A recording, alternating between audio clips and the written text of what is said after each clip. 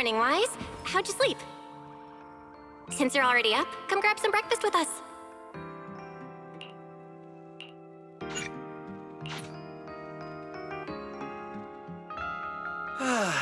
Having breakfast together with you guys every morning like this, I don't know, it just feels like...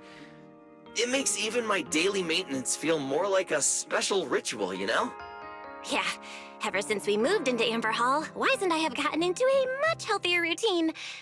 Hey, Wise, how come you got 2 fried eggs? Hand one over. I want another one too, with ketchup. Yeah. Wait, Cecilia, that's not ketchup! That's my maintenance oil!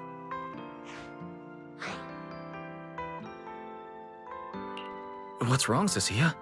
Those dark circles are pretty intense. Did you have a rough night? Yeah. It's all because of that thing Norma sent us, that alarm gadget thingy. I was all ready for it. No matter what time it went off in the middle of the night, I was gonna shake all of you awake right away. Then we'd go catch the culprit red-handed. But it's been days, and that thing has not made a single peep. But I still couldn't let myself sleep too soundly. It was terrible last night. I counted tens of thousands of eggs and still didn't get a wink of sleep. Yeah, the mastermind stirred up so much trouble before. Why would they suddenly disappear these past few days? Wait, don't tell me our secret operation's already been compromised!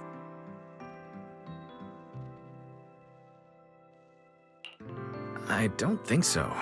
The truth behind the Bangbu corruption incidents was never made public. As far as I know, the only people who really know what happened are Lady Dracaena and us. But from the culprit's perspective, now would be the perfect time to make a move. We still haven't figured everything out, and we're all being thrown off by those false leads. They seem to have vanished into thin air. Or maybe they're just waiting for the right moment. Well, if we're talking about recent events in Rose Califer, then yeah, all those outsiders showing up on the island fits the bill, right? Yeah. That really cool Sunbringer lady did mention something like that. Wait, this culprit! They're not planning to use the crowd and all the confusion to launch an ambush, are they? Probably not, right? I heard today's welcome tea party is being hosted by the ESD. Valina and Norma will both be there, plus all 3 Sunbringers. How dumb would this guy have to be to try anything right under their noses? Fair. But something still feels off. I guess we'll just have to see how things play out. Oh, right. Wise, what about Toby? The Bangbu we saved with Valina's security key? Has his memory data been restored yet? Oh, right! Norma said before that he might have a key clue about the culprit! I haven't heard anything either. All I know is that ever since the vaccine plugin was completed, Norma's been completely swamped. She hasn't replied to any of my messages these past few days. Aw, man. She's already that busy, and Valina still called her to the tea party to help with the guests. Sheesh, poor Norma. Why do I get the feeling any guest who ends up dealing with a certain super cranky chief technician is gonna have it even worse? Well, breakfast is just about done. Billy, Cecilia, let's go grab those supplies we talked about yesterday. Sounds good. Ready anytime. I'll stock up on motor oil while the sale's on. Pudding! And my pudding! Half-price pudding! I'm buying a whole case and stashing it in the fridge! Wise, you're really not coming with us?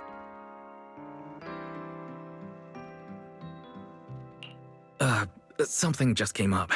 There's been a bit of an issue with the HDD, and I'll need some time to deal with it. You guys go on ahead. Yeah, Wise already gave me his shopping list. Let's go ahead without him this time. Well then, I'll leave things on that end to you, Wise. Huh? Why do I get the feeling you two are hiding something from us? You're totally overthinking it. More importantly, if we don't hurry, your pudding might sell out. Huh? Right! I almost forgot. Let's go! Any later and we really won't make it!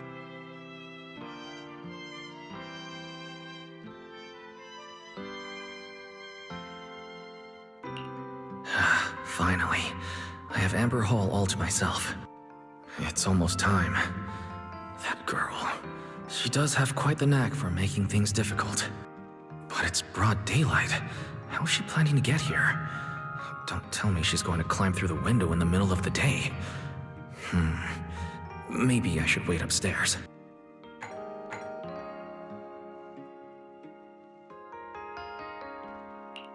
Huh? Someone's here? Who could it be? And of all the times... Alright, I'll see who it is first, then figure out how to handle this. Who could it be?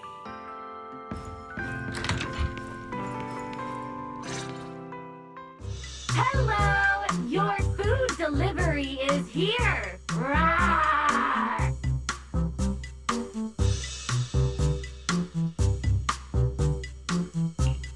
Food delivery?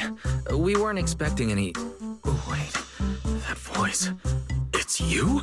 Oh my! You recognize my voice right away. And I could have sworn I sounded pretty convincing.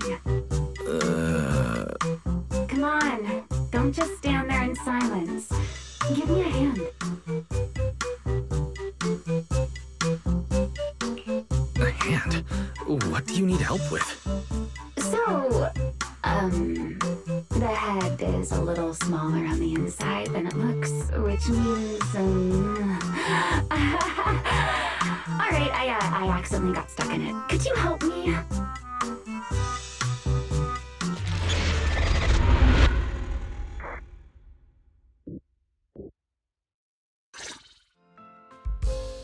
Whew! What a relief. I had no idea it would be so stuffy inside that costume. I nearly suffocated. Right. The legendary first-generation Void Hunter almost got soloed by a mascot costume. Wait a second. Where'd you even get it? Where's the real Mr. Roar? Him?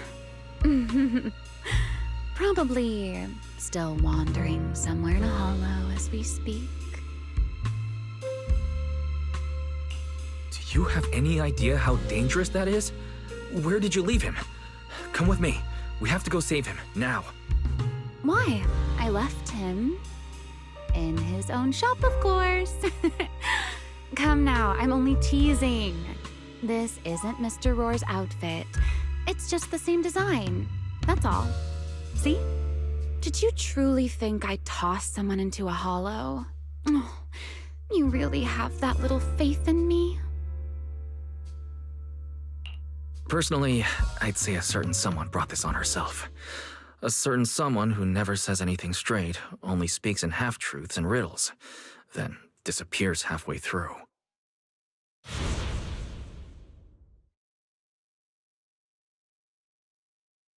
Think about your understanding. Everything you know.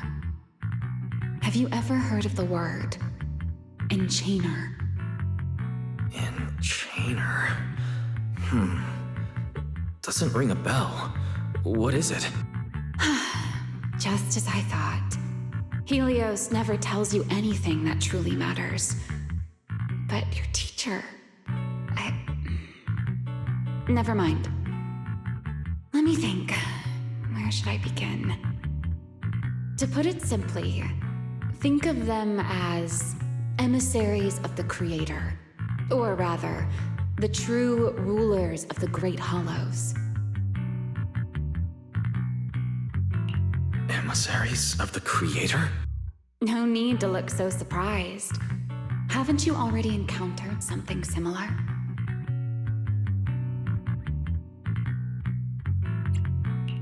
You mean, from that time in Lemnian Hollow? The Creator's vessel? Bingo. You got it. Still, while it bore some resemblance to an enchainer, it still had quite a long way to go before it could truly become one. Of course, had you not stopped it back then and instead let it fully absorb the Qingming Sword's power, it likely would have fully evolved into the Enchainer of Lemnian Hollow. It would have gained full dominion over the laws within Lemnian Hollow, whether that's miasma or anything else. Just thinking about it, that would have been a tough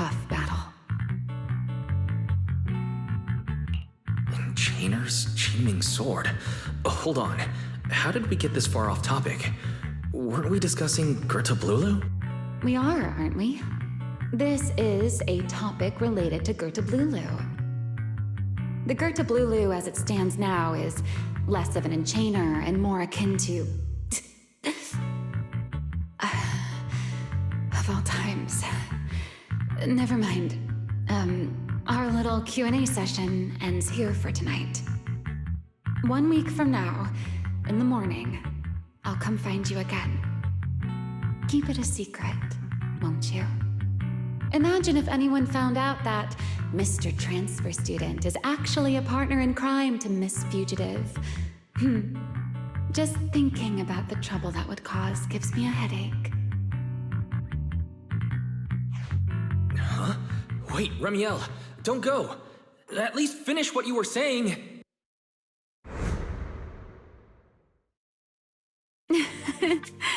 I never took you for the type to keep score. It's already been a whole week. I'll admit, I can hold a grudge. You made me wait a whole week, leaving me with a half-finished riddle. Care to finally explain, Miss Fugitive? Oh, don't be such a sourpuss, little grudge holder. Keep digging into every little thing, and people might start thinking you're terribly controlling, you know. Let's return to the topic we left unfinished that night. What exactly are Gerta Blulu and Bashmu? The answer is quite simple. They're both enchainer larvae. Beings with the potential to become enchainers, but have yet to do so. Enchainer larva? Correct. Similar things appeared in my time as well, but no one ever learned where they truly came from. And now, that thing you encountered in Lemnian Hollow, perhaps someone has finally found a way to create or control an enchainer larva. Who can say? As for the key to whether the larva can become an enchainer, I imagine you have already guessed the answer. Could it be a Void Hunter weapon? Uh-huh. You're half right. Half right? What do you mean? What else could it be besides a Void Hunter weapon? Now that's a whole new question, Mr. Rule Breaker. It's my turn to ask one. That ability you tapped into when you faced Gerta Blulu, the one that lets you interfere with singularity leakage. How has that been progressing?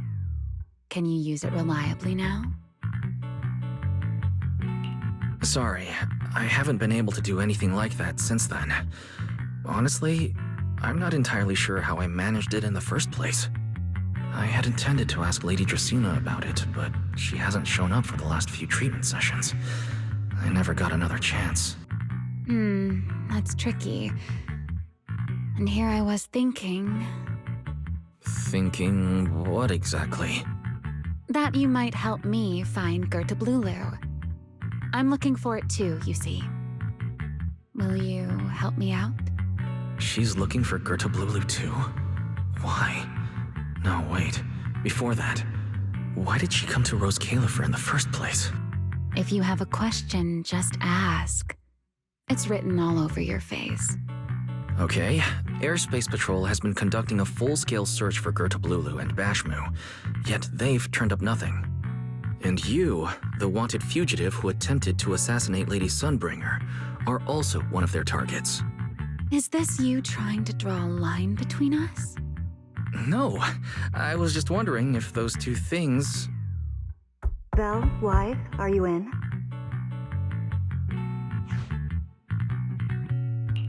Huh? Was that Valina? What's she doing here? Oh no. Remiel, quickly! Please pardon me. It's about something urgent, so I let myself in. Hi! No, sorry. Good morning, Valina. Good morning. Are you having breakfast with Mr. Roar? Huh? Mr. Roar? Oh, right. Mr. Roar and I are, No, Lady Valina. I only stopped by to confirm this lovely, handsome gentleman's order. Order? Right. Cecia's birthday is coming up, so I wanted to order a cake for her. But this absent-minded gentleman forgot to choose a flavor. That's why I'm here to confirm it with him. Rawr. Looks like you two have serious business to handle, so I won't keep you any longer, rawr. As for the flavor, sir, give it a little more thought. I'll stop by again tomorrow morning to confirm your choice. Rawr! Mr. Roar seems somewhat different from usual today. Maybe a little. By the way, what brings you here today? Yes, I do have a rather audacious request. Wise, I would like you to accompany me to today's tea party. You'd like me to accompany you to a tea party? Yes, you must have heard already. Guests from New Eridu will be arriving today. I have reserved Cup a moment and prepared a welcome tea party for everyone. Originally, Norma was supposed to attend as the technical expert, but Toby's memory restoration has reached a critical stage, and she simply can't step away right now. So, if I'm understanding correctly, you'd like me to attend in Norma's place? Not quite like that. Wise, I would like you and Belle to attend with me as the collaborators recommended by Mayor Mayflower. On top of that, since you arrived on our island a little earlier, I believe sharing your experience here with the guests at the tea party would help everyone settle in a bit faster. Got it. Belle went shopping with Billy and Cecilia earlier, but I can go with you. Thank you for understanding, Wise. Let's go. There'll be quite a few important guests at the tea party, right? There's no need to be nervous. It isn't a formal occasion. Lady Linvern, thank you for inviting us. Eldrada was the one. The view here is really nice.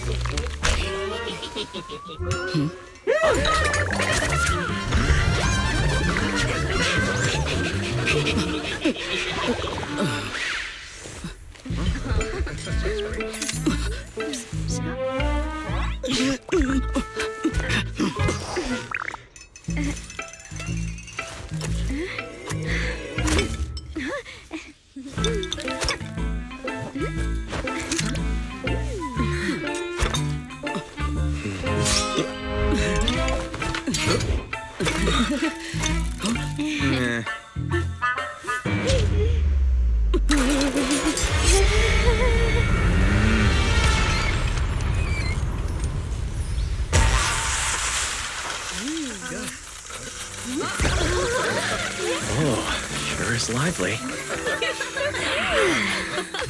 Pretty cool. Wow, that was amazing. It was like magic. I could barely keep up. To go to such lengths as to curate this exquisite opening, you truly have gone above and beyond. With the immense weight Roscalifer carries, I had to admit I had imagined it would be a more solemn place. Relax, Mr. Owen. Even those of us in HSO don't work with stern faces every day. For a special occasion like this, we should all loosen up a little. Yes.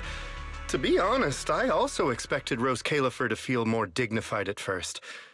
But this is pretty nice too, isn't it? Just the right air to talk about cooperation.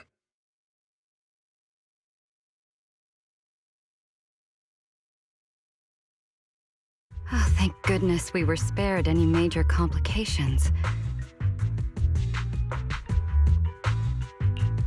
what happened just now? That wasn't part of your plan, was it? Hardly. If I'm not mistaken, this little mishap is the handiwork of those little ones from the Enna gang. Enna gang? Judging by the name, is it related to Bangbu? Indeed. In Rose Califer, many small groups form spontaneously among Bangbu, almost like clubs. The Enna gang is one of them. As for the Bangbu there, they always say they're acting in the interest of Rose Califer and all Bangbu, but to everyone else, what they do looks more like pranks. For example, a few days before your arrival, the huge pile of bananas in front of Aurelia Academy was also their doing. It was their way of voicing their grievances against the newest logic cores. I heard they originally planned to lay out banana peels, but Bangbu do not eat bananas, and they did not want to waste food, so they simply stacked the bananas instead. As it turned out, the students thought they were a special courtesy arranged by the ESD, and they were quite delighted for a while.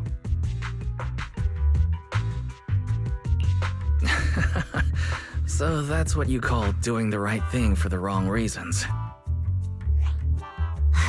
At the same time, they don't have bad intentions. What harm could those Bangbu possibly mean? They're only a little uneasy about recent changes on the island. It's fine, it's fine. Indulging their wild ideas once in a while can count as a little break from work, I'd say. Not everyone can handle their antics as effortlessly as you do, Lady Lindvern. Lady Lindvern. That sounds familiar. Wait, this is... Allow me to make a formal introduction. Wise, this is the director of the Airspace Patrol Department, Lady Lindvern Sunbringer. Oh my, no need for the lady business. How many times have I said it? We're far past the point of formalities, aren't we? Then again, no matter how many times I say it, in all of Rose Califer, aside from Eldrada and Little Dracena, Clarette's about the only one who doesn't treat me like their boss. After all, not just anyone can be like Miss Clarette and end up becoming Lady Lindvern's creditor. All right. Allow me to introduce myself. Hello, Wise. I am Lindvern, Director of Airspace Patrol. I've already heard a bit about you from Dracy and Secret. I didn't expect you to uncover an important clue about the Bangbu corruption incidents right after arriving. That's quite impressive. You're too kind, Lady Lindvern. I really didn't do too much. Well, I'll be counting on you later, all right? Oh, also, no more lady this and lady that. Just call me Lindvern. Okay, I'll try to get used to it. Wait, later? What exactly are we doing later? What else? The troublesome parts of the tea party, of course. I'm terrible at occasions like this. All that stiff etiquette, the small talk, having to smile the whole time. Eldrada or Dracy should have attended, but Eldrada's been busy with who knows what lately, and Dracy's tied up with the CCD's singularity leakage, so I had no choice but to make an appearance. Dealing with all that formality, just thinking about it is exhausting. So, I spoke with Valina. Well, actually, Lady Lindvern was the one who insisted on asking you to come. So you haven't told him yet, Valina? Oh well, no matter. You look like the type who's good at socializing. I'll leave it to you, all right? At this point, I don't think I really have room to refuse. The third Sunbringer, Lindvern of Airspace Patrol. I never expected her to be like this. And what she mentioned earlier, the singularity leakage at the CCD. Speaking of which, Lady Lindvern, has the singularity leakage at the CCD still not been cleared up? Yeah, it seemed to have returned to normal at the time, but the surrounding area hasn't fully left its activated state.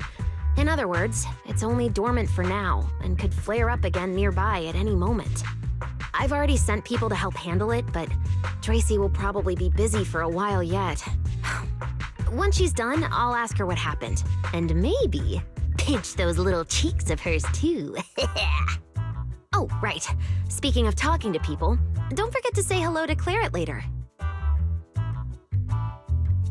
Claret? That girl over there. See her? The blonde one with the expression that says, "You owe me 200 million dennies, so pay up before you even talk." She's the director of Flint Workshop and the current heir to the Flint family. All the porcelain used during your treatment was produced at the workshop in Virium. I only returned from there with her yesterday. In a sense, she's your benefactor. So the moment has finally come. Good luck, Wise. I believe you can survive this trial. Wait, why do I feel like this is getting more dangerous by the second? Nothing terrifying is going to happen, right? No, Claret isn't that frightening. She's just a little earnest, that's all. If you're really worried, I'll teach you a little trick. Compliment her. Anything will do. Flattery does wonders.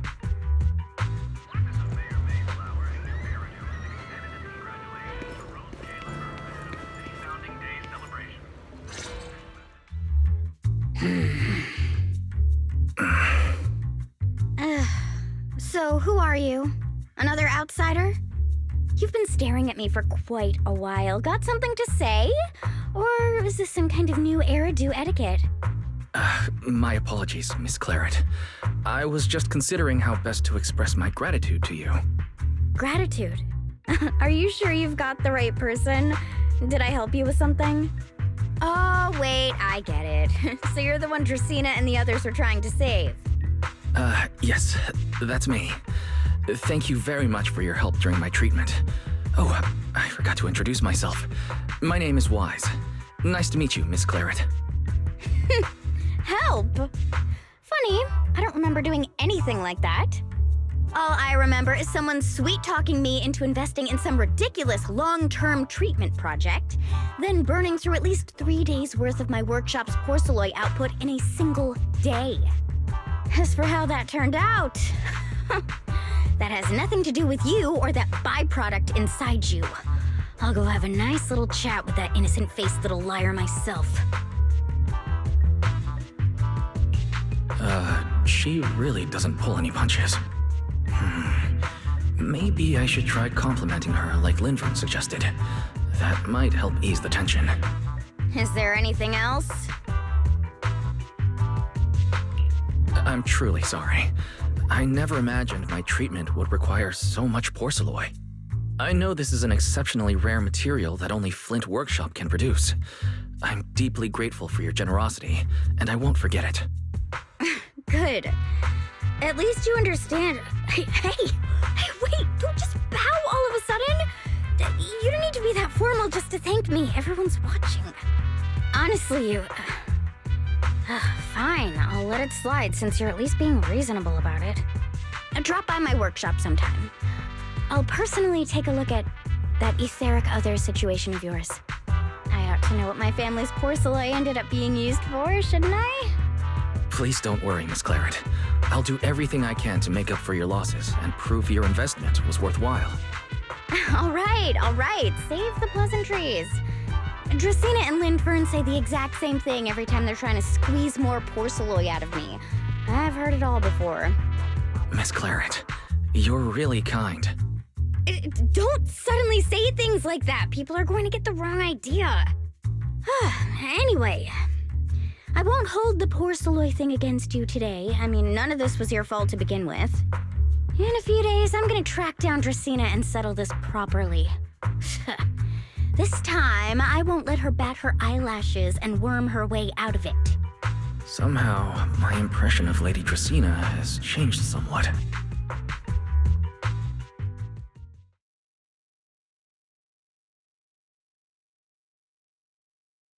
Valina, Sigrid, what's wrong?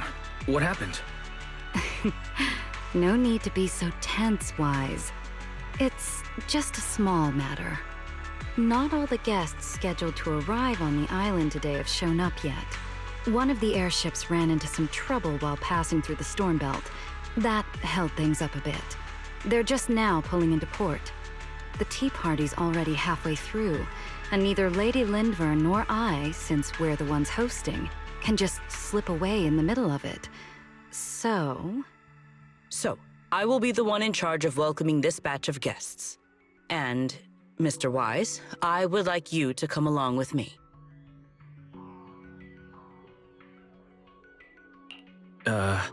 I have to go too? Well, here is my request. Most of the guests aboard this airship are scholars specializing in holotechnology. Compared to the warriors of Airspace Patrol, I think they would find much more to talk about with Mr. Wise. I see. Got it. Leave it to me. Your understanding is appreciated. Now then, no time to waste. Let us move out. Today's tea party was a close call, but we came through safely. I hope this marks a good beginning. You were very composed the whole time, Sigrid. You are too kind.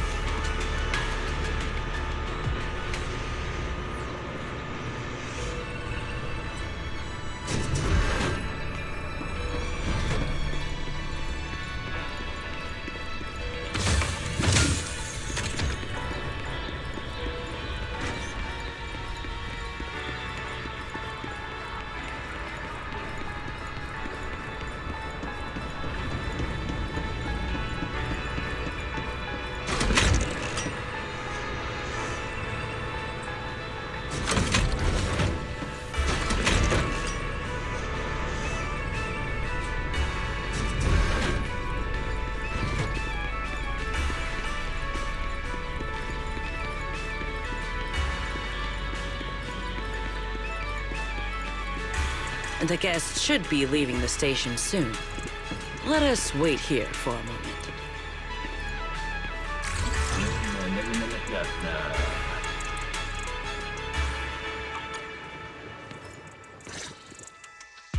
The last time I was here was just after we first arrived on the island. We left familiar 6th Street with Norma and set foot in Rose Califer for the first time. 6th Street? I believe I have heard of it. Is that where you reside in New Eridu, Mr. Wise? Yes. Belle and I run a video store there called Random Play. We live there as well. A video store? Come to think of it, the temporary stall in front of Amber Hall is... Ah, I see. That explains it. If you're interested, Sigrid, you could get a membership for our shop. It offers decent discounts, makes renting tapes much easier, and works at the stall too. I shall give your suggestion due consideration, Mr. Wise. Ah, the guests have arrived. Mr. Wise, let us greet them.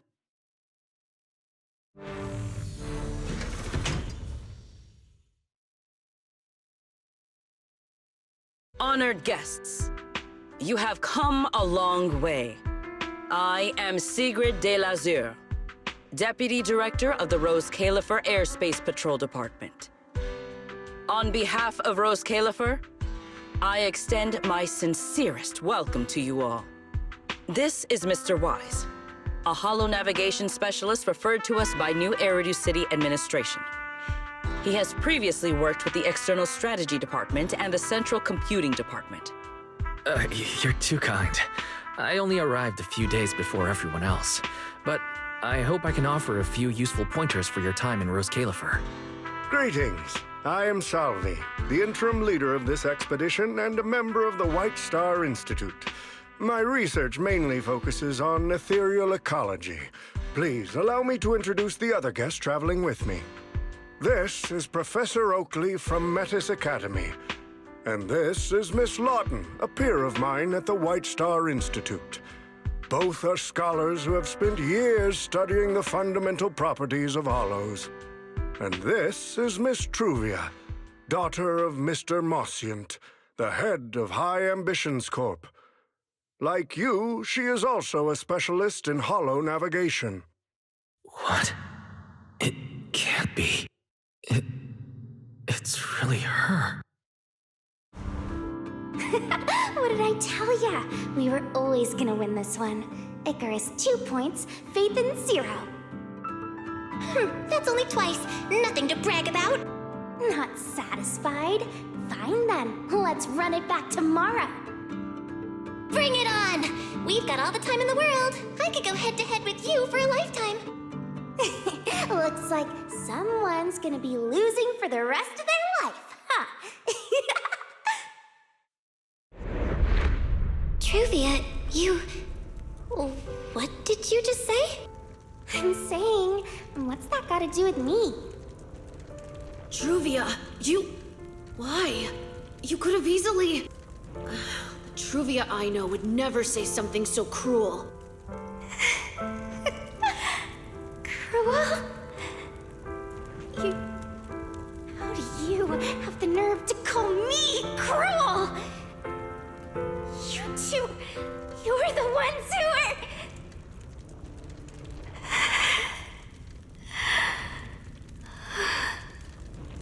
Forget it. Let's just say goodbye here, Phaethon. I know I said goodbye, but I still hope that for the rest of this life, we never have to see each other again. That really is Truvia. Why? Why is she here? In Rose Califer? Did she already know Bill and I are here? No, she probably didn't. Right. They just introduced her as the heir of the head of High Ambitions Corp. Should I pretend I don't know her? Or, no, she seems to have noticed me too. Should I go say hi? No, never mind. When it comes down to it. Wise. Mr. Wise. Yes? Yes. Mr. Wise, Mr. Salvi just mentioned that since both you and Miss Truvia here are experts in hollow navigation, you should have quite a few topics in common. Well, I'm not really an expert or anything. When it comes to specialized knowledge and technical skills, you'd really want to consult Miss Truvia for that. You give me too much credit. Our group primarily researches civilian equipment and technology. I wouldn't call myself a specialist. Why are two talented young folks like you being so modest? All right. Doesn't Mr. Wise also have a younger sister? That's right. Then it seems I recognize you correctly. To be honest, you and your siblings' names have come up several times in our Institute's recent research logs. Naturally, I became curious and looked into it a bit. That's when I discovered Mr. Wise and Miss Truvia. Not only do your research interests overlap, but you also share another connection. You both studied at Helios Academy, and around the same time, no less. That's correct, Professor Salvi. Wise and I were both students at Helios Academy once. It's just, after the fall of the old capital, we never saw each other again. Oh my, so it truly is as I suspected. Once we reach the tea party, I'm sure you two former classmates will have plenty to catch up on. Unlike an old man such as myself, at my age, there are hardly any classmates left to reunite with. I suppose you're right. Professor Salvi certainly knows how to put people on the spot. I need to think of something. We can't spend the next few hours like this.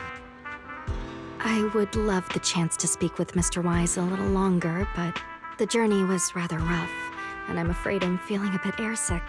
If I were to attend the tea party in this state, it would hardly be proper. Sorry, Miss Truvia. That was our oversight. We did not account for a situation like this. Today's tea party is just a casual welcome we have put together for you all. You do not need to worry about a thing. We will be hosting a proper formal reception for everyone down the line. If you are feeling a bit under the weather, how about having Mr. Wise accompany you for a stroll in the nearby park so you can rest? Huh? Miss Truvia politely declined the tea party. She probably wants to catch up with her old classmate who she has not seen in ages. Mr. Wise, too.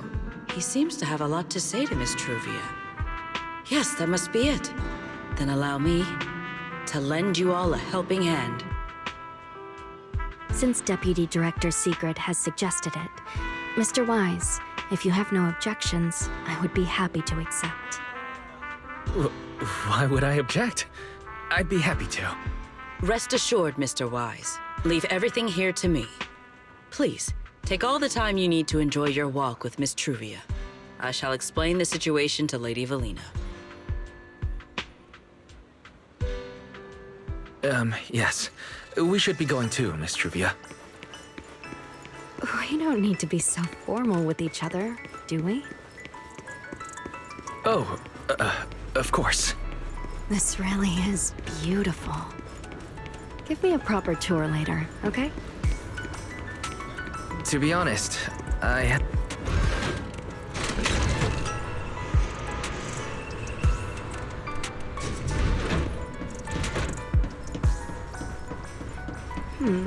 That silver tree.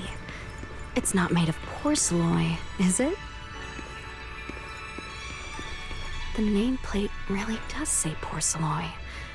I heard Rose Califer was the homeland of porcelain, but I never imagined they'd use it for public decoration.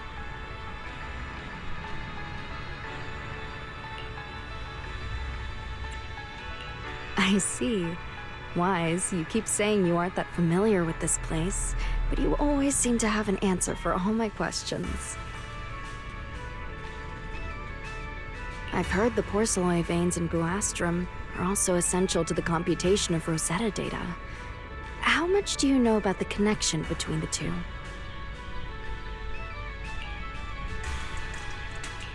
Really? Or could it be that this touches on Rose Califer's secrets you can't exactly share with someone from Tops like me?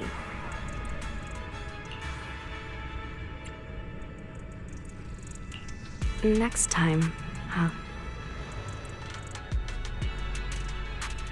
I'm sorry, Truvia. It's all right, Wise. Come on, let's see what's up ahead. There's so many people over there. Yeah, there's a fountain over there. The Bangbu use it for events from time to time. It looks rather interesting.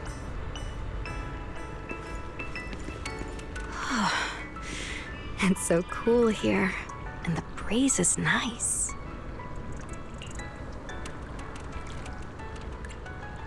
Thank you. I'm feeling much better now. This flight was way longer than expected, and I ran out of motion sickness medicine halfway through.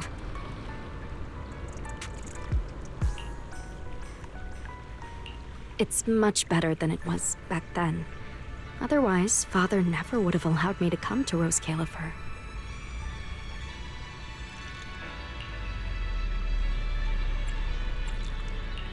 Thank you for your concern. My father may be getting on in years, but he's in good health. He still handles many matters personally. That wasn't really what I meant. Mossiant has always had high expectations for Truvia and the others, but he's also strict. Especially after that incident. If I remember correctly, that was around the time Truvia started to... What's wrong, Wise? What's got you thinking so hard? All right, then. Let's keep going. There seems to be a large structure up ahead. Is that a chessboard?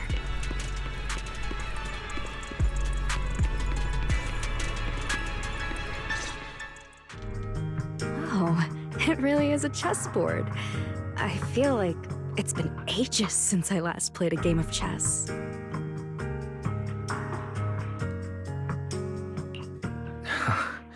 Same here. I still remember. Back then, Belle and I were both really into chess. Whenever exams weren't looming over us, we'd always be going head-to-head on the board. She and I were both pretty clueless back then. She was always setting you off, and I just stood there watching most of the time, rarely stepping in to stop her. It's okay, Wise. It's all in the past now. How have you been after all these years? Oh, and what about Belle? Is she doing all right? We're both doing fine. Belle, she's still the same as ever. Gets hyped about something for like 3 minutes, then she's over it. She can't sit still for the life of her. A few years back, we opened a video store called Random Play on 6th Street in Janus Quarter. Business has been, well, decent enough, I guess. Even though we're supposed to be running that place together, Belle only ever gets serious when it comes to stocking horror films. The rest of the time, she also struggles to get the books balanced. If you've got time later, Truvia, feel free to swing by. I'll let Belle know to set you up with our highest tier membership card. No expiration, and permanently free. Well then, let me thank you two managers in advance. What about you, Truvia? All these years, have you been doing well? I guess I'm doing all right. Over the years, with my father's assistance, I've continued my research on holo communication and navigation. Back in the day, as one of the primary investors behind Helios Academy, High Ambitions actually retained a small portion of the related research materials. My father plans to adapt the technology for commercial civilian use. Fortunately, that's something I can help with.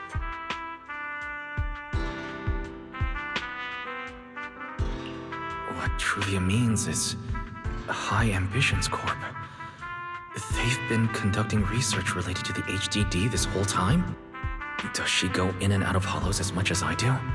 If so, what's the condition of her ocular implants? Mossient, High Ambitions Corp.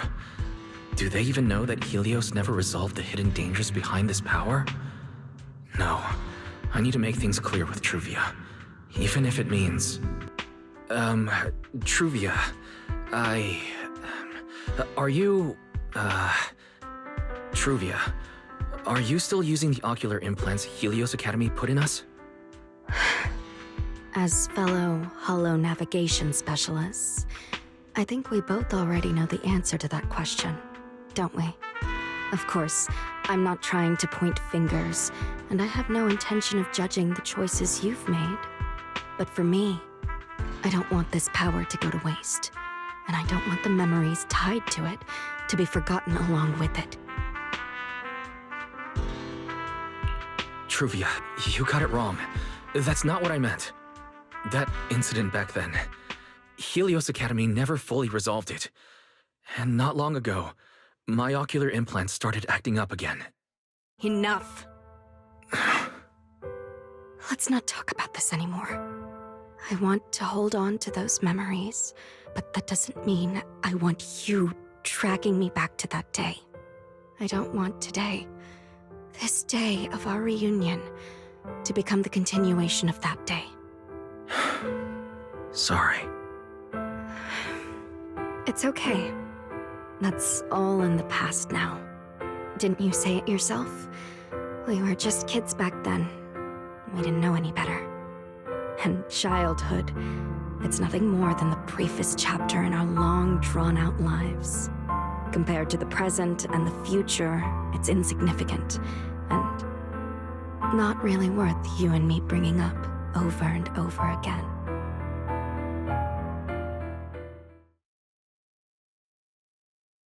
Wise, Truvia, I knew you'd be here.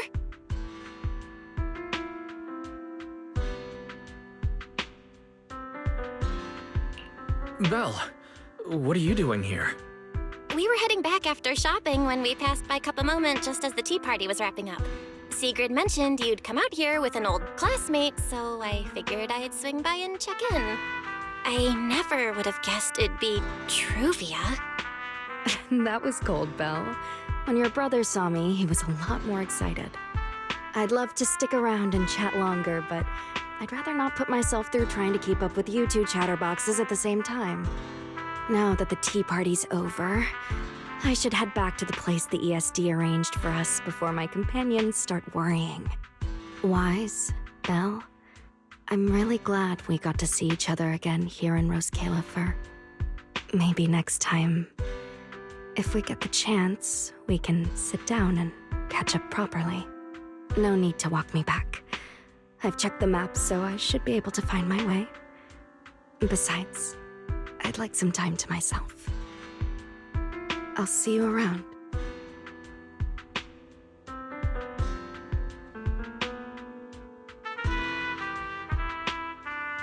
Did something happen just now? When I got here, the vibe felt kinda off.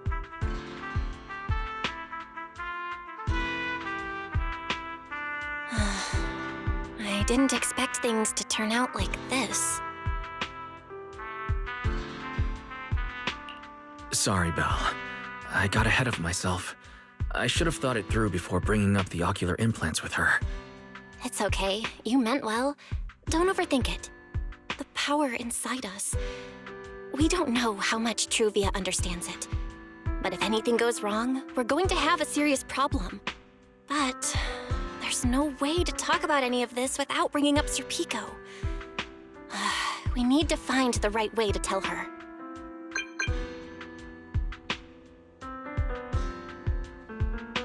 Oh, it's a message from Norma. Toby's made some progress. She said all of Toby's memory data has been fully restored. And there's something important she wants to show us. She's telling us to get to the Academy ASAP. All right, let's head over there now. Something important. Could it be a clue to the real culprit? We should hurry and find Norma.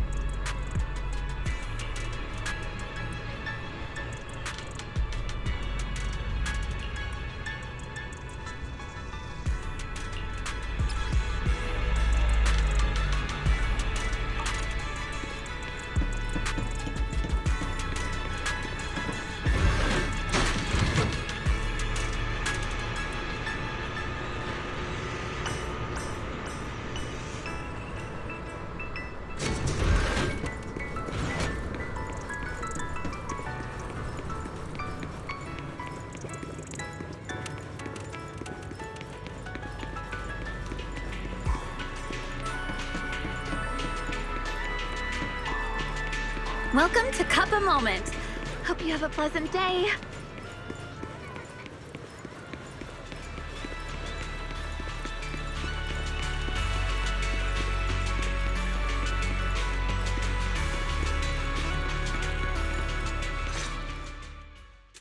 Belle, Wise! What took you two so long?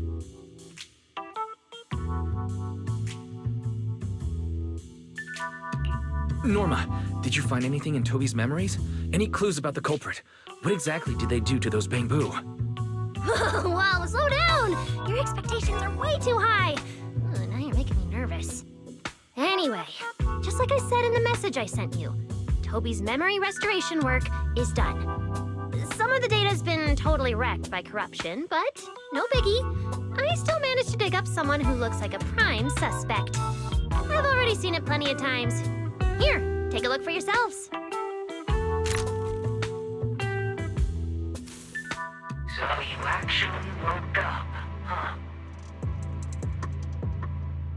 Sorry. If you'd just been a little more cooperative, it wouldn't have had to come to this. Poor thing. In a moment, you're gonna get in that machine, nice and quiet. Shh. Don't be scared. Soon you won't remember a thing. You've been entrusted with a very important mission. Don't forget that. This guy, who is he? Based on what he said, he's gotta be the culprit. Exactly. That's what I think too. Unfortunately, though, Toby had already completely lost the ability to move by that point. He never got a look at the culprit's face. Even though we've confirmed there's a culprit, we don't have a lot of clues beyond that. Wait, the culprit mentioned something about getting Toby into some kind of machine. If we can find that machine, we might be able to track him down. You may be onto something, Belle. If we can locate that machine, we may be able to trace it back to the culprit. The question is, where do we start looking? Norma, over there, on the wall. Looks like there's something there. Can you zoom in on it? You got it!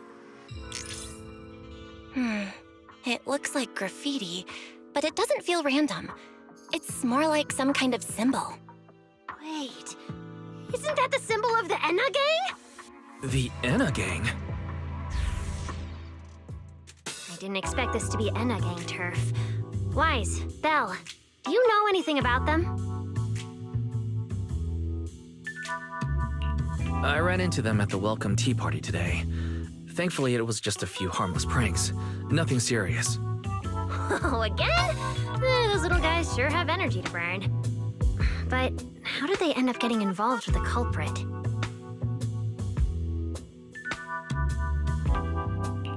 It's also possible that the culprit just happened to be on Enna Gang turf. I've heard the Enna Gang is an organization that really cares about Bangbu rights. They shouldn't be colluding with humans who intend to harm Bangbu. Looks like the only way to find out is to check out the Enna Gang's turf ourselves. Norma, do you know where we should start looking? I don't know the exact location. I just heard they sometimes meet up near the Clink Market on Gear Street to swap bottle caps they scavenged.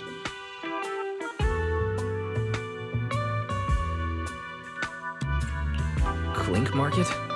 Bottle caps? The Bangbu have their own little market, right on Gear Street.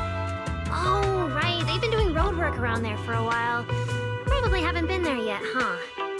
Gear Street is where the Bangbu hang out. It's packed with facilities catering specifically to them, and Bangbu loves settling down there. Some people even call it Bangbu Street. Same place, different names. As for bottle caps, I don't know if you've noticed, the Bangbu and Rose Califer are absolutely obsessed with collecting all kinds of bottle caps. They've basically become hard currency at this point. More useful than Denny's, even. So basically, if we want to go collect intelligence from the Bangbu, we'll need to have some bottle caps ready. Oh, I just got an idea!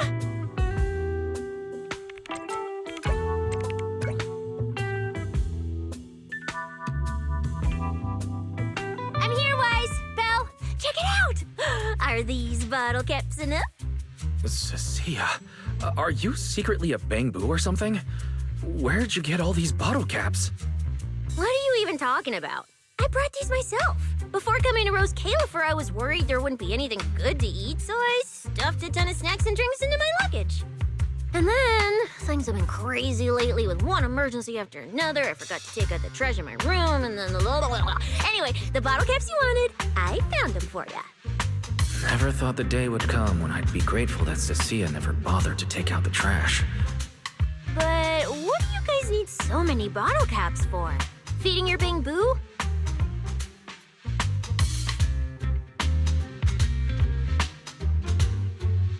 Oh, I see. And what are we waiting for? Let's get moving. I'll sit this one out. Someone from the ESD tagging along, I doubt you'd get anyone to talk. Here, I've marked Gear Street on the map for you. The road there should have been fixed up yesterday, so you can head straight over. But hey, don't go telling anyone I'm the one who tipped you off. All right, let's go. We'll catch you later, Norma.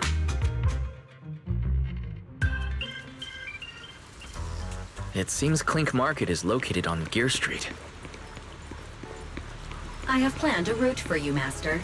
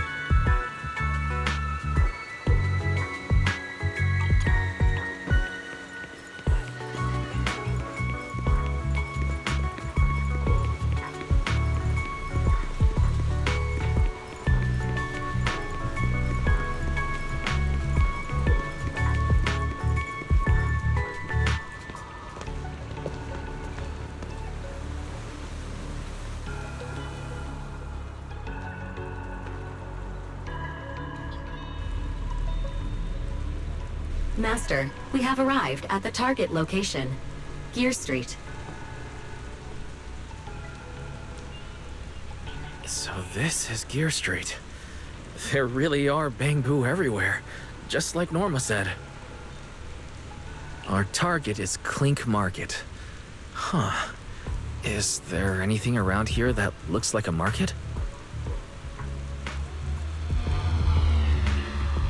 Well, based on my extensive experience solving cases as a public security officer, over there! That red mailbox, that one. The little door next to it looks extremely suspicious.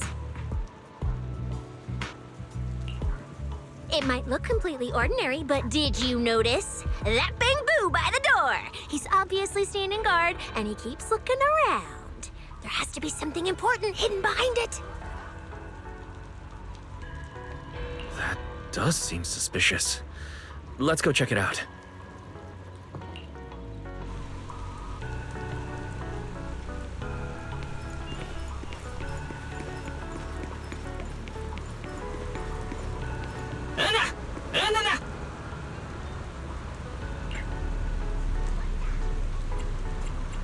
I want to visit Clink Market and pick up something for my bamboo back home.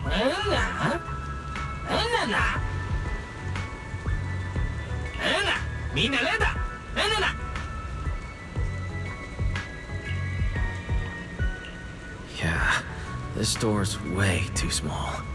But at least I found the right place. Clink Market really is here. How am I supposed to get in? Right. I can use Eos's body.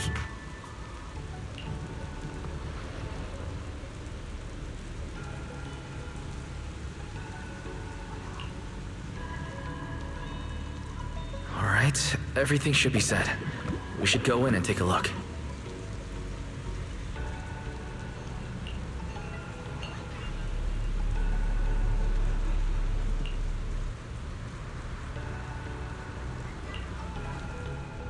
Would you look at that? There really is a whole other world behind this door. Now, who around here might know about the Enna Gang?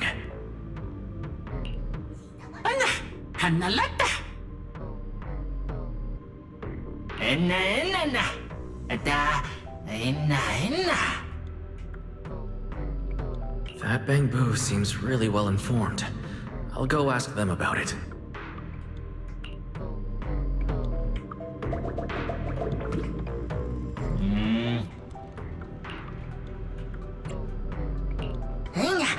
What the?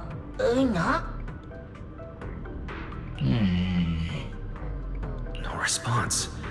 What's going on? Is something wrong with Eos's language module? Wait, unless...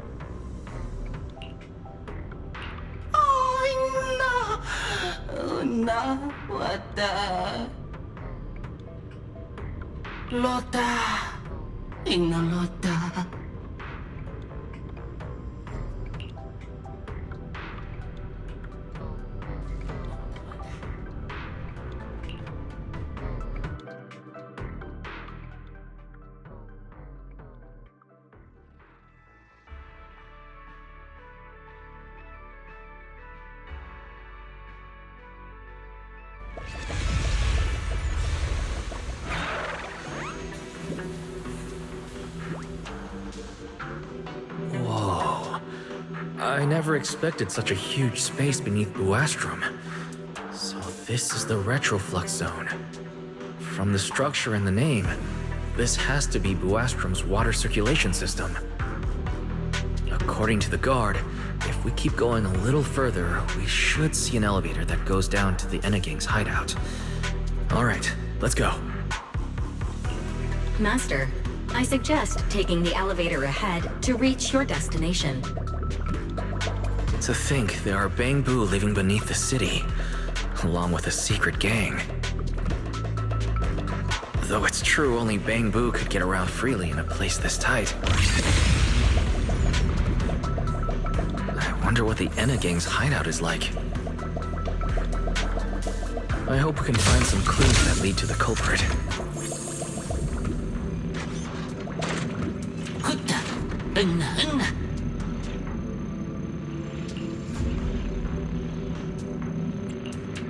Na. Wata. Na. Na. Wata.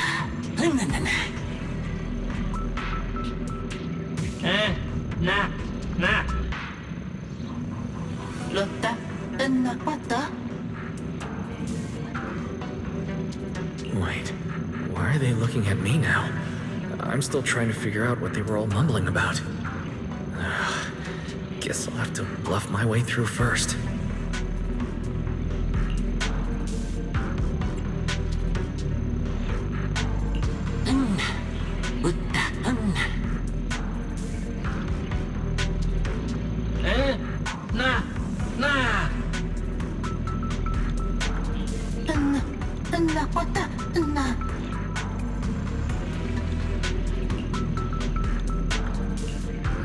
The elevator's broken.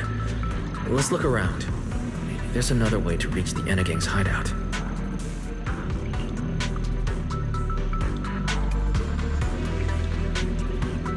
Maybe I can try hacking into those robots.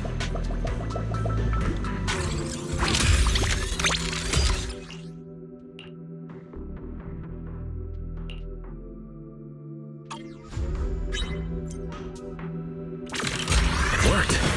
Just as I thought. Let's take this side path and see where it leads. I don't see a switch for the drawbridge. Maybe I can try ramming it.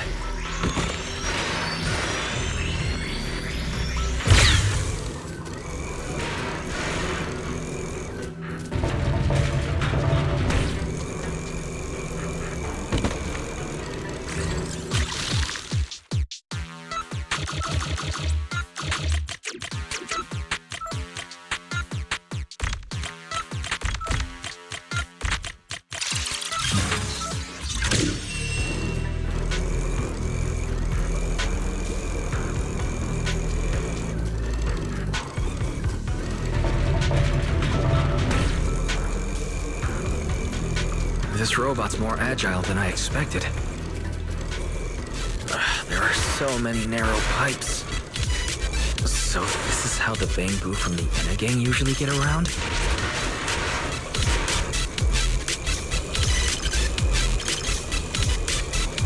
Wait, am I supposed to go down like this? It's faster than I expected.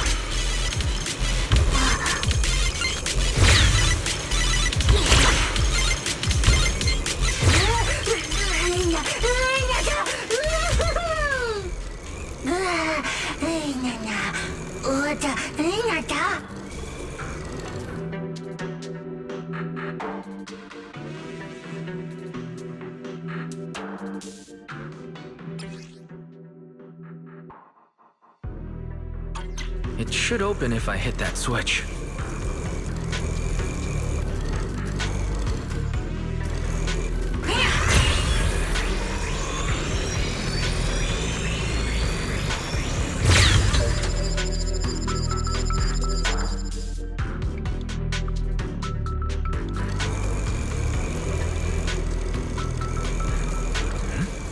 I can hear something nearby.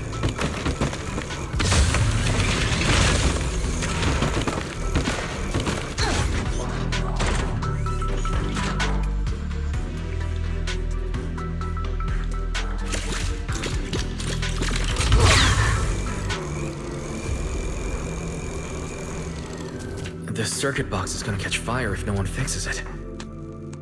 No wonder the elevator broke down. Let's try fixing it. We might need to come back later, and I really don't want to crawl through the pipes again.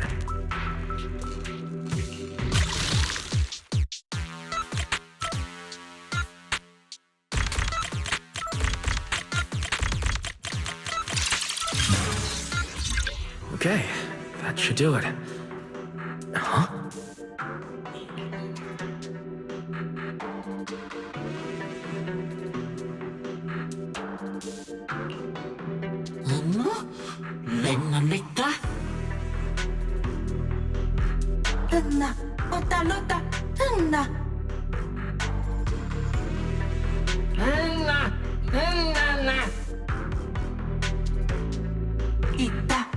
The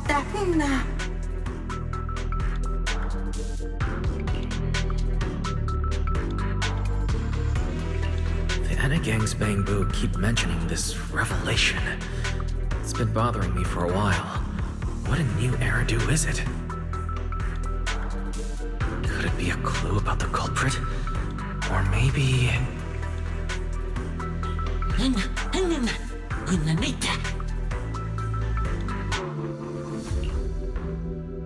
What is the connection between the revelation and the culprit? It's still bothering me.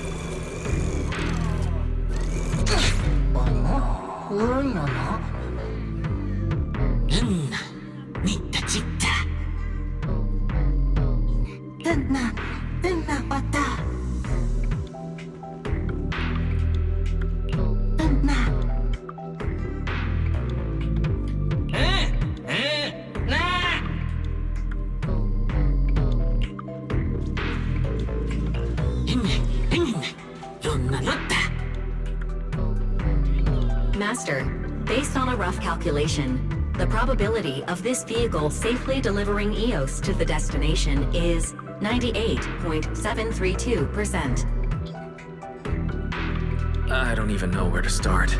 That this can even be called a vehicle, or that absurdly precise probability.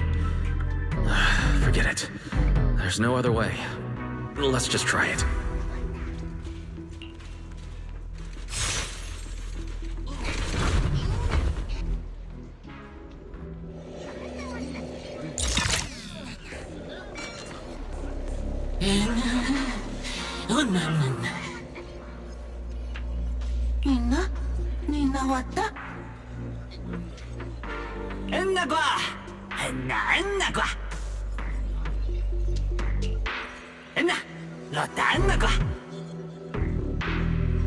Griff.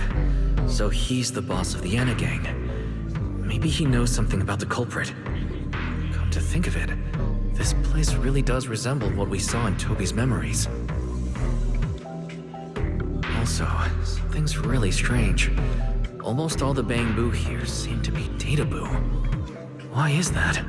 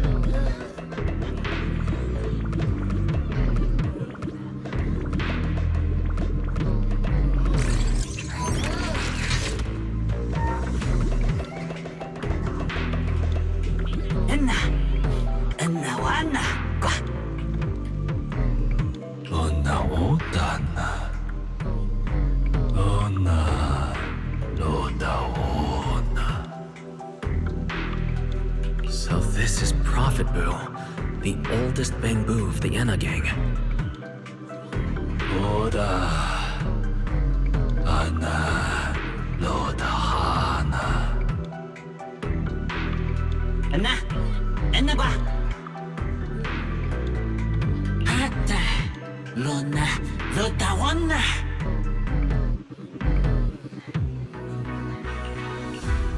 Enna Lodawana Punaputa.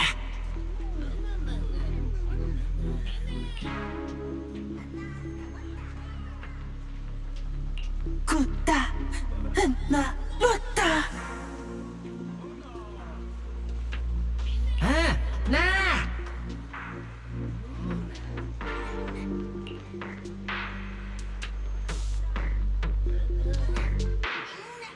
Anna, hotta honna, Anna qua. I'm starting to regret fixing that elevator. I didn't expect things to end up like this.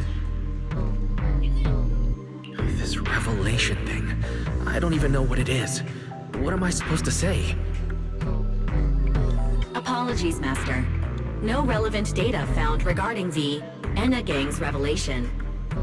Suggestion: respond vaguely and attempt to bluff your way through.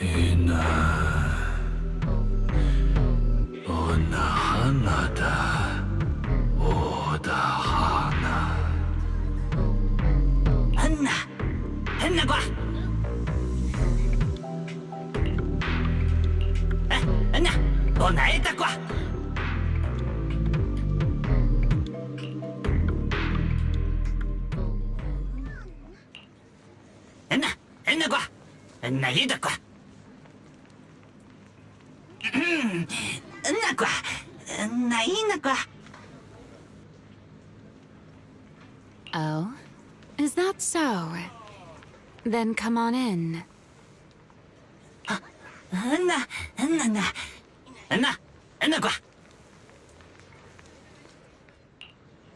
The Great One. Could that be the culprit? That voice sounds strangely familiar.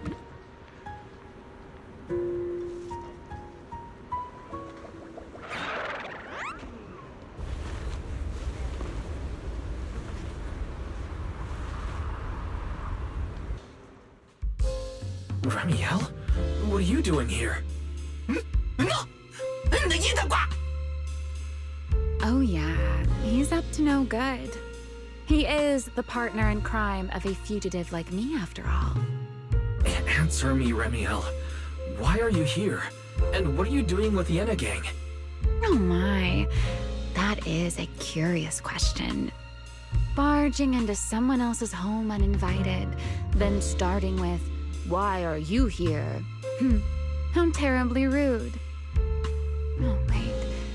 I suppose I did something similar myself not long ago. Never mind. Not important.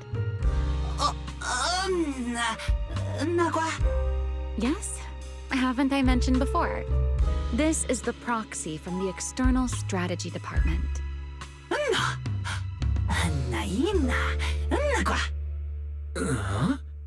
A little too talkative, aren't we, Griff?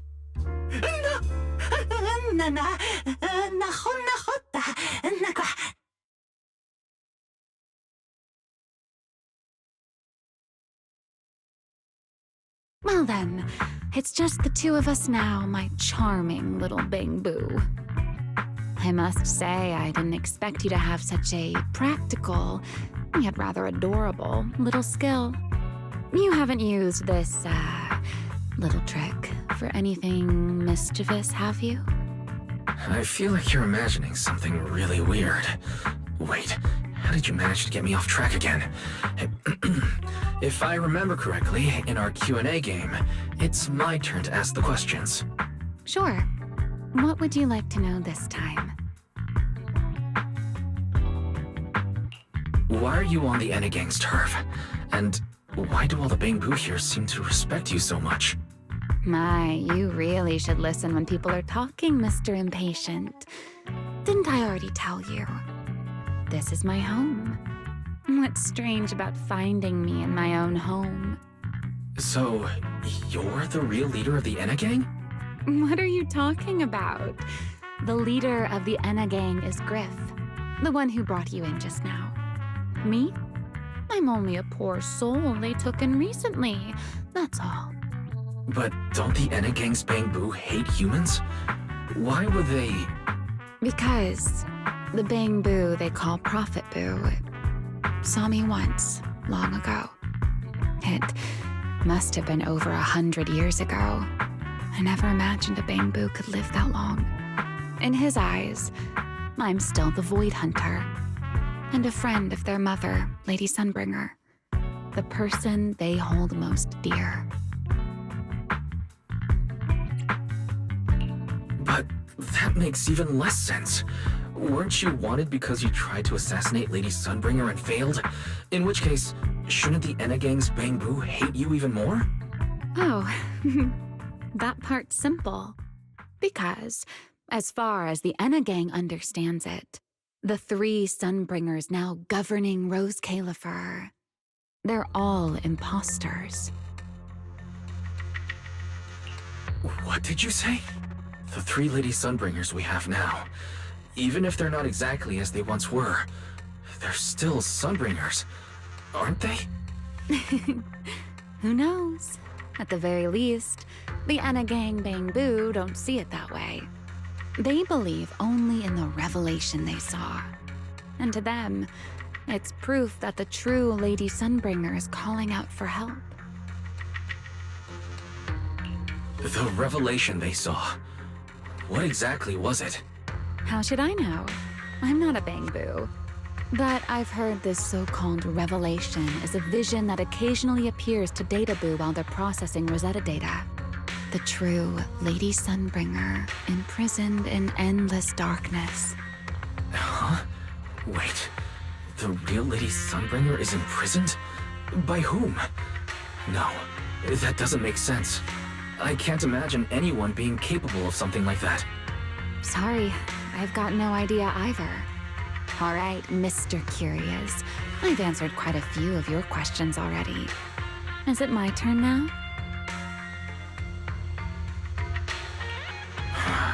What do you want to ask? No need to be so nervous. Aren't we close enough to tell each other anything by now? My question is the same as yours. Why are you here, my dear Proxy? Remember Toby? The Bang Boo we rescued from Gerta Blulu. We managed to restore some of Toby's memories. He was kidnapped, and the place where it happened had Enegang graffiti. I see. So you've come to the Enegang looking for answers. Singularity leakage, the culprit behind the Bang Boo case, the Enegang, Gerta Blulu. If my guess is right... What is it, Remiel? No, it's nothing. Just a passing thought. Speaking of which, how about I do you a little favor, Mr. Detective? I can step in as Lady Remiel of the Enegang, put in a good word for you, and have the Enegang Bang Boo assist you in locating this, crime scene. Really? That would be a huge help. Thank you. Wait. this doesn't come with some extra condition, does it? No. Knowing you, of course it does. Out with it. What are you scheming this time? Oh my, Mr. Detective. Isn't that a little much? I told you my condition ages ago. Help me investigate Goethe Blulu. And if I'm not mistaken, Goethe Blulu and the culprit you're after may end up being connected.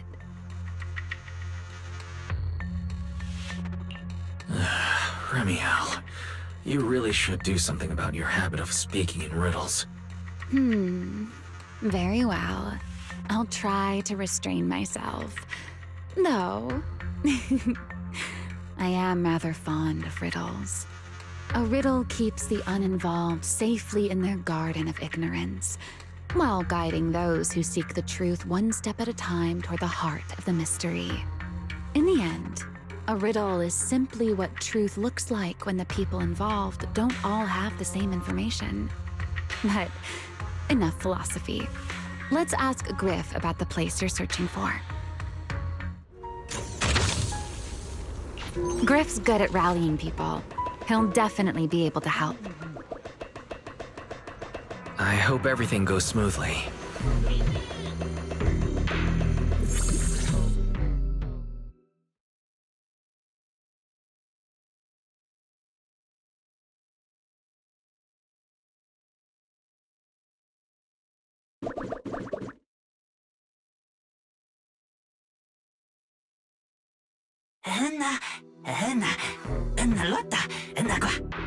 Just as I'd expect from you, Griff. Quick and efficient.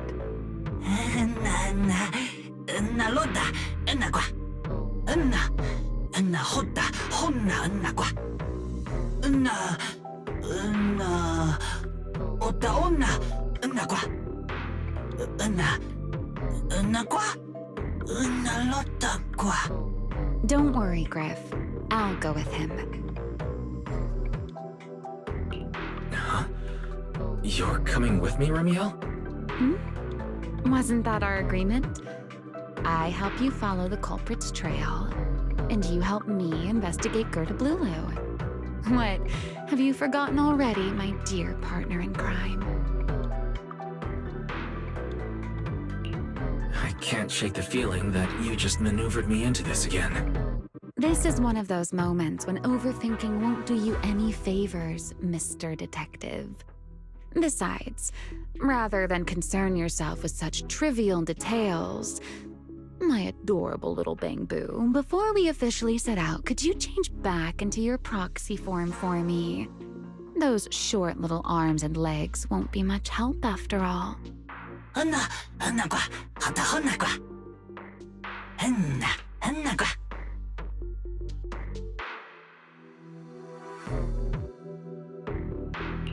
Understood.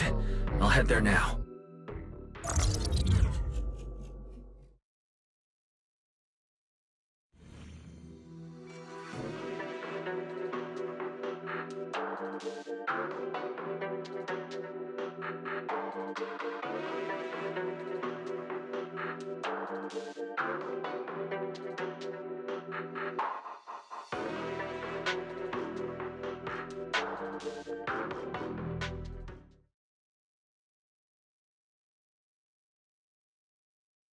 So the place where Toby was kidnapped really is at the very bottom of the retroflux zone.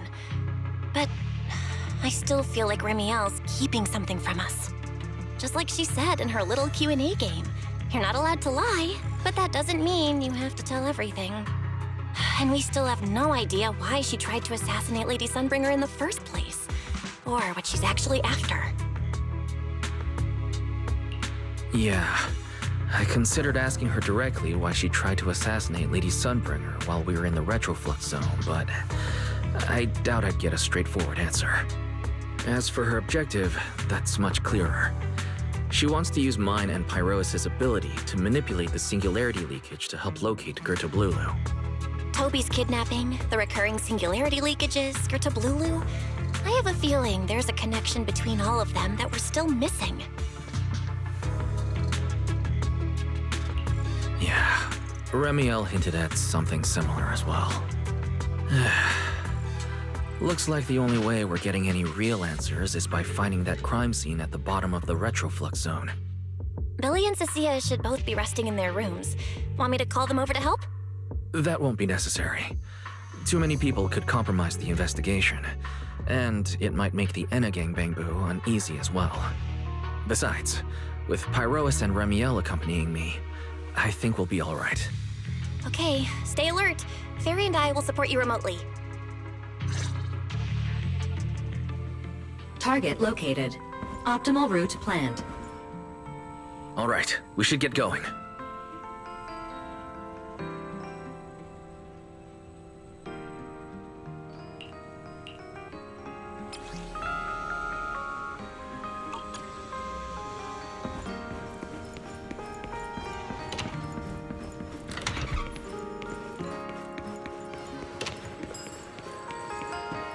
Forget your troubles. And let time. Approaching the target location. Navigation complete. Wow, Amber Hall was this close? No wonder Remiel can get there so easily. Huh? Wait, is that secret?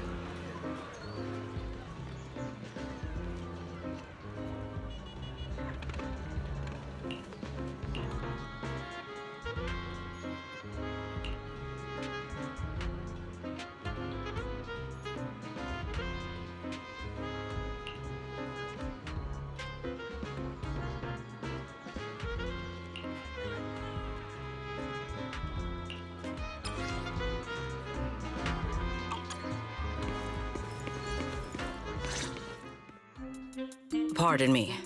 Is something troubling you? You have been circling this phone booth for quite some time now.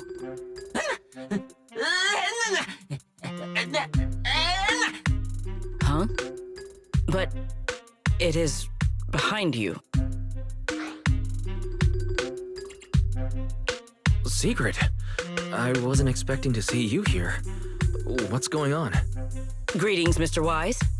While on patrol, I came across this Bangbu citizen. He appeared to be in some distress, so I stopped to inquire about his situation.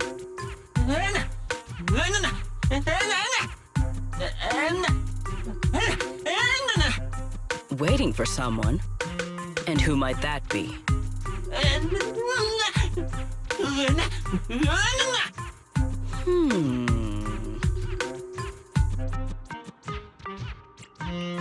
This Bangbu. Is he the one Griff mentioned that's guarding the phone booth? He's way too nervous. Sigrid's starting to get suspicious. I need to come up with something before he gives himself away. Sigrid, actually. The person he's waiting for is... I see. Citizen, the one you await is Mr. Gabu. Is that right?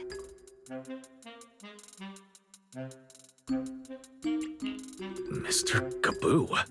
Whomst? I do not know. But we must stay here. We must wait for Mr. Gabu. Perhaps today. Perhaps tomorrow. But one day, we shall wait no longer. For Mr. Gabu will finally arrive. Uh-huh. Oh, it's a line from the famous play, Awaiting Gabu. Did I get that right, Mr. Actor?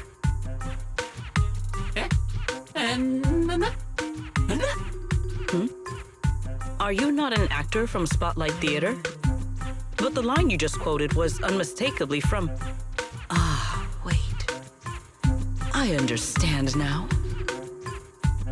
In the script of Awaiting Gabu, there is no phone booth, no Spotlight Theater, and no actor boo. He must have immersed himself in the role for so long that he is still mentally in character. Yes, that must be it. I ought not disturb his rehearsal any further. My apologies, Mr. Actor. I misunderstood the situation and rudely interrupted your rehearsal.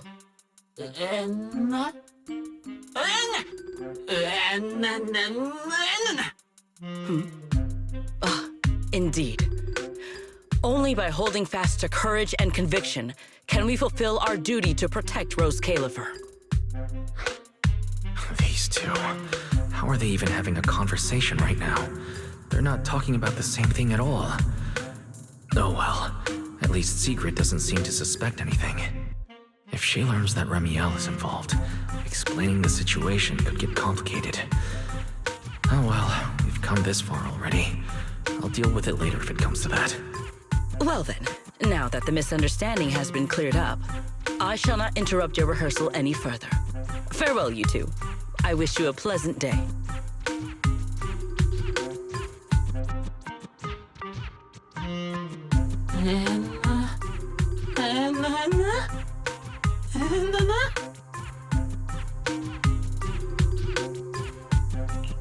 No, absolutely not. This has been a huge misunderstanding.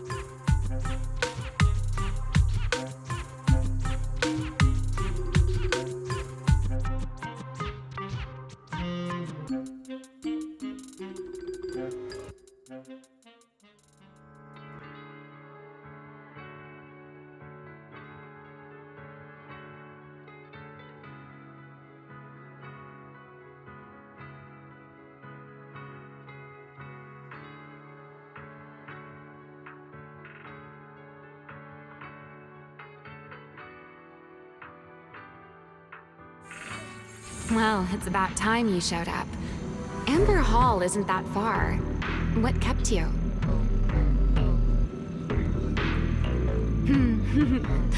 You're acting more and more like a partner in crime now. Covering for your accomplice in front of an airspace patrol officer. Still, I have some understanding of what kind of person Sigrid is. Rigid, earnest, and her intuition is unnervingly sharp. She's certainly difficult to deal with.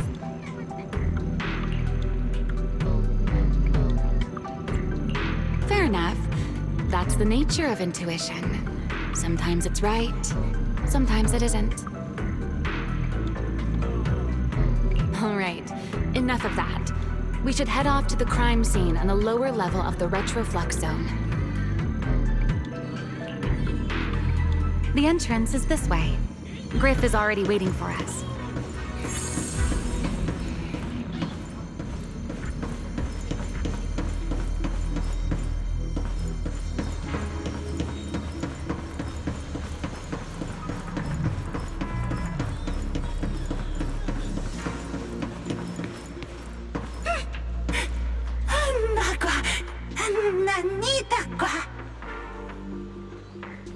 All right, Griff.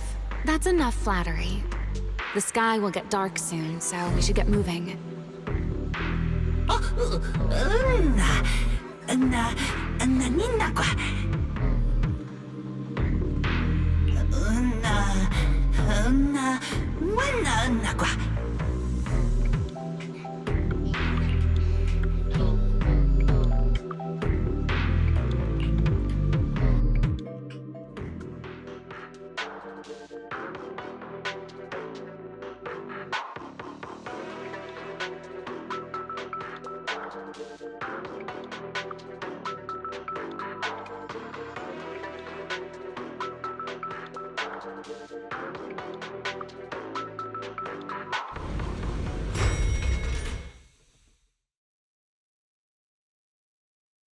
Here we are, the bottom floor of the retroflux zone.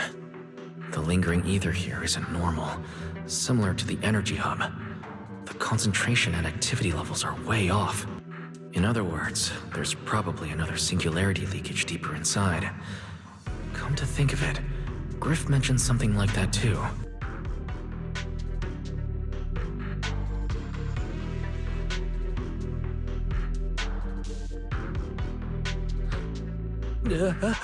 No, that tickles.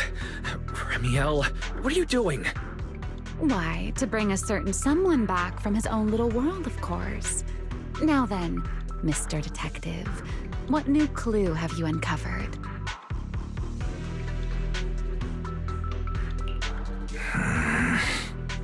Oh my, are you upset? Then how about this? I'll give you a feather as well, and you can try to get me to sneeze too. Then we'll be even Steven. Deal? Nope, forget it. I have a feeling you're still hiding something. This isn't the same kind of feather you use to immobilize Ethereals, is it? Oh, do you really think that poorly of me? Still, if you'd rather pass up the opportunity, so be it. Now come on, tell me, what exactly did you discover? The lingering ether in this area. Its concentration and activity aren't normal. It's a lot like the energy hub. In other words, the deeper we go, the higher the chances of encountering a singularity leakage. So, as we keep moving deeper, we'll need to avoid singularity leakages as much as possible. Remiel, I need you to follow my directions, okay? I'm confident in my abilities as a proxy, so it shouldn't be a problem. Remiel? Are you listening? Remiel. I'm listening. Please, go on. I already finished, Miss Absent-Minded Void Hunter. My apologies. My mind wandered for a moment. It won't happen again. But I did hear everything you said. Really. Relax. I'll follow your lead. After all, your faith in the legendary Proxy.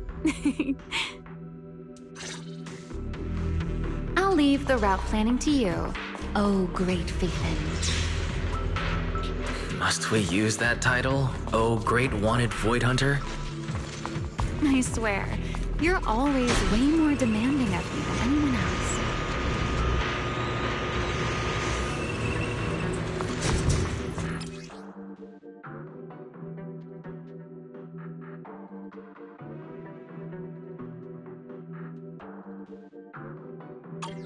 Be careful. These mechs are behaving strangely. These abandoned mechs. They were most likely affected by a singularity leakage. Let's give them a moment to cool down. It's waiting for me. It doesn't hurt at all.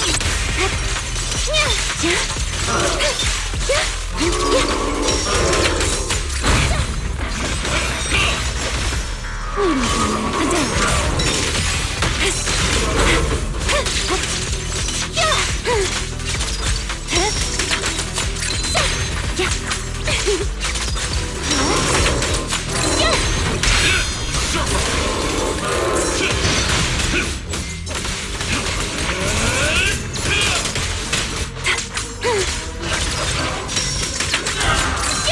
Be careful.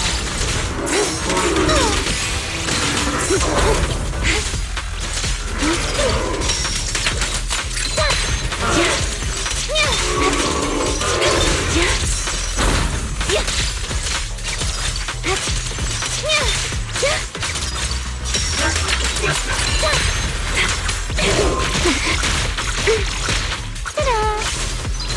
Spin.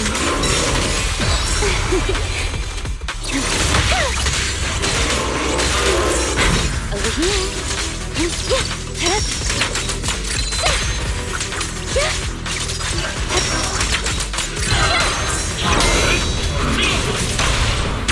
You've been warned. Let the show begin. Build the blade with me!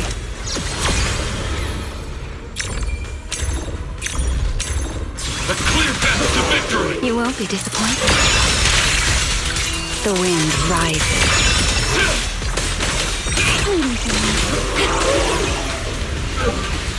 Done. Let's keep moving.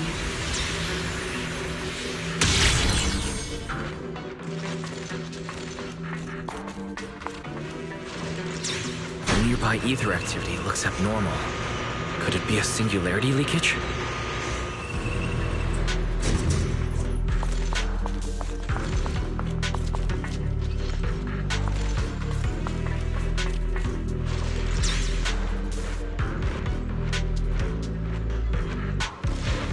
There are way way more enemies around here than I expected.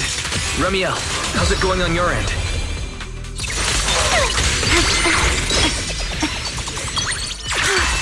These enemies are far too strong. I couldn't possibly defeat them. Abandoned mech beats first-generation Void Hunter. That would make quite the headline. Speaking of which, your combat skills are improving rather slowly, aren't they? For something I picked up so recently, I'd say I'm doing pretty well. I heard that, Pyrois.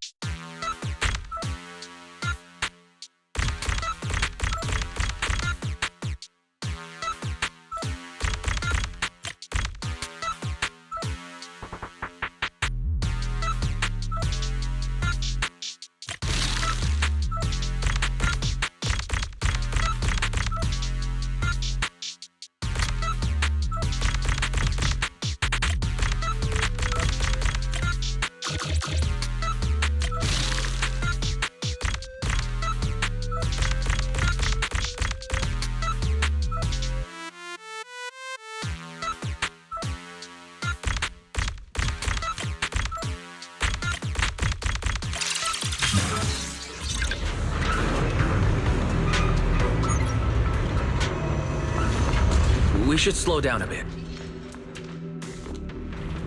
Remy, wait, don't!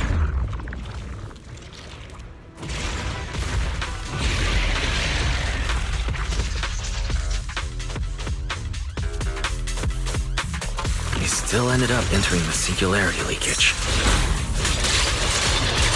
Since we're here, let's finish this quickly. All right. Let's handle this, Pyrois.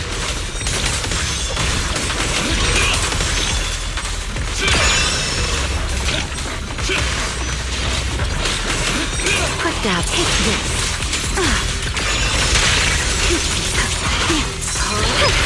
Back off here. A dance.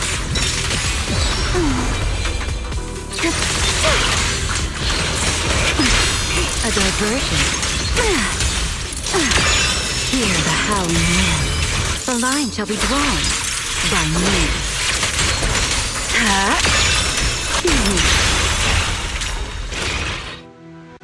All right. The enemies are dealt with. Let's keep moving. After all that, we still ended up entering the singularity leakage. Remiel, didn't we agree? Follow my directions and avoid singularity leakages whenever possible. Sorry. That was my bad. It won't happen again. I'm not like you, Remiel. You were right. When it comes to combat skills, I really haven't improved much. I've mostly just been relying on Pyrois' power. That's why I've been trying to stay away from those dangerous singularity leakages. At the very least, I don't want us getting dragged into a fight where I'd only hold you back. If you ask me, you're being far too hard on yourself, Mr. Proxy. The Proxies I've known, well, there haven't been many, but among them, the only ones capable of entering a hollow and fighting in person are you and Joyous.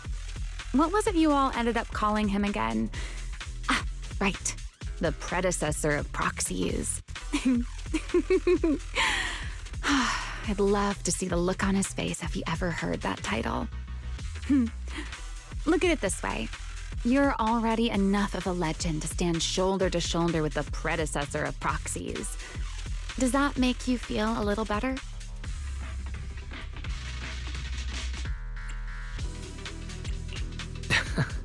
Thanks, Remiel. But putting me on the same level as Mr. Joyous? You're giving me way too much credit. It's not such a stretch. If you ask me, his combat skills may actually be worse than yours. He's your complete opposite. Always convinced he can handle anything. Yet the moment a real fight begins, he's the first one flat on the ground. And you're the sort of person who's already doing well, yet still quietly tells themselves it isn't enough. For a beginner, your combat skills have improved remarkably quickly. I know, Many of your friends excel in combat, but there's no need to measure yourself against them. Don't forget, you're Proxy. You always have been, and you still are. There are many things only you can do. As for the things you can't do alone, I believe your friends will be right beside you to accomplish them together. Remiel, where did all that come from? And no riddles? Did your chronic Riddler syndrome finally clear up? Oh my, I thought you'd at least thank me first. Thank you for dragging us into a singularity leakage? For sharing a bit of old gossip about Joyous, of course. There aren't many people in this world who still remember what happened back then. Remiel. Now that you're feeling a little better, it's time we kept moving. The crime scene you're looking for should be just below us. As for finding a way through the singularity leakage, I'll leave that to you, my stubborn Mr. Proxy. Hey, I'm not the one being difficult here, Remiel. Yes, of course.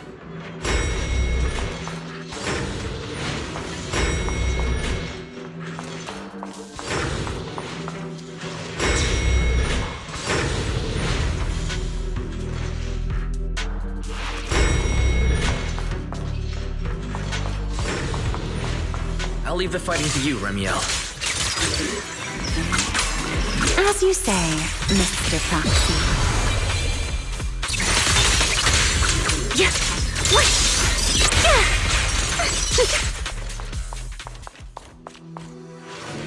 Are the enemies in this area actually increasing in number? This hardly counts as a warm-up. It feels like we're really starting to get in sync, Mr. Proxy. I can still keep up with you. If I push just a little harder. Here's the time you still have to feel regret. Attack! Don't disappoint me. Try not to move.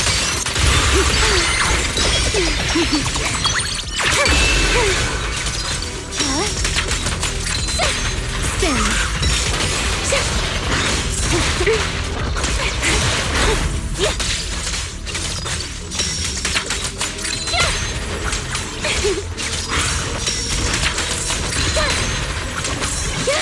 Over here.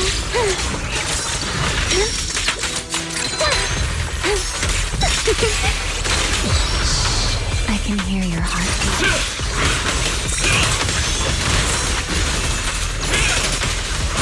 Put doubt aside. My turn. I can hear your heartbeat.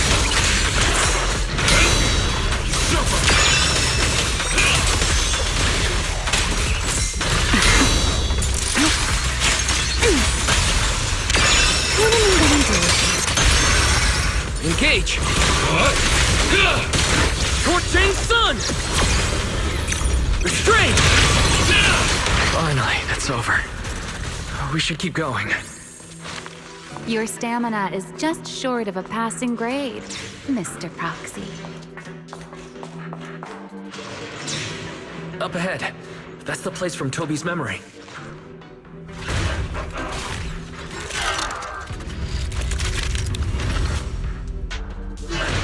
That's a strong ether activity reaction. Master, I'm picking up ether activity similar to that of Toby.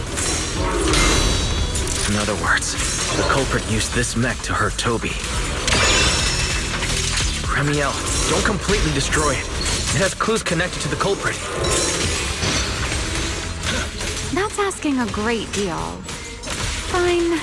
Understood.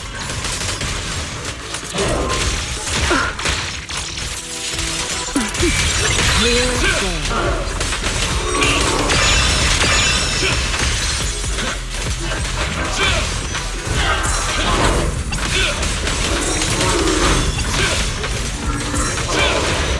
Run into trouble?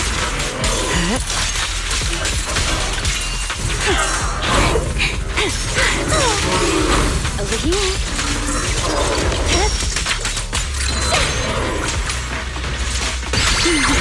Let this era come crashing down. Heroes! Don't disappoint me. Try not to move. Let me play the final night of you. Don't get scorched. That'll help. Yeah?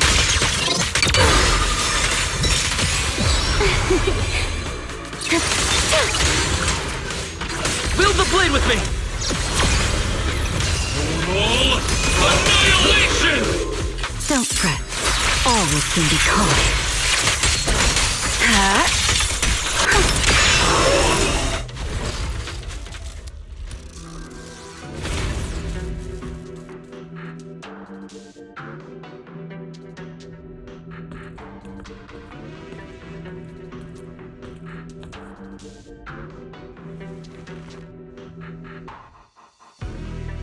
Data cross-reference complete. Master, your current location matches Toby's memory record with a 99.73% similarity rate. Site confirmed. Looks like the culprit's long gone by now. Let's check out that weird mech first and see if we can find any clues. Then I'll rest nearby for a bit. Data analysis isn't exactly my specialty, so I'll leave that to you and your AI assistant. Sure, no problem. Leave this to me.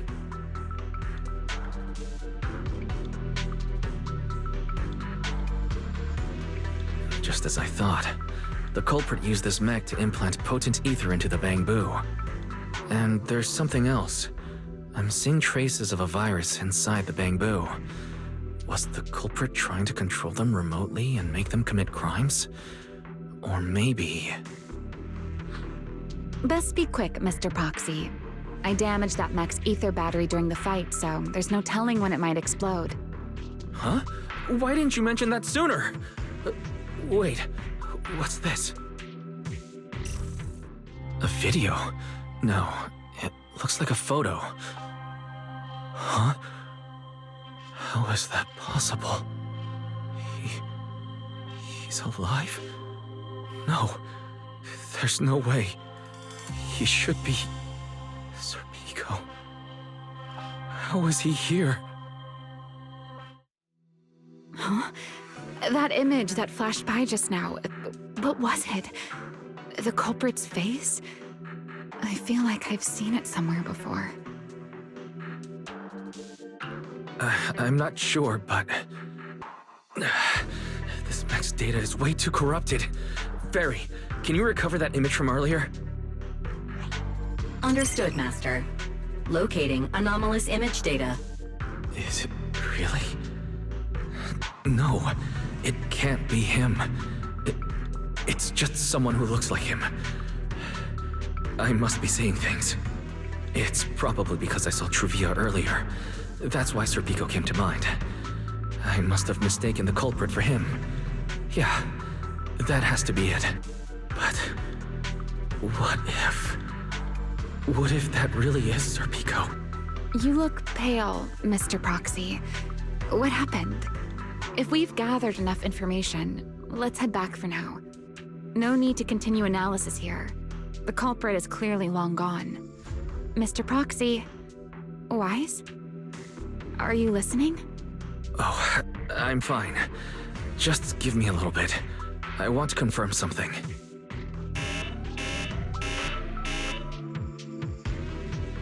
Wise, stay away from that mech. Explosive device. So close. I need to figure this out. Wait! The clue!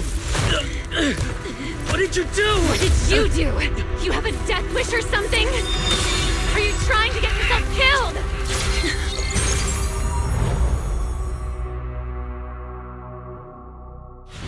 Wait, what is this? I don't recognize these voices or visions. They are the ones who once again defeated the enemy and brought new hope to Eridu. Belly, this commendation ceremony has far too many steps. My legs are killing me from standing here. My back itches. Everyone is watching. Behave. If you're going to be so proper about it, then stop replying. Next, please welcome Colonel Mike and Lieutenant Colonel Dan of the Guard of Staves to the stage for their commendation ceremony. Oh wait, why are you ahead of me, Belly? Shouldn't this be sorted by surname initials? Why are they using given names instead? Because it's sorted by rank. A colonel comes before a lieutenant colonel. That makes sense, doesn't it? These are Remiel's memories. But why am I seeing them? If I'm not mistaken, the person beside her is also one of the first-generation Void Hunters. A colonel of the Guard of Staves. Belliora Vike. Huh? And this one is... That is all I wish to add regarding the experiment. Professor Archie should have already gone over the rest with you. Relax, Sunbringer. It'll be fine. You and RK have already explained the experiment to us nearly 100 times, each in your own way. Then can you repeat it back to me, Remiel? Don't worry, Sunbringer. I've memorized everything for her. I'll be watching over her during the experiment as well. So, there shouldn't be any problems. What do you mean, shouldn't? Belly, you're supposed to say it'll definitely be fine. The Karma Core sealed within the Void Hunter weapon. At the moment, most of our research remains entirely theoretical. As for further resonating with it, Professor Archie's experimental plan remains only theoretically feasible. Belliora, Remiel, before the experiment officially begins, you may still back out at any time. No one will hold it against you. What are you talking about, Sunbringer? Of course someone would hold it against me. If I were to back down out of fear and throw away a chance that might let us conquer the Hollows once and for all, my future self would never forgive me for it. Sealed within a Void Hunter weapon. A Karma Core. What is that? I've never heard of it. Ellie, you've been distracted today. What's on your mind? Nothing in particular. Really? Then does that mean you stepped on my feet 3 times in a row on purpose? Ugh. Come on, don't be so tense. We don't get to dance together every day. Just try to enjoy it, okay? I know what you're thinking, but look at me. I'm not worried at all. Because I know that in tomorrow's experiment, no matter what happens, you'll be right there with me. As you always have. Yeah. Just like always.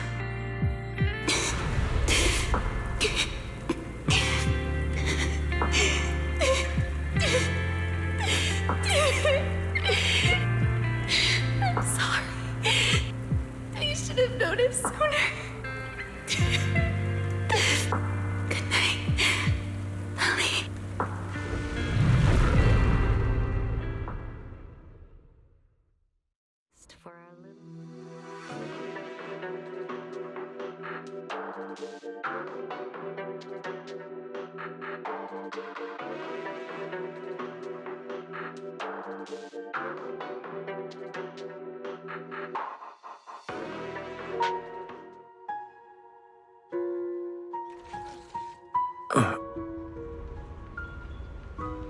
Where am I?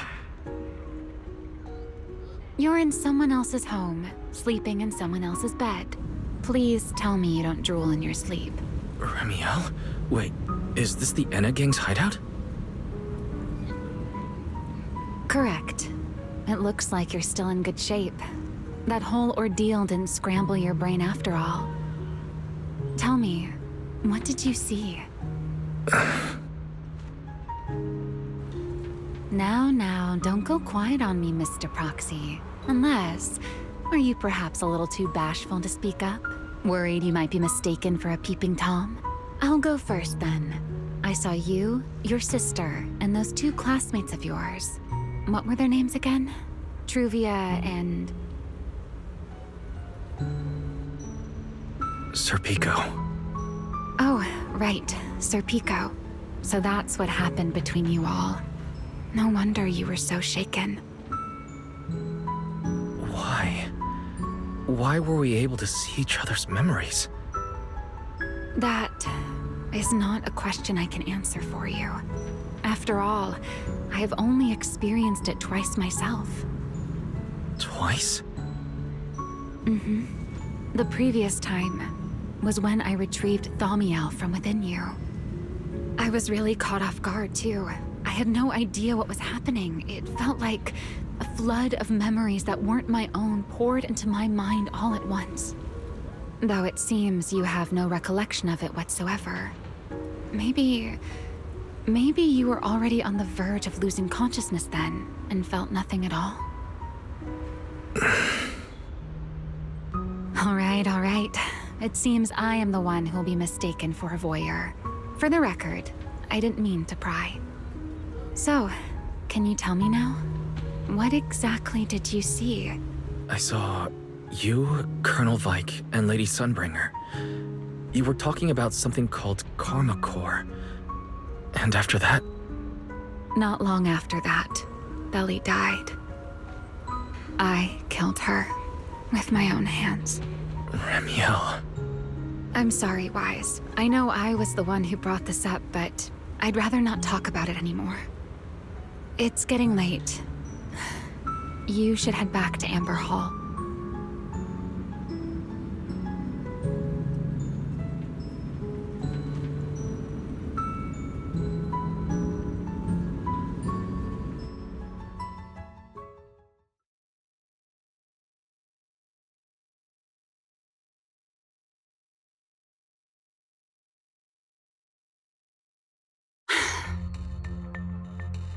Does everyone in that covenant of yours have this nasty habit of haunting people like restless ghosts?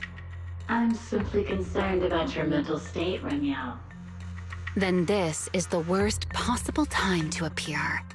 I can at least pretend you don't exist if you just stay away. Sorry. If you are truly sorry, then disappear. Now. You knew all along that Faithen and I would have that strange resonance, didn't you? I'll take your silence as a yes. Yes. I knew all along that he would have an anomalous resonance with you. The part of you that's already fused with the Karma Core. But I'm sorry. I did not expect the two of you to see fragments of each other's memories because of it. Fine. Since you are being so sincere, I will forgive you this once. So, why did you show up this time? Surely you didn't come all this way just to apologize.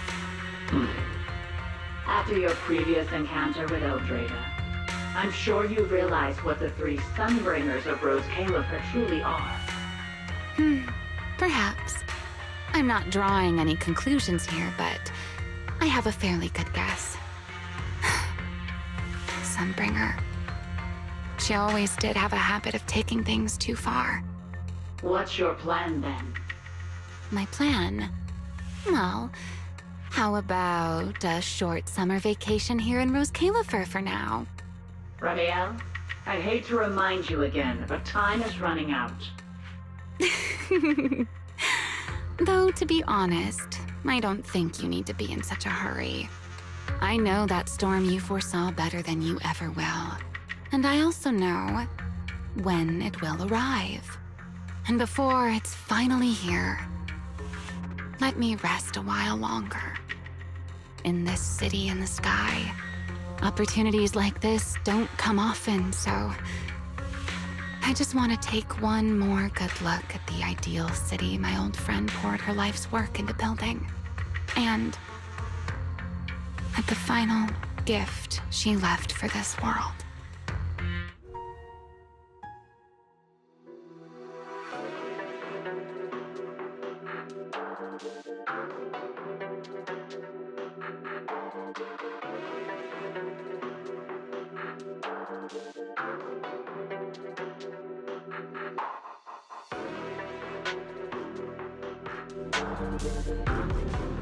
I've never seen Remiel look that sad before.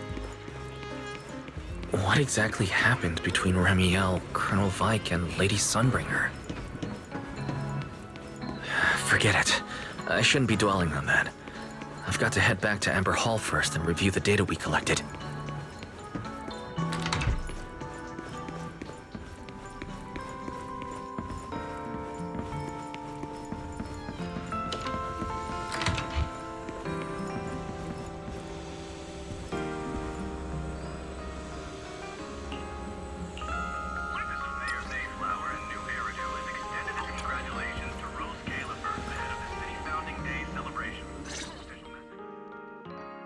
You're finally back! Huh? Belle, what's wrong? Why do you look so tense? How could I not be? You suddenly lost contact with Fairy down at the bottom of the retroflux zone. If Remiel hadn't used your phone to let me know you were safe, I was about to grab Billy and Cecilia and come looking for you. Sorry. That's my fault. I should have let you know. Wait. How did Remiel know my phone password? Did she learn it back then? So, what exactly happened after you lost contact with Fairy and me?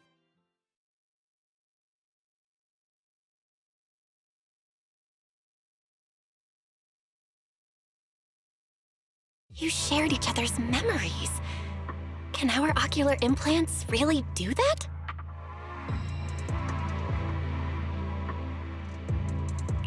I don't know. Nothing like this has ever happened before. But Remiel said she saw something similar when she pulled Thaumiel out of me. I think Thaumiel and my ocular implants must have had some kind of weird reaction or a resonance. True. Both times Thaumiel was there. But you spent quite some time with Remiel before, and nothing like that happened, right? Yeah, that's true. I feel like there has to be something else besides the ocular implants and Thaumiel. How about we go ask Lady Dracaena the night after tomorrow? She's overseeing our treatment, so she may know more about this. The night after tomorrow? Why then? Lady Dracaena will be hosting a welcome banquet for the guests at the CCD reception hall. We received invitations as well. Lady Draceena's hosting it herself? Does that mean the CCD's singularity leakage issue has already been resolved? Most likely. Otherwise, she wouldn't have scheduled it. I heard that there's another welcome banquet happening in Virium at the same time. Lady Linvern and the ESD are hosting it for guests who still haven't been cleared to land in Buastrom. When I went out this afternoon, I ran into Valina and Norma. It looked like they were already heading to Virium to make preparations. So there are still guests stuck in Virium. Do you think that person who looked like Sir Pico could really have been... No, Wise. There's no way that was Sir Pico. You know he already... Yeah. Wise, I get it. Seeing Truvia again was bound to bring back a lot of memories. But that's all in the past now. Sir Pico, Helios Academy, they're gone. Hey, Belle, why do you look even more upset than I do? Anyway, let's leave the past where it belongs for the night. We should both get some sleep. We worked hard to get our schedule back on track. You wouldn't want to ruin it now. Yeah, you too. Don't stay up late. And no scrolling under the covers. I'll be keeping an eye on you.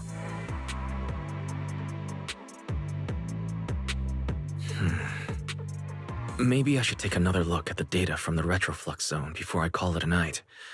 If I'm lucky, I might find something that tells me who the culprit really is.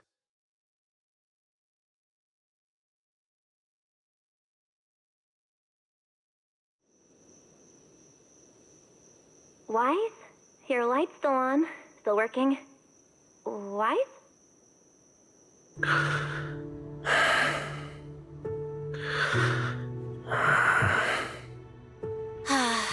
I told him to go to bed early, and here we are. Huh? These scattered papers here are... Notice, these are drafts Master used to analyze the culprit's intentions. Additional notice. Master has been asleep for approximately 30 minutes. Deep sleep is highly probable. Suggestion. Second Assistant, please refrain from any action that may wake Master. I know, Fairy. He needs some good rest. I'll handle it from here. That's what the Second Assistant is for. Negative. Correction. Second Assistant will complete it under Supreme Assistant's direction. All right. I'm counting on you then, First Assistant. Fairy, give me a quick summary of everything we've established so far. Understood. Displaying all current findings and analysis for Second Assistant. Finding 1. The culprit's victims share no common traits. Their identities are of limited use for further deduction. Finding 2. Whenever the culprit implanted potent ether into each Bangbu victim, he also set a specific activation time and activation location. So for the culprit, what matters was the time and location, not the victim's identities. Affirmative. Based on current information, the most meaningful data is the time and location of each singularity leakage. Fairy, can you pull up Airspace Patrol's recent records?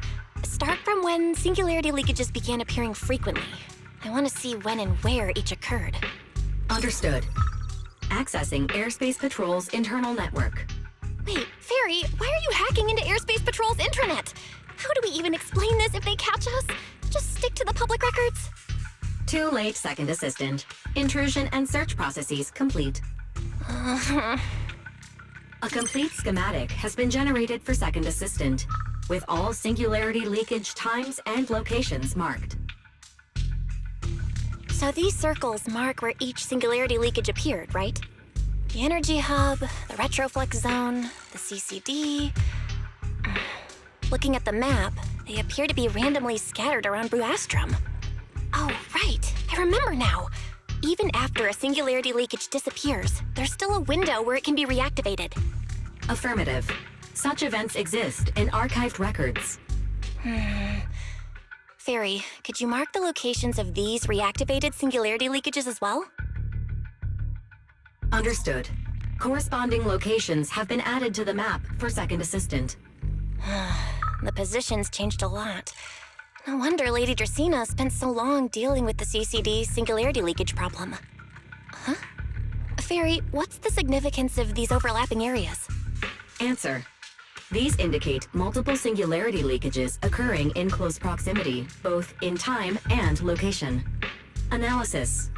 Under these conditions, multiple singularity leakages interact, causing the affected area in real space to expand accordingly. So what you're saying is, multiple singularity leakages that appear at the same time and place can overlap? Wait, does that mean... Fairy, can you reorganize this data again? I want to pinpoint when and where these singularity leakages came closest to overlapping. Understood. Generating new analysis results for Second Assistant. This is it. This has to be it. How long was I out? The Fairy, I said wake me up after a bit. Huh? Belle, what are you doing here? That's not important. Look at this. Fairy and I found out why the culprit is creating these singularity leakages. What is this? This is the location of the singularity leakage the culprit created last week, 3 days after we rescued Toby. Each of these singularity leakages overlaps with the others, and the affected area stretches from the edge of Scommel Hollow all the way to Buastrum's main urban district. So, the culprit could use this method to move something from Scommel Hollow to Buastrum. Wait, it couldn't be. Gertablulu? Yeah, I think so too. The culprit's real objective is likely to move Gertablulu into Buastrum's urban district. When you encountered it before, it already showed a clear tendency to be attracted to singularity leakages. Okay, but what happens after that? Once Gertablulu is moved into Buastrum's urban district, then what? And besides, If it's really inside the singularity leakages in Buastrom right now, why hasn't anyone found it? Looks like we'll have to follow the trail of the singularity leakages and investigate on site.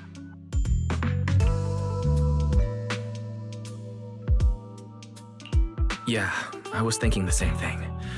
Once it's daylight, Billy, Cecilia, and I will head to the energy hub. Maybe we can follow whatever traces are left and find a new lead.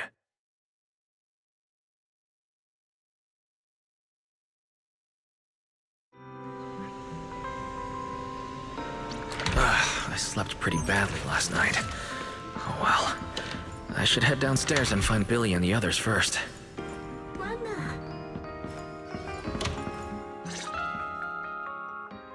Wise! There you are! Belle already told us everything. Now that's our manager! You found a clue on the culprit in no time at all! Alright, time to investigate the site. We'll head to the energy hub and trace the singularity leakages as they appear, until we locate either the culprit or Gerta Blulu. Right. Fairy and I will stay here and back you up remotely, just like before. Wise, if you run into the culprit or Gerta Blulu, don't do anything reckless, okay? Your safety comes first. Don't worry, Belle. I promise I'll be extra careful. We'll protect the manager too! Yeah, don't worry, Belle. If anything goes wrong, I'll grab Wise and make a run for it. Oh, sorry, Billy, you're on your own, buddy. No problem! A Starlight Knight always protects their companions until their dying breath! Wow, seriously? Come on, don't say stuff like that, it's bad luck. Anyway, it's getting late. Let's go!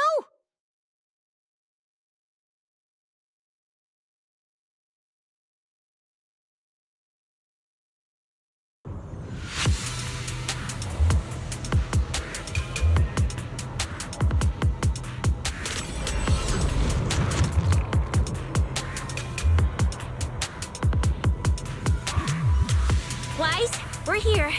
Stay sharp, and if things go south, just run. Huh? Where are we? Did we end up back in Buastrom? It looks like... an office? This place feels really familiar. Wait, isn't this Lady Dracina's office? Valina brought me here before. Huh? Lady Dracina's office? So Gerta Blulu came all the way here just to walk straight into a trap? But Lady Dracina never mentioned anything like that. Strange. We expected the trail of singularity leakages to lead into Buastrom, but why would it end at Lady Dracina's office? Hmm? Wait! Footsteps outside! Hide! Now!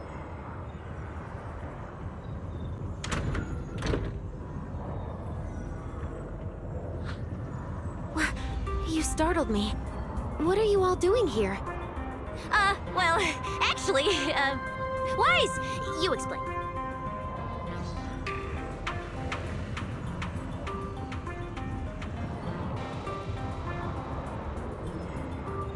I see.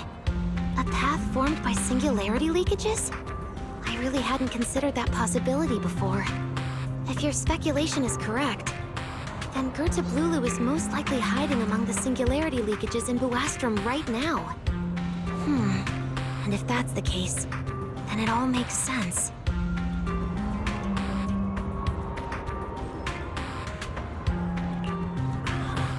Lady Dracina, do you have any other clues? Well, you see, a few nights ago, a small singularity leakage appeared near my office. Considering that, together with your deductions, the target of both the culprit and Gerta Blulu is most likely... Wise, could I ask these two to step outside for a moment? After all, their identities... It's all right, Lady Dracina. We're all friends here. It shouldn't be an issue.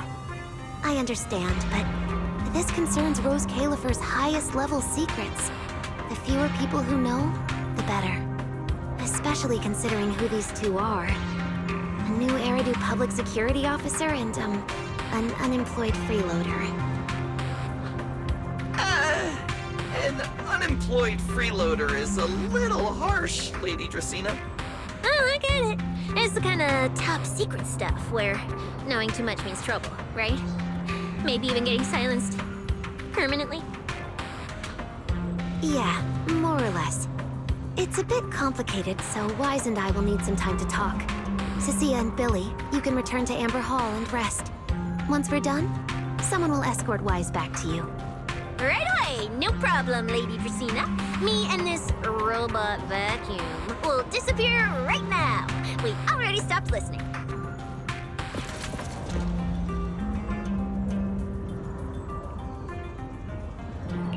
Something feels off.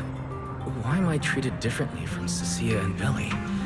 Is it something about my identity? Why would Lady Dracaena send them away like that? Should I call them back here? What is it, Wise? Something on your mind? It's nothing, Lady Dracaena. Come here, Wise. I'll tell you what happened that night. That night, I had just returned to my office when I sensed an unusually strong ether presence in the air. The source seems to be somewhere around here. Now that you mention it, there still is a faint trace of ether in this room. Aside from the residual ether, these documents were scattered across the floor at the time. Lady Dracaena, are these documents connected to the incident? Compare them with what you have found. Once you read them, you will understand.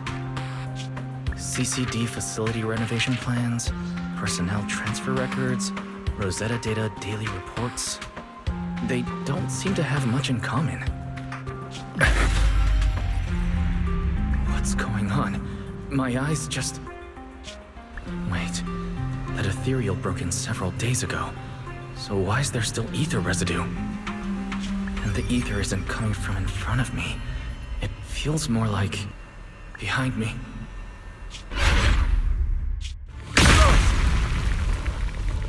I knew it. You're not Lady Dracaena. What exactly are you?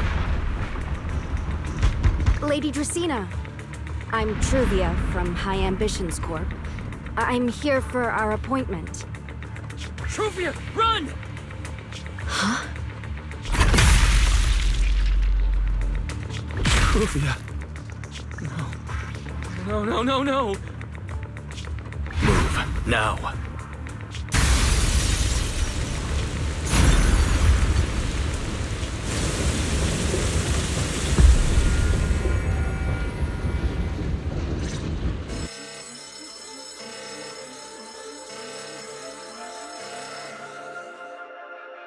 Lady Dracaena, are you unharmed? We received word that something inside the CCD... Is that... Miss Truvia? How did this... Sigrid? Oh, thank goodness, just in time. Hurry, help me stop the bleeding. Yes, Lady Dracaena. This is my fault. I shouldn't have left her here alone with Wise. Wise? Lady Dracaena, forgive my boldness, but do you mean... Mr. Wise gravely wounded Miss Truvia? Yes, that's what happened. What I mean is, I never realized there was such a deep animosity between Wise and Truvia. But I believe Wise must have acted on impulse. He would never do this otherwise. In any case, our first priority is to find Wise and get to the bottom of this. He just fled. Lindvern isn't here, so... Can I count on you to handle this, Sigrid? Sigrid, is something troubling you? My apologies, Lady Dracaena. I will find Wise at once and bring him back to you. Good. I'll leave that to you, Sigrid. And about tonight? Keep it quiet for now. We don't want our guests who've just arrived to feel any unnecessary panic. Yes, Lady Dracaena.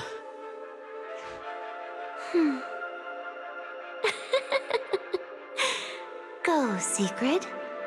Go fulfill your duty. Find him, arrest him, and then bring him back to me.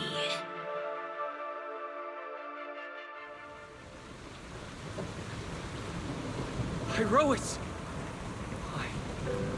Why did you pull me away? Juvie, she was right there. Why wouldn't you let me save her? Because she's beyond saving. Her wounds were clearly fatal. There was no way to save her. And that thing that appeared like Sunbringer, we cannot face it on our own. But aren't you powerful, Pyroas? You're supposed to be powerful, Pyroas. So why? Why didn't you use that power to save her? Are you sure? Do you really want to see the rest of Rose Califer buried alongside your old classmate? Acting on impulse won't save her, and it won't help you either. Take some time to clear your head in the rain before that thing finds you. And then go do what only you can do. What you have to do. Something only I can do. But right now, I can't do anything.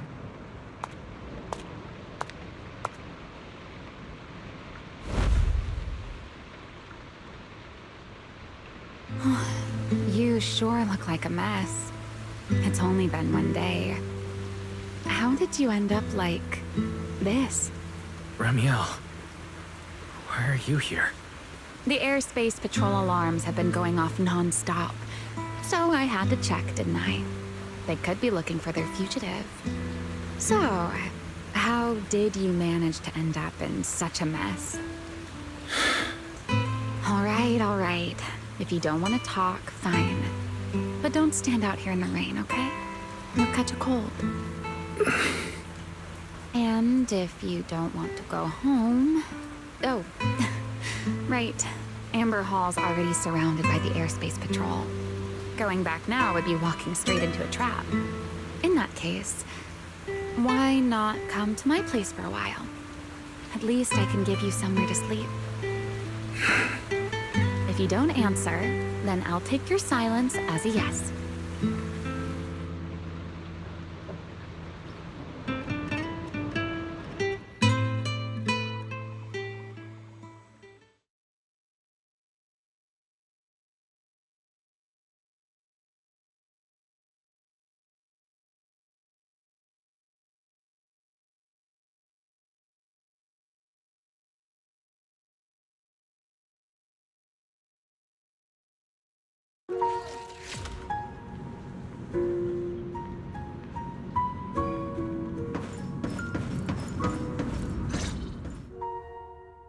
Here's a towel. You should dry yourself off. If you've got the strength, you can take a hot shower, too. There's a makeshift bathroom over there. The Bamboo built it for me. Okay, fine. If you don't want to move, I'll dry you off myself. Why? Why did you bring me here? Hey, shouldn't you thank me first, Mr. Soaked to the Bone? Thanks, Ramiel. Since when did you become so obedient? That isn't like you at all. If you really want to show your thanks, here, it's your turn.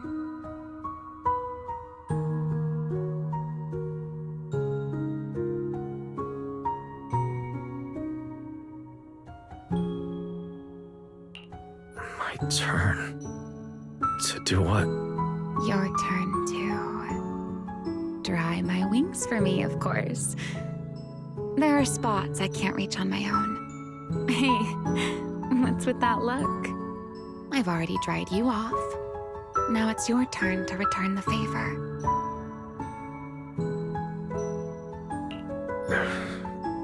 All right.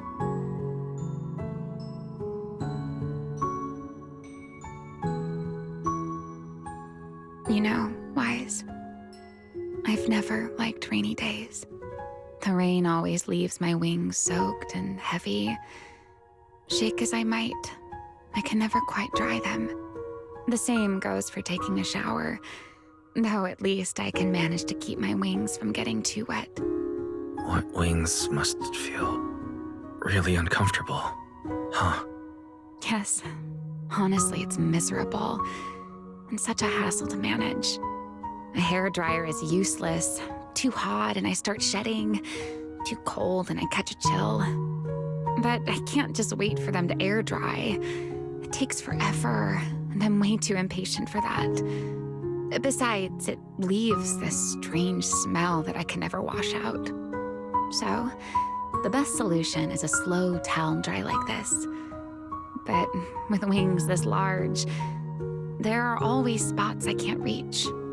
Before, if I got caught in the rain, I'd sneak onto Belly's bed and roll around, drying my wings on her sheets. Huh? Wait, why would you crawl into someone else's bed? Wouldn't that make her upset? It was fine as long as I didn't get caught. Though, of course, whenever Belly did notice me, she was absolutely furious. And no matter how angry she was, in the end, she'd always do just what you're doing now. Slowly drying the spots that were still damp. Wise, do you know what New Eridu's records say about what became of Belly and me? I remember something about an operation called the Day of Silence. You and Colonel Vike were involved in an accident, and then both died in the line of duty. Yes, died in the line of duty. Such a noble, dignified phrase. Though, in a sense, it isn't entirely wrong. After all, for us Void Hunters, our first and only duty was to suppress the Karma Core inside our weapons. The Karma Core inside the Void Hunter's weapons? That's right. Remember the Enchainer I mentioned before? What truly sets them apart from ordinary Ethereals is a special core known as a Karma Core, found only within an Enchainer. According to RK, a Karma Core differs from an ordinary Ether Core. It doesn't form naturally. It is something made directly by the Creator. The Creator made the Karma Cores, a power capable of rewriting the laws within Hollows, and used them as the cores to create the Enchainers of the Great Hollows. That's the gist of it, at least. Back then, after a long and bitter struggle, we finally were able to bring down one of the Enchainers. But the Karma Core itself could not be destroyed. RK and Sunbringer, they wanted to eliminate the threat posed by the Karma Core once and for all, while allowing humanity to harness the power within it. In the end, they found a way to seal the Karma Core within Porceloy. And from that, they forged the Void Hunter weapons. So, the power inside Void Hunter weapons ultimately comes from the Creator? Yes, which is exactly why there are so many side effects. At the time, we were naive enough to believe that if we could truly master that power, humanity might finally overcome the Hollows once and for all. So, when RK and Sunbringer proposed the plan, we never doubted it for a moment. Lady Sunbringer and Professor RK's plan? Yes. Project Sunseeker. I'll never forget that accursed name for as long as I live. Simply put, it was an experiment that used vast quantities of Porceloy as a medium to partially fuse us Void Hunters with the Karma Core sealed within our weapons. They fused you with a Karma Core. Then that would mean... It meant we'd become artificial Enchainers. No more enduring the costs of wielding Void Hunter weapons, and perhaps even achieving a stronger form to defend New Eridu. Looking back, I can hardly believe I fell for RK's lies so easily. So, it was in that experiment when you and Colonel Vike... Yes. Belly and I were the final participants. Or rather, the final test subjects. Looking back, I wonder if Belly already knew the truth behind RK and Sunbringer's plan. Otherwise, she probably wouldn't have insisted on coming along. She's never been one to enjoy the spotlight. If only I'd realized what she was thinking sooner. Remiel. RK was extremely meticulous, always laying out careful, detailed plans. So, I can't say if the Karma Core losing control during the experiment was truly an accident, or if it was his cleverly disguised plan all along. But whatever the truth, it ended with the Karma Core spiraling out of control and Belly becoming a new enchainer. As for me, I partially fused with the Karma Core inside Thaumiel, becoming what I am now. A monster. Half human, half enchainer. Maybe, deep down, I'm just not ready to give up my life so easily. In the final moment, Thaumiel's power of controlling temporal patterns froze me in a state of near suspended animation. I didn't fully awaken from the seal in Persena's Hollow until about a year ago. The power of temporal patterns. Right. Remember my feathers? The ones that can pin you in place? That's an example. The Karma Core sealed within Thaumiel holds the power to halt the flow of time. And because I partially fused with the Karma Core, even without Thaumiel, I can replicate a similar effect on a smaller scale.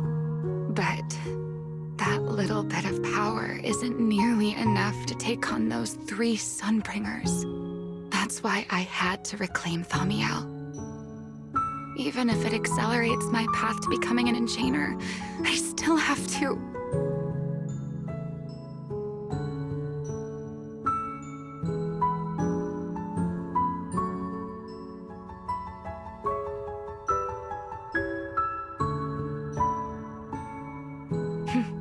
Never mind.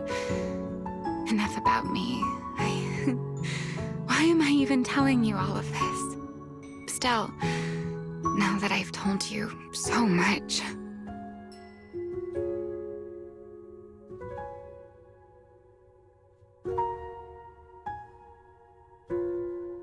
It's your turn.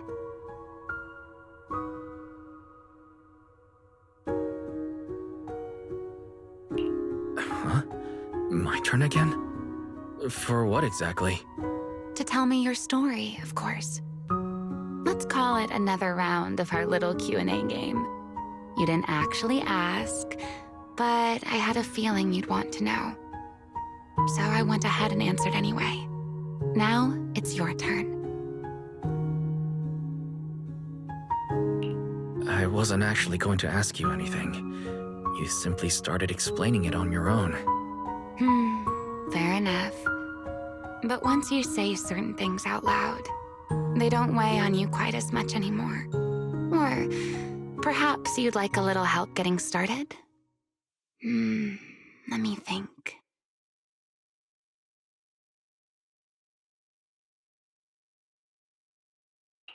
Serpico and Truvia.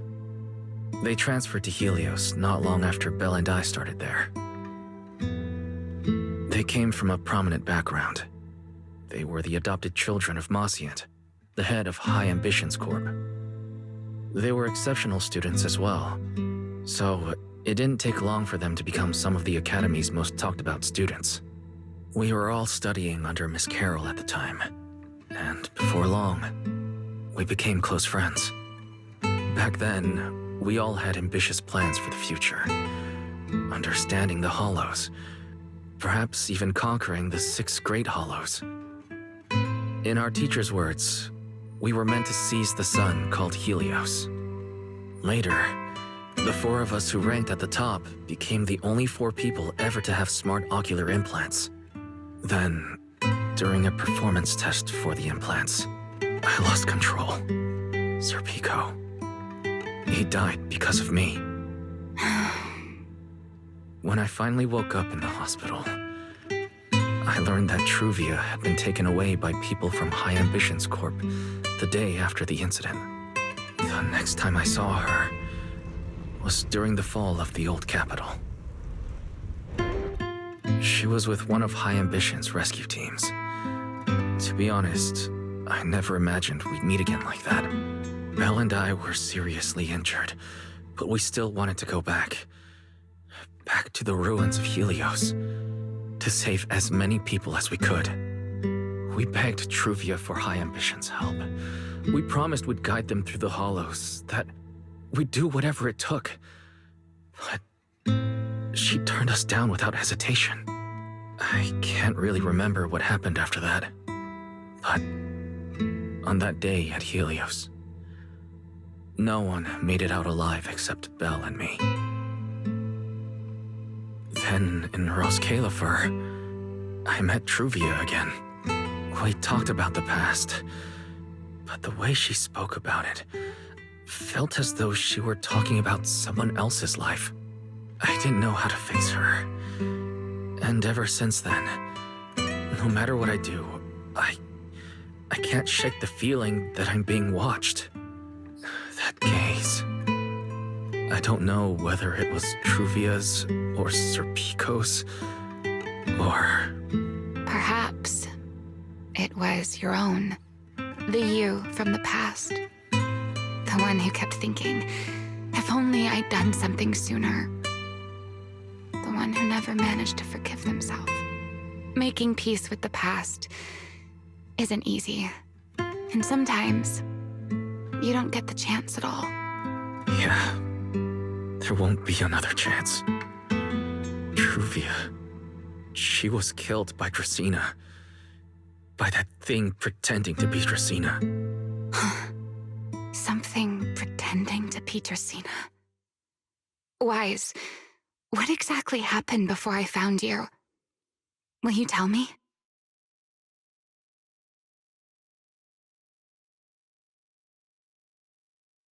I see. So that means Dracena, the youngest of the Sunbringers, had already... No. Judging from the timeline and the outcome, perhaps not yet.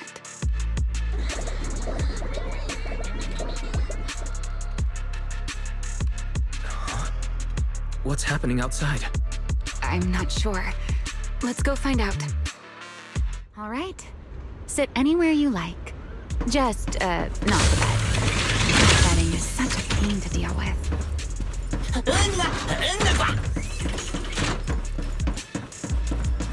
Forgive me, but I cannot obey.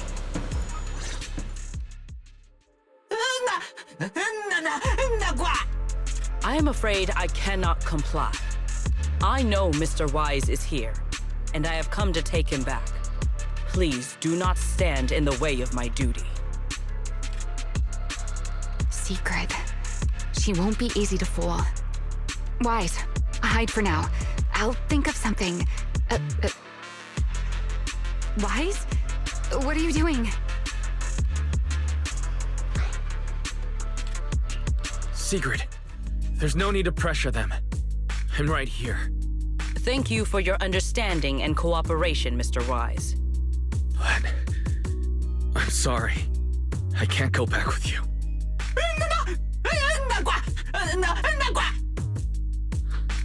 Well, since Wise has already stepped out into the open, I suppose there's little point in my remaining hidden. This would be our first proper face-to-face meeting, would it not, Deputy Director of Airspace Patrol? Remiel. Now that is an unexpected development. Mr. Wise, Lady Dracena has ordered a search for you. But our only aim is to uncover the truth of what happened inside the CCD. So please, come back with me. As for this fugitive wanted for the attempted assassination of Lady Eldrada... Just so we're clear, if you decide to make a move here, you'll be the only one who dies. How can you be so sure before you actually try? I don't mind getting my hands dirty.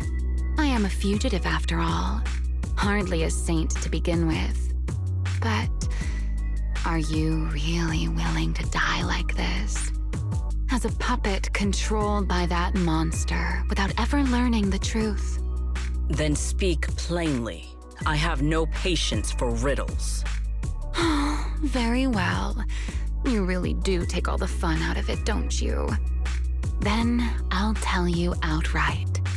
The Sunbringer inside the CCD was Gerta Blulu in disguise. What did you say? Huh? I expected that reaction from Sigrid, but you too, Wise? I thought you'd figured it out already. That's quite a leap. I know that definitely wasn't Lady Dracaena, but... Gerta Blulu? How is that even possible? That is quite a story you've come up with, Remiel. Oh? I was expecting something more along the lines of, "How dare you slander Lady Dracaena?" followed by you charging straight at me with your spear. I was quite prepared for that. Or could it be you've suspected all along that the Sunbringer at the CCD might not be the real one? What makes you so certain that it was Gerta Blulu? Intuition, perhaps? Of course, there was also my trust in Wise, and a little reasoning. According to Wise's account, they followed the trail of singularity leakage through the energy hub, yet somehow ended up in Draceena's office. Then the false Dracaena showed up, sent Billy and Cecilia away, began mutating into an Ethereal, and attempted to silence Wise for good. That's when Truvia arrived. She saw through the imposter's disguise too, and became her first target. After that, Sigrid, Dracaena ordered you to bring Wise back to the CCD and uncover the truth. Have I got that right? Yeah. Sigrid, I understand why you'd find it hard to believe, but this is what I saw with my own eyes. I did receive orders from Lady Dracaena. But what does that prove? Let's put it this way, Sigrid. Before you arrived, based solely on Wise's description, I assumed Lady Draceena's karma core had gone out of control and turned her into an enchainer. But from what we've seen before, if that were the case, there is no way she could have retained her human consciousness, much less continued issuing orders to you. With that possibility ruled out, and considering Wise's discovery of the singularity leakages, along with the recent appearance of multiple enchainer larvae, it is entirely possible that either Gerta Blulu or Bashmu entered the CCD through the singularity leakage, and, through the karma core, became partially fused with Dracaena. How could that even be possible? It seems you have at least a basic understanding of enchainers and karma cores. Good. That saves me a fair bit of explanation. I can't say how Sunbringer managed it, but the most likely explanation is that she divided her karma core into 3 parts and entrusted them to the 3 ladies we see today. That would also explain why Gerta Blulu and Bashmu appeared at roughly the same time. Then again, there may be a 3rd enchainer larva out there that we simply haven't discovered yet. As for why I don't think it was Bashmu, well, that's the easy part. Bashmu is enormous. Had it appeared in Buastrum, it couldn't possibly have gone unnoticed. So, either it was Gerta Blulu, or a 3rd enchainer larva we haven't discovered yet. It attacked Lady Dracaena, and it succeeded. Just not completely. Otherwise, there would have been no reason to keep impersonating her. If I had to compare it to something, it would be like, Two people fighting over the same controller. Dracina's consciousness and Gertablulu's consciousness coexist in the same body, competing for control of both the body and the Karma Core. Judging by the current situation, it seems Gertablulu has the upper hand. That is still nothing more than speculation. And if Mr. Wise deceived you, then none of your conclusions would hold. It's true.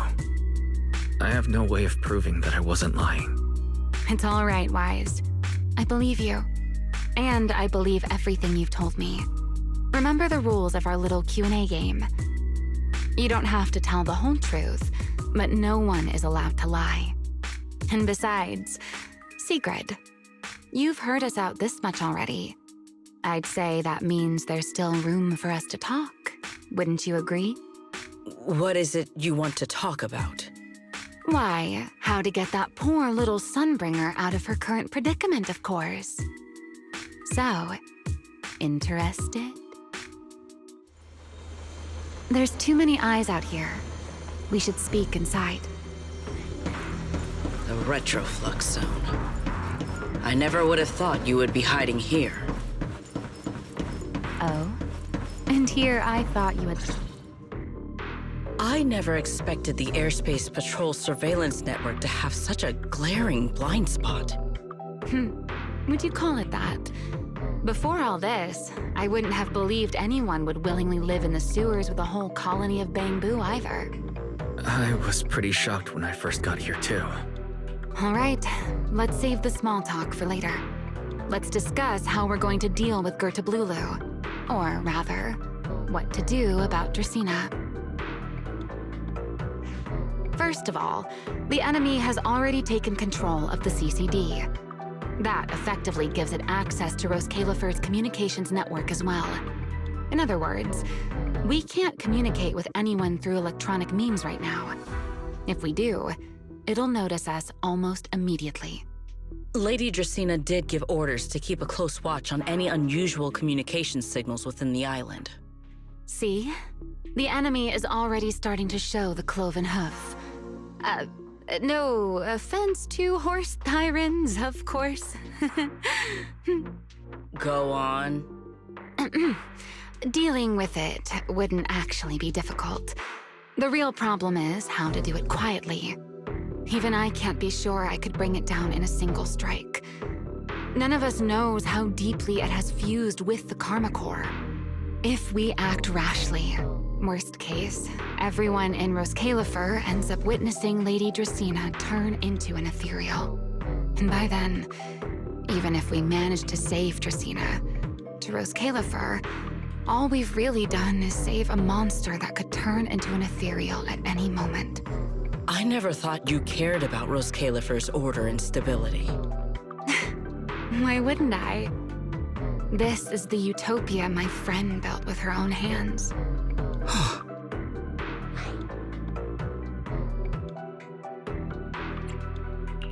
Remiel's right.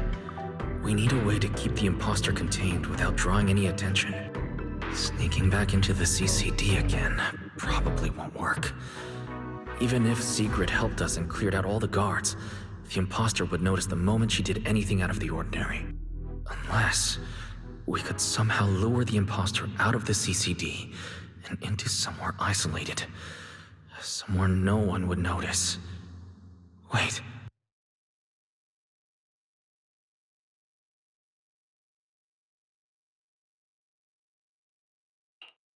Remiel, Sigrid, I know how we can deal with the imposter without drawing anyone's attention. Oh? Please, go on. Tomorrow evening, the CCD will be holding a welcoming banquet for the island's guests in its reception hall. Lady Dracina is scheduled to host it herself, which means she'll have to appear in person. That does sound promising. We could go in as guests instead of forcing our way into the CCD. That would save us a great deal of trouble. But, Mr. Wise, with so many guests around, how do you plan to stay unnoticed?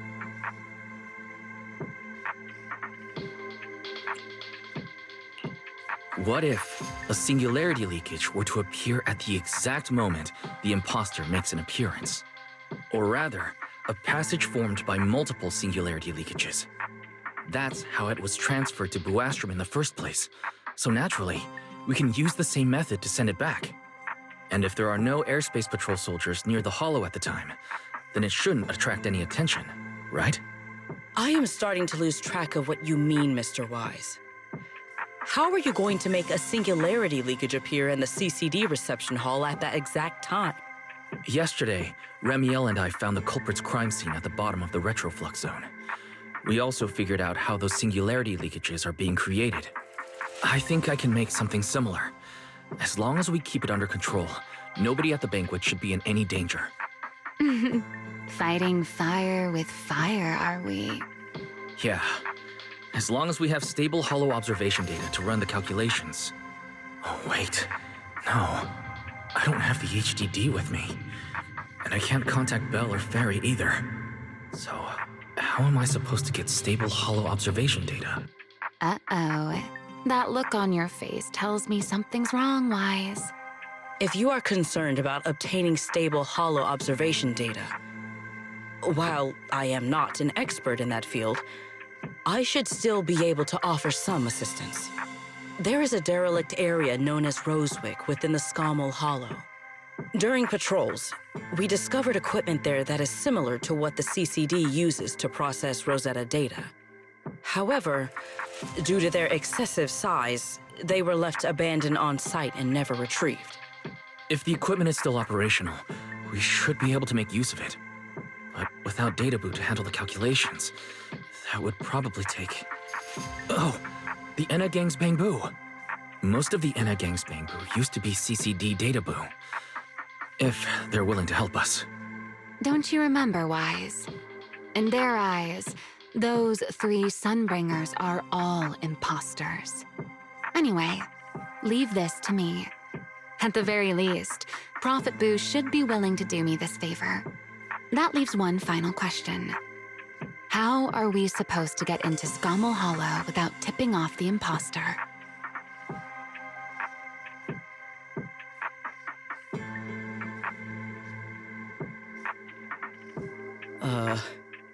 Why are you both suddenly looking at me like that? Oh, nothing. I simply thought a certain Airspace Patrol Deputy Director might be able to get us into Scommel Hollow.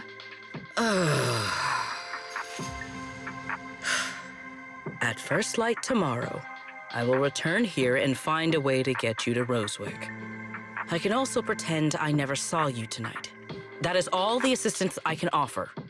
And if I discover that everything you have told me is false, I will personally answer for tonight's decision, whatever the cost.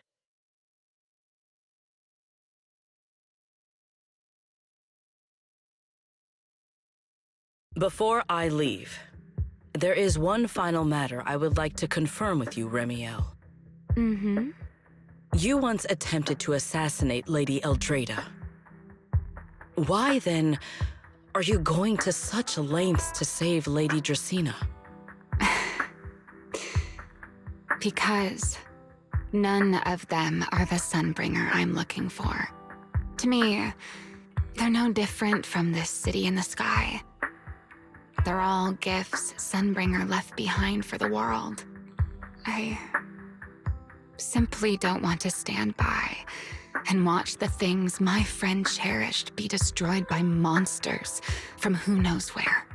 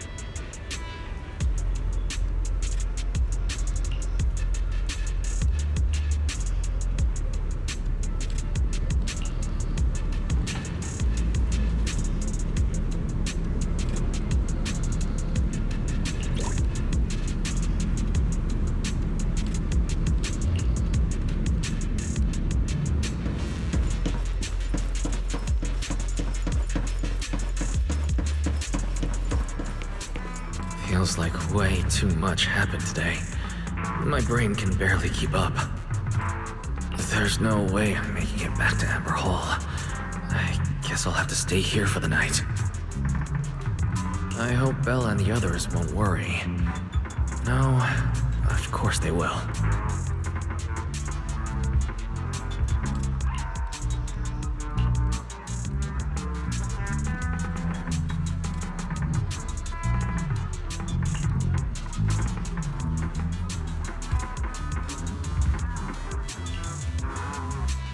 Oh, Sigrid's here so early.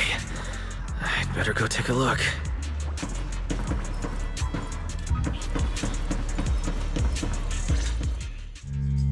Good morning. I have secured a carrot for the Rosewick area. As promised, I will escort you there. How do you intend to get us there? Surely not under the pretense of transporting newly captured fugitives. Of course not. I brought this. That hesitation was very telling. She really did consider taking us there as prisoners. So, what's inside? Costumes and props. They should allow you to accompany me openly into Scommel Hollow. I see. Airspace patrol uniforms. Not a bad idea. Right. If we're disguised as airspace patrol soldiers and accompany you in the Hollow, this should work. Thank you, Sigrid. Yes. That is the plan. In any case, please hurry and change. Time is short. We must depart as soon as possible.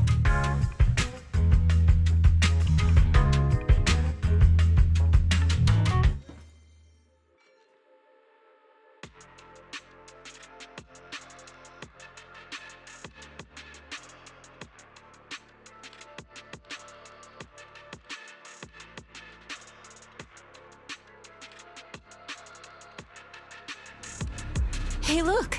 What's that? Wait a second. There are two Mr. Roars?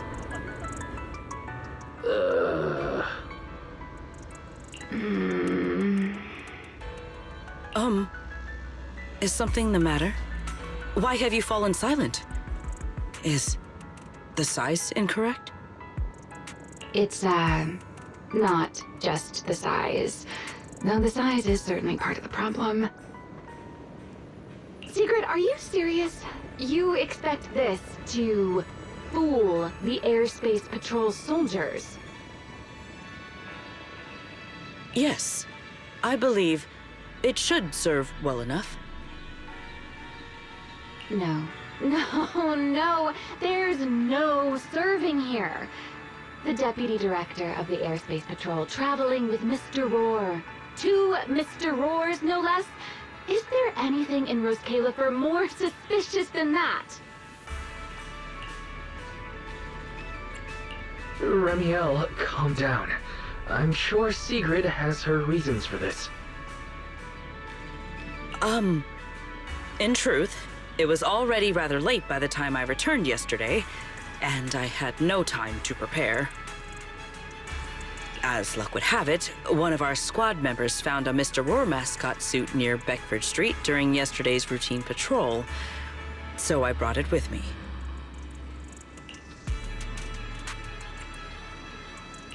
Beckford Street. Remiel, is this the one you left there the day before yesterday?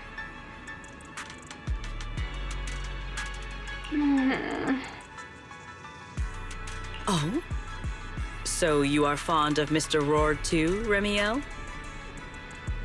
I am not. How did you even arrive at that conclusion? Wait. There are 2 mascot suits here. Don't tell me.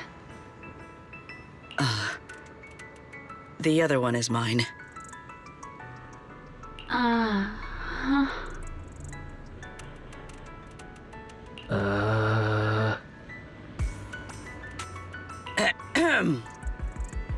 In any case, Once we enter the outpost, I ask that you both cooperate and play your parts as Mr. Roar properly. Do not do anything that would reveal your identities. Understood, Deputy Director Sigrid. From now on, we're the Roar twins. You seem rather pleased with yourself.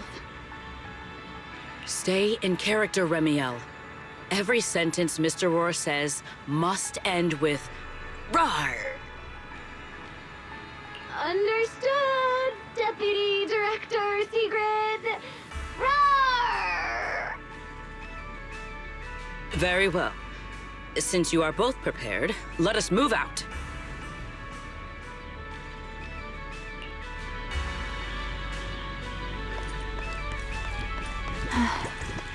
I never thought I'd be putting this outfit on a second time. Looked to me like you were enjoying yourself last time.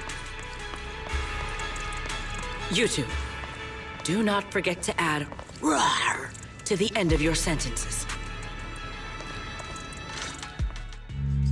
Good morning, Lady Sigrid! Up and about early as always, huh? They are?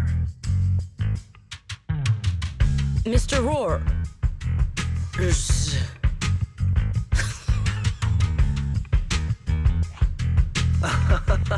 I know it's Mr. Roar, but, why plural? Obviously, Mr. Roar has a twin. Huh. Since when did that become part of his backstory? Never heard of that before. Did you really think Rose Califer's massive pancake demand could be handled by a single Mr. Roar? Mr. Roars, please tell my subordinate the truth. I'm the Mr. Roar who works on Mondays, Wednesdays, Fridays, and Sundays. Rawr! I'm the Mr. Roar for the Tuesday, Thursday, and Saturday shifts. Rawr! That signature catchphrase. Yeah, that's definitely Mr. Roar. Wait, no, that's not the point here. Lady Sigrid, why have you brought Mr. Roars out here? For pancakes? Huh. Pancakes. Is that some kind of mission code name? Oh no, he's definitely suspicious.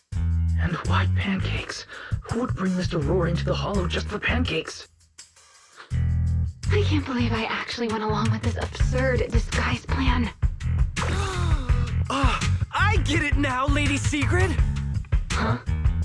The pancake ingredients were lost in the Hollow, weren't they? That's why you rushed two Mr. Roars in to help search for them.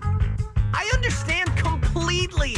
Rose Califer needs pancakes just as much as Airspace Patrol needs you and Lady Linvern!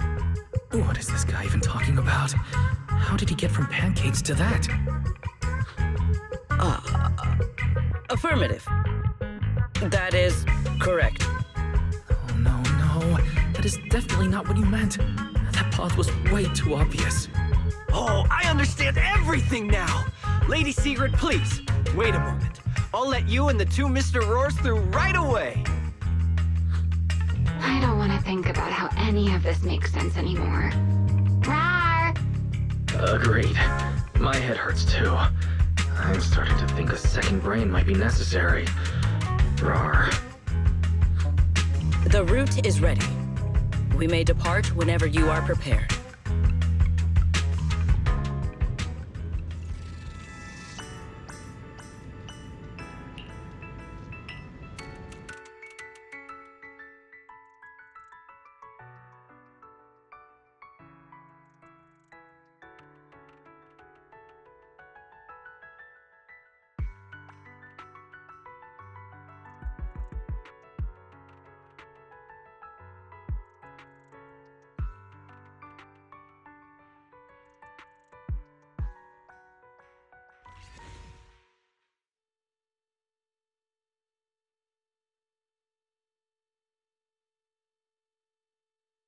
All right. From here on, there is no need to worry about being spotted by my subordinates. There are no scheduled patrols in Rosewick today. What are you two doing?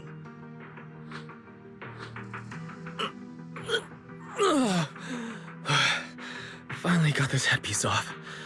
I was beginning to wonder how much longer I could last in there. See? I told you. This costume is way too tight and stuffy. Getting stuck in it the other day was definitely not my fault. It's not very polite to stare, Miss Deputy Director. Or is there something on my face?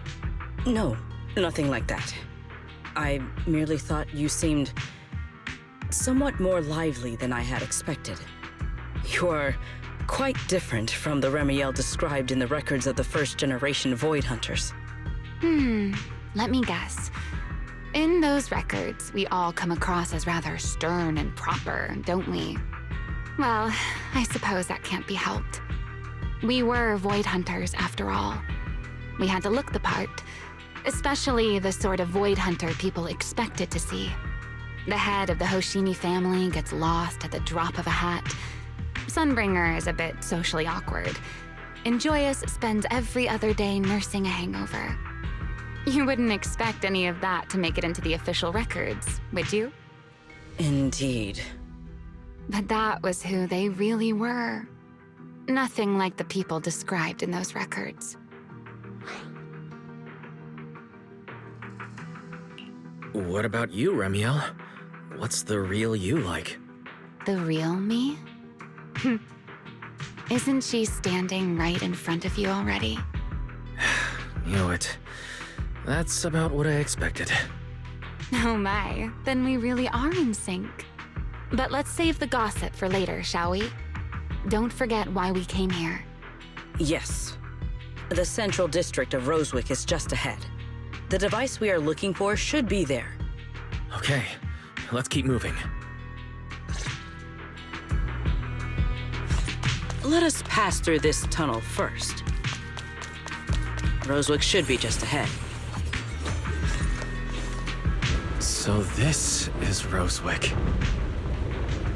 What a spectacle. Rosewick.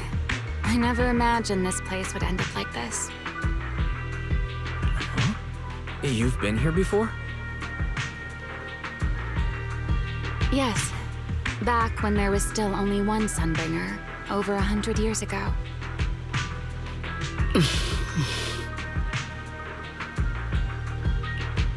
That enormous building in the distance is called Meridian Hall. It was once a research facility personally overseen by Sunbringer. And the main focus of that research was to work with Joyous and the others to verify whether the Rosetta Data computational model was viable.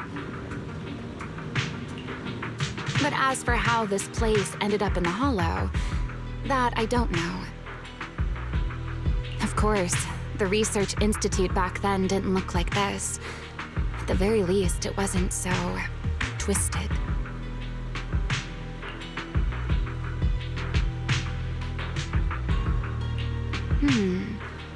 It should be fine.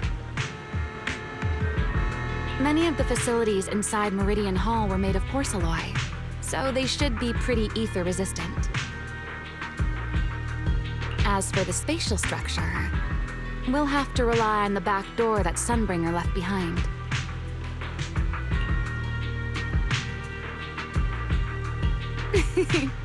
You'll see when we get there.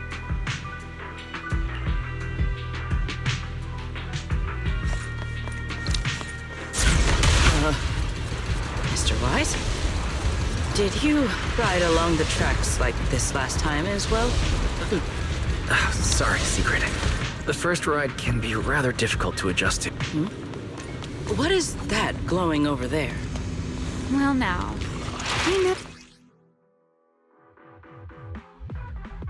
Looks like the nearby Ethereals spotted us. They are starting to gather. Yeah, call me anytime you need my help. There is no need. This is barely even a warm-up.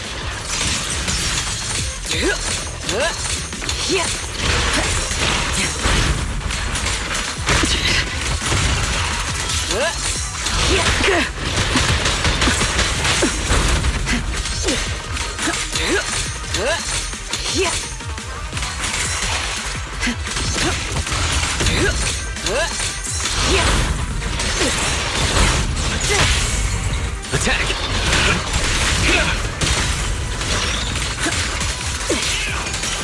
Shatter! Frost and lightning!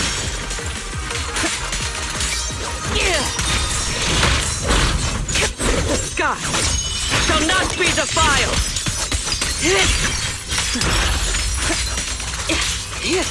Victory! Blitz! Dealt with, for now. Let us go see what that glowing object is.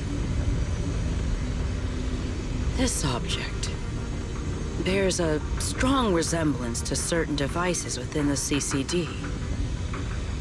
Yes, both are Sunbringer's creations after all. I'm surprised this key hasn't been affected by the spatial distortions. It remains intact. Guess we're pretty lucky. It's the key to Meridian Hall, the back door that Sunbringer left. This is a key, you say? But where is the door? For that, I'm afraid you'll have to ask Sunbringer herself.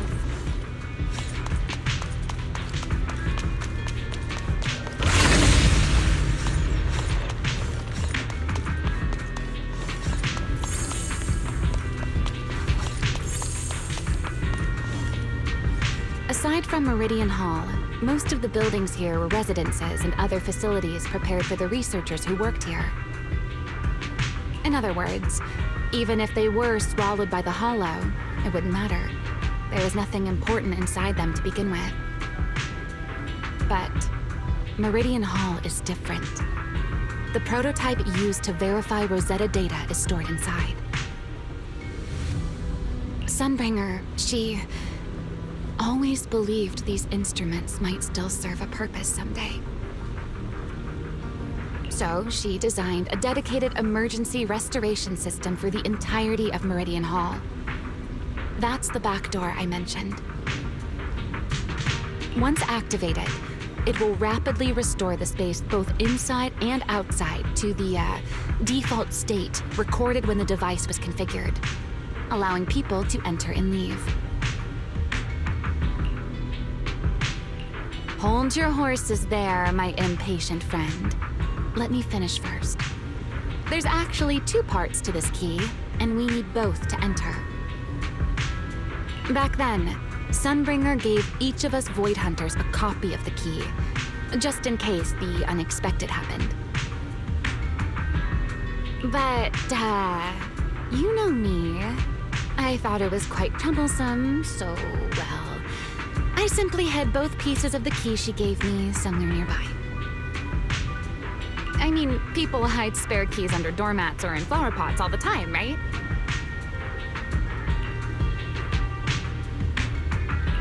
At least it worked out, right? If I had taken it with me back then, we'd be at a loss now. As for the other part of the key, if memory serves, I hid it somewhere rather high up, I think.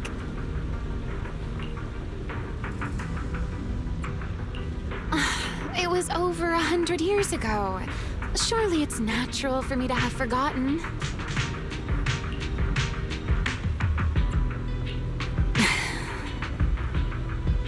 You sure are sharp.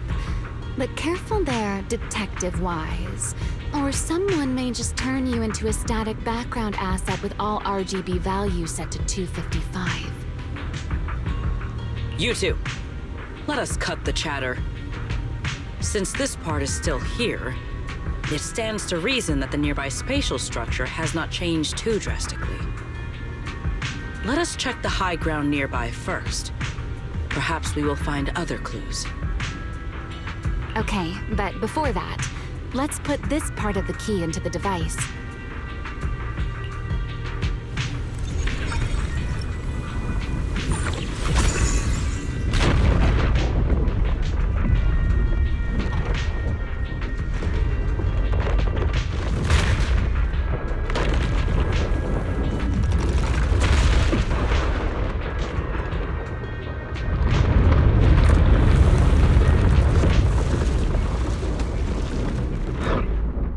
No enemies came through just now, did they? Only half the key was inserted, so only about that much of it was restored. This way. It seems there is a path leading higher up. Right. Let's take a look. Consider your survival.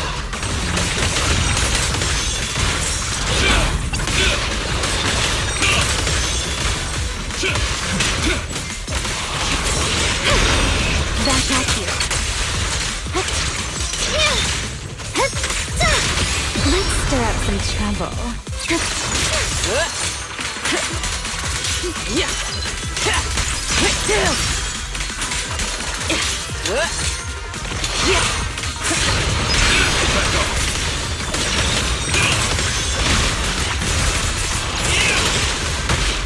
Give ground and strike.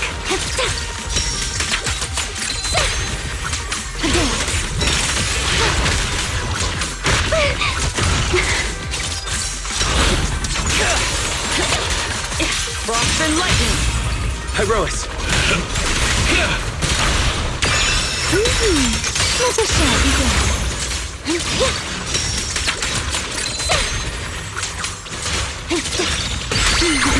Let this era come crashing down.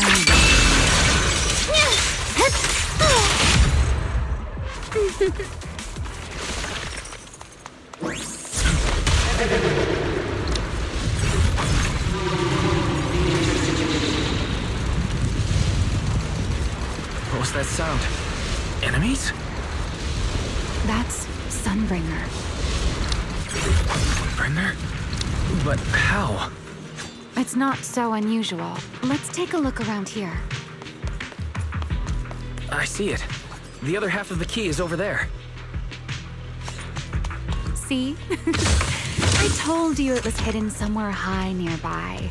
I should be able to unlock this path if I hack the robot.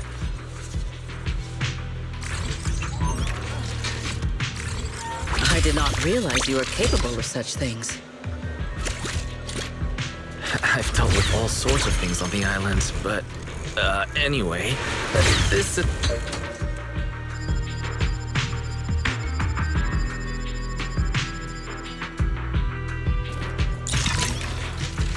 Problem solved. Let's keep moving. Seems we'll need to find another way around. I seem to remember a very beautiful...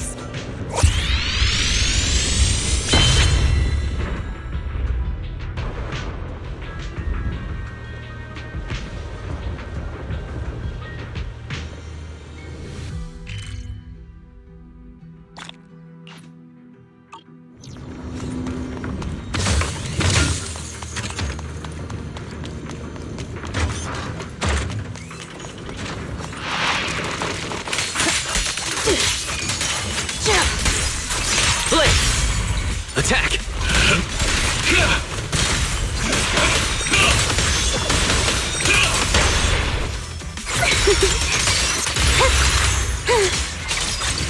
Watch out! Surprise attack!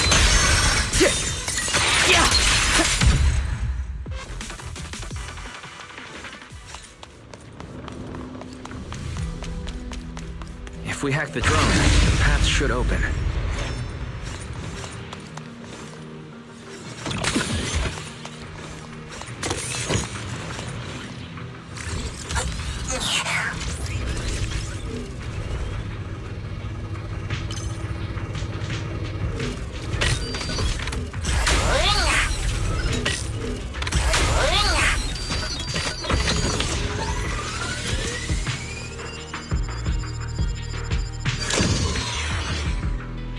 Good.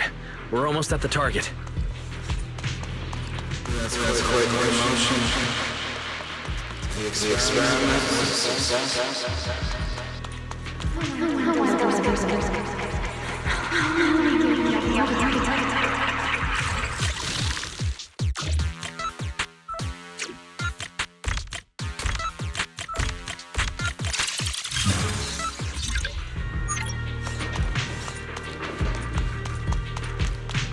The Ethereals in this area are gathering again. Is it just me? Or do the Ethereals seem interested in the Meridian Hall key too? What? Perhaps that's just because it sparkles? And open! Pyrois!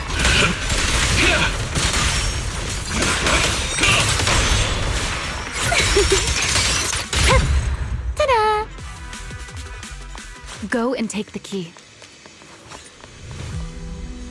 You've been left here all this time. Poor thing. Now, I'll take you to fulfill your purpose. It is still the beginning of a miracle. The Rosetta data. The beginning of a miracle. Celebrate. I know.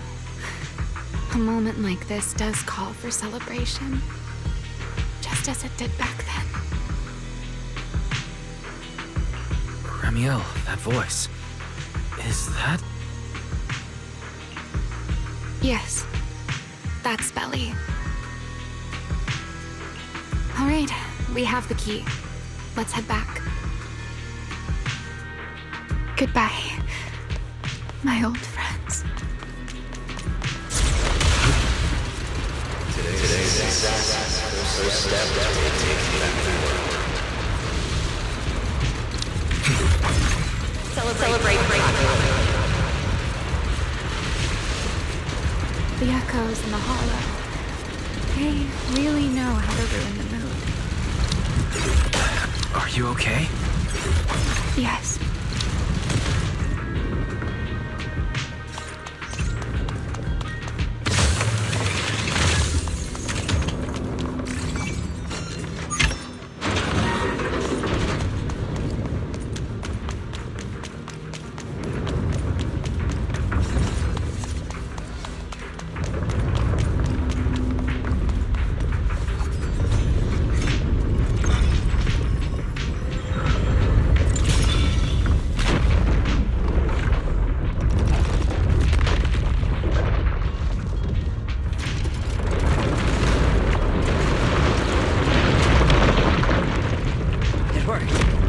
The Meridian Hall has been fully restored.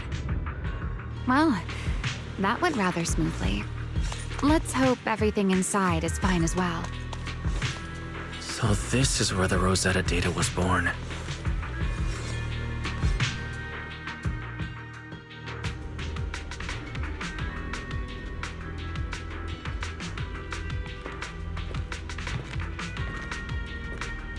The space here is still shifting. The entire building should have returned to its original state by now, should it not? Yeah, perhaps there's a delay. The device is over 100 years old after all. A little instability is to be expected, I suppose.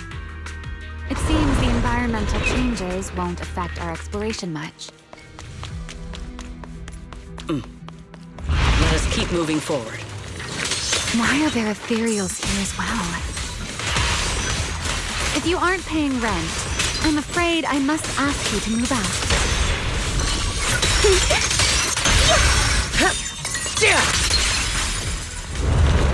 The space was hidden. No wonder so many Ethereals gathered here. Pyrois!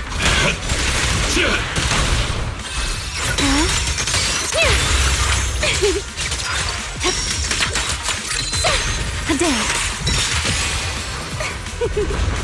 Is this the last one? I was expecting something a little tougher.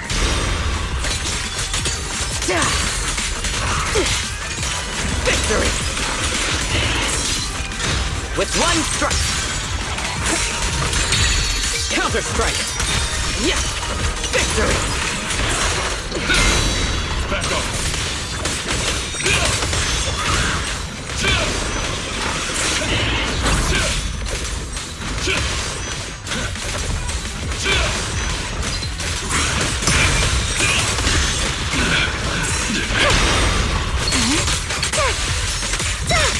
Let's get a little closer.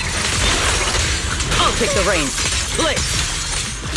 Break through their ranks. Rotate.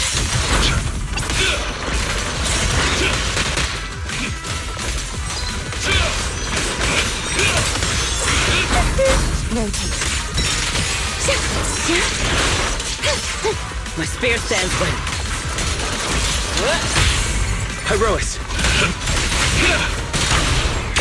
I'm finding my rhythm.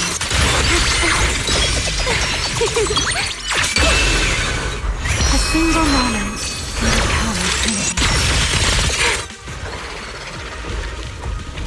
There it is, the device we're after. Let's go, Wise. What comes next, only you can do. So this is the prototype they used to verify Rosetta data.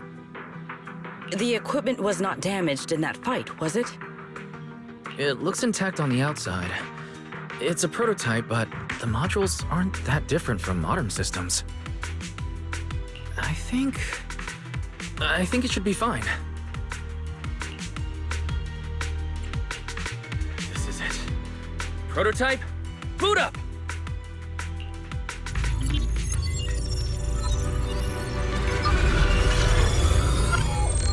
We did it! Seeing these screens light up again after all this time feels strange. Well, can you work with it? Anything unclear? No issue so far. If anything, it's been suspiciously smooth. This system feels remarkably similar to the HDD. Next, I'll connect to Profitable. He'll act as a relay node and mask our Rosetta data request as normal traffic. To minimize exposure, we'll only police central data from the CCD and handle the rest locally. I only managed to install the essential modules on ProfitBoo, and with most of the bandwidth reserved for Rosetta data transmission, the connection may be a little rough.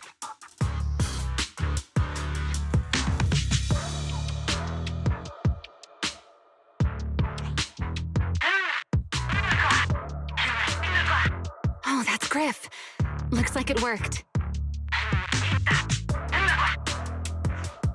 Need anything from us, Wise? Thanks, but not right now. I've got this. Understood. We will keep watch for any Ethereals and keep the area secure. Link bandwidth stable. Traffic disguise deployed.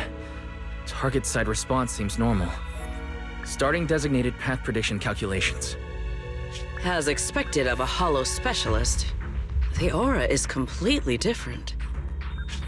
Watching him, it truly occurred to me that Rosetta data was born here. Yes, exactly. Link bandwidth stable. Verification unit synchronization complete. Professor, can you hear me? We can begin with data extraction. Everyone, I believe... I must now inform you of a major situation. What? The theoretical verification of Rosetta data is complete. It was a resounding success. Oh, is that how one delivers good news? You nearly gave me a heart attack! I believe this is due to Miss Sunbringer practicing the composure training I recommended. How many more people do you intend to torment with your family's strange tradition? So loud. That's quite the commotion. I take it the experiment was a success? Yes, very much so.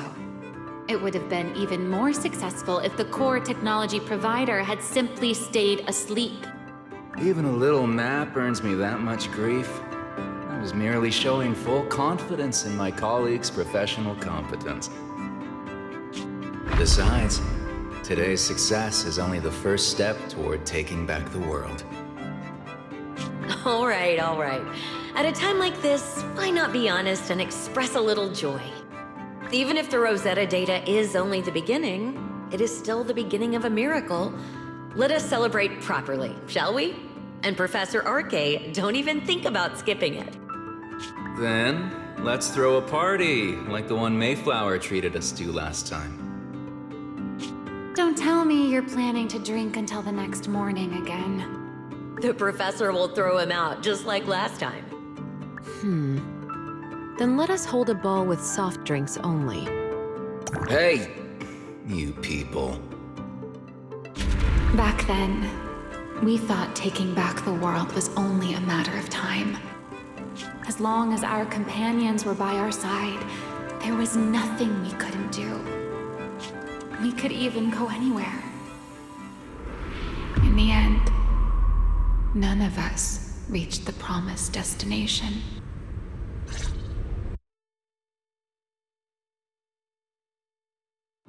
Finally. That should take care of it. Mr. Wise, how did it go? Everything went smoothly. Now all that's left is to use this data to... Ramiel, is something wrong? Are you alright? No, I'm all right. I simply, wanted a little more time to look around. This place brings back memories of some old friends. Are you sure you're okay, Ramiel? I'm perfectly fine, really. Now that the calculations are done, let's head back. If we stay much longer, we'll miss tonight's banquet.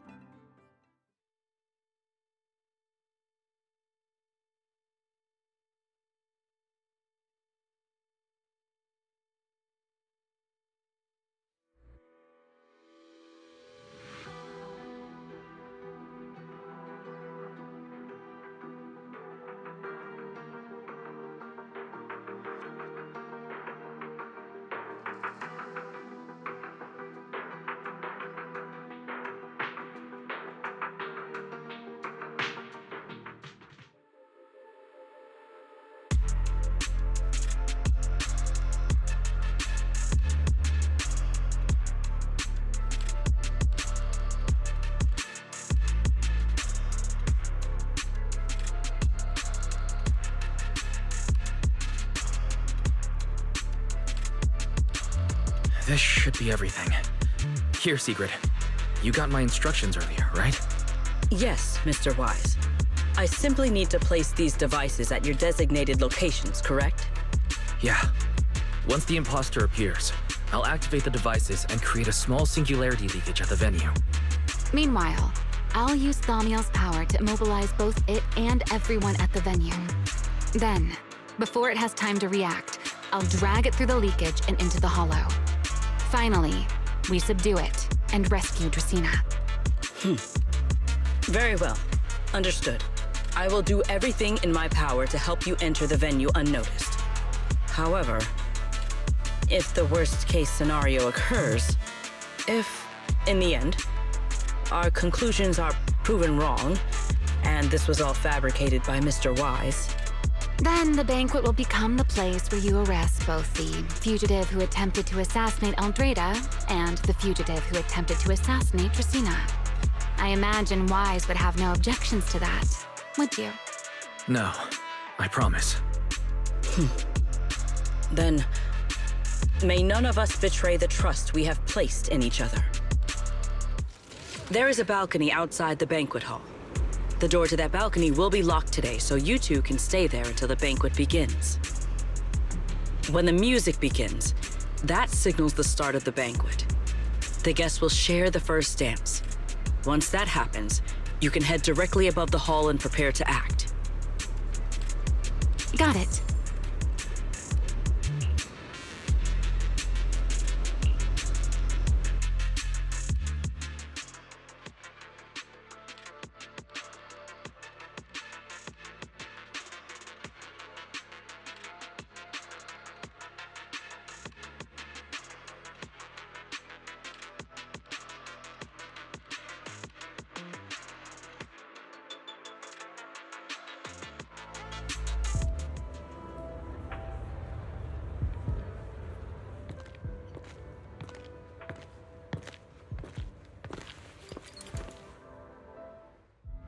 We are here. Next, I will head in and set up the device. There are surveillance cameras above the hall. Wise, you can connect to them from your end and confirm the situation. All right then. Please stay here and keep yourselves hidden. I will take my leave now. Let's use the camera to check on Sigrid.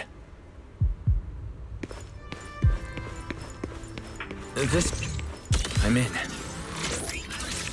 Oh no, a soldier's coming this way. What's going on?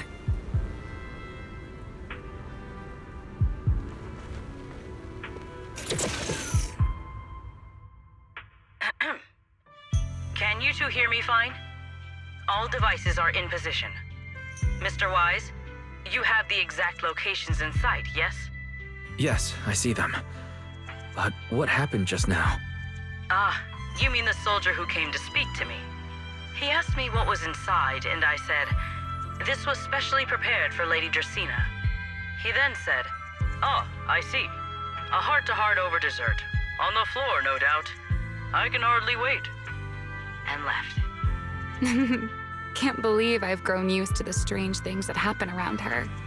The welcome banquet is about to begin, so I must take my leave now. I wish you two luck. Honored guests who have traveled all this way from the surface of New Eridu, welcome to Rose Califer. Oh, it's starting. Come on. We should make our way up, too. All right. I'll take the side fire escape. Why go through all that trouble? Whoa, wait! Now let us follow the music and dance with our partners. May we all have a wonderful evening. Everyone down there is dancing. Once the music ends, Greta Blulu will show up. Okay, I'm ready. Hey, what's on your mind? Ramiel, stay down. What if someone sees you? Why would they? On such a beautiful night with lovely music, surely everyone's eyes are on their dance partner. And you? You were so calm a moment ago. Why so nervous now, Mr. Honor Student? No matter how we frame it, what we're about to do could be considered an assassination. To the unsuspecting crowd below, we must look like a pair of unforgivable criminals. Relax. I've witnessed spectacles far grander than this. Oh, right. The music won't end for a while yet. So, to settle those nerves, shall we share a dance of our own? Huh? Dancing? Right here, right now? Is this really the time for that? You're already my partner in crime. It's a little late to worry about propriety. For the record, I've never really danced before. If I step on your foot, please don't blame me.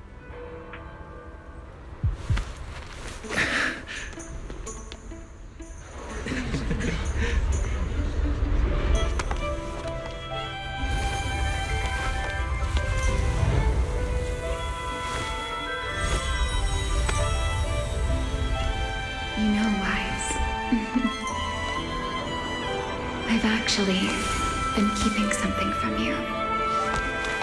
And you're definitely gonna be mad once you know the truth. But what can you do when your partner turns out to be a liar? Lady Dracaena is here. Everyone stay right where you are. It's time for her speech. After you, Lady Dracaena.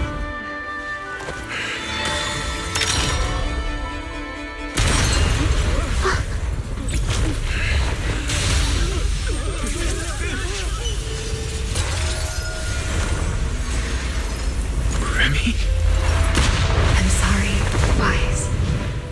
As this dance draws to a close, it's time for us to say goodbye.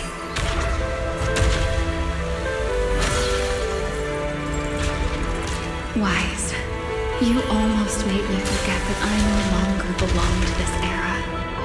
I almost forgot that I was meant to fly into the abyss alone. There's still a place for you to go back to. So from here on, let me handle this on my own. If you're that eager to die, then so be it! You're forcing the Enchainer transformation. Then bring it on. Ramiel! I won't let you. shoulder this burden alone.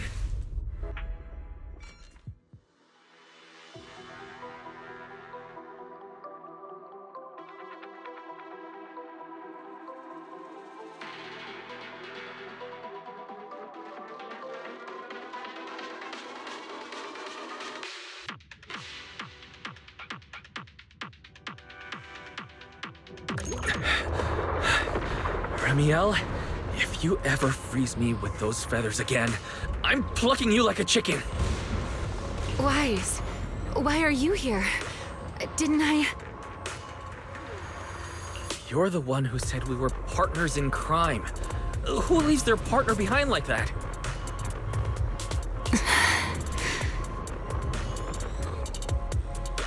Sorry.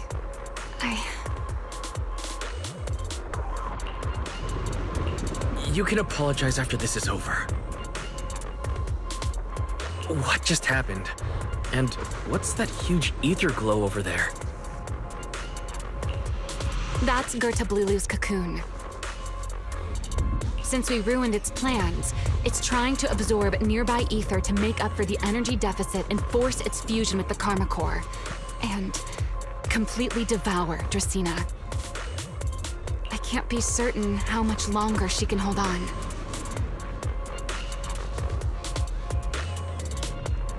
Is there any way to stop it? Do you see those new ether growths nearby? Gerta Blulu created them. They're basically doing the equivalent of a blood transfusion, gathering ether from the air and feeding it into the rapidly growing cocoon. In other words, if we cut off those growths, we can stop the cocoon from growing any further.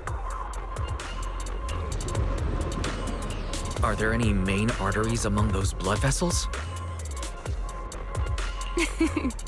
Sharp as ever. Good. I found 2 in total. Sever them both, and the energy supply across this entire area will fail. Then we can destroy the cocoon. Now that player 2 has joined the game, let's get ready to clear the stage at double speed.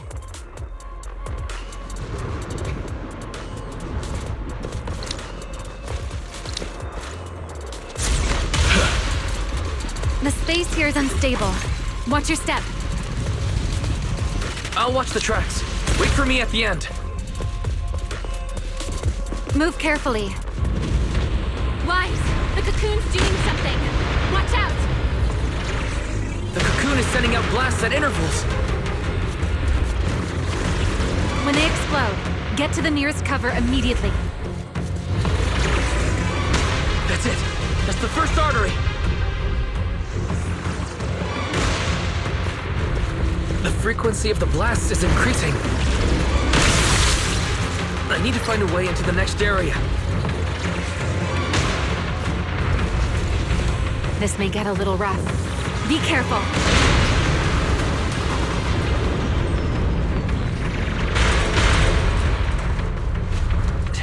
Its activity level is still climbing. Don't panic. Whatever happens, stay clear of the blast. Understood. Ramiel, how are things on your... The target growth is just ahead. I'll leave it to you, Wise.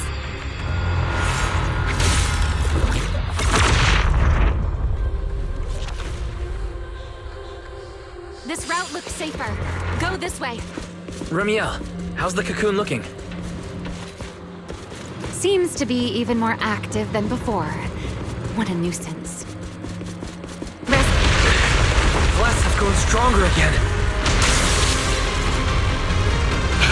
Wise, take the tracks to the next target.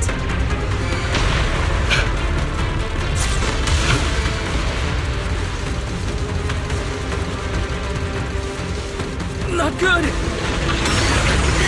I'll think of something. Using the rail car as cover. I'm impressed. We're approaching the second target. Destroy it, and the cocoon's growth should stop completely.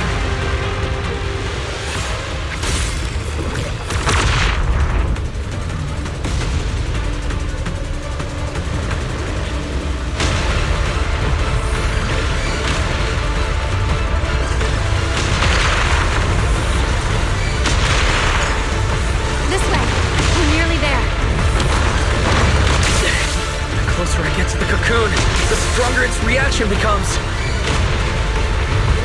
That only proves we've got it cornered.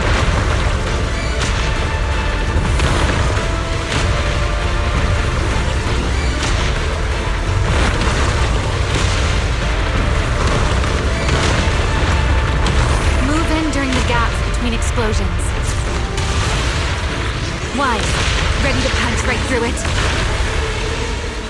Ready! Match my rhythm. Now!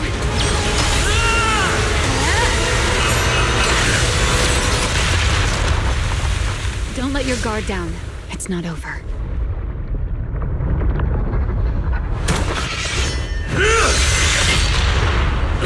Too late. Evolution complete.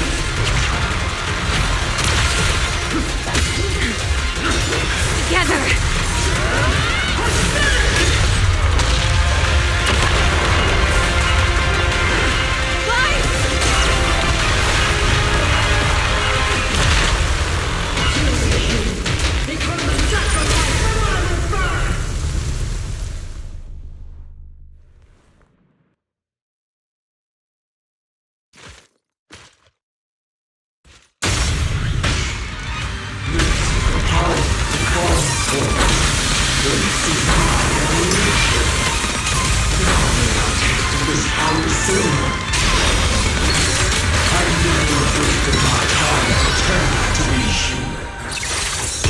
I had no idea Ethereals could be so talkative. Then let those be your final words in this world.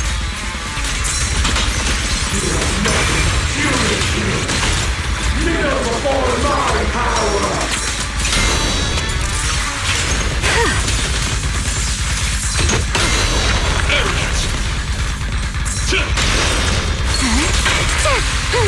It doesn't hurt at all. Spin. Over here.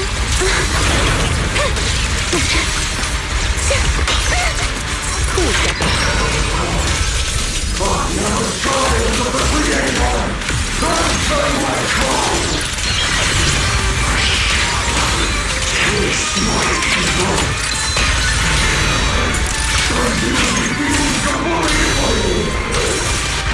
It devoured half of itself just to keep fighting. Is this how a beast born from the Hollow thinks? Put it off its sight. Let's put it out of its misery.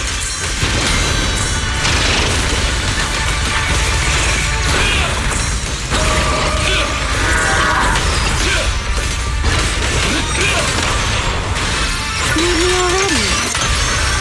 Don't disappoint me. Now!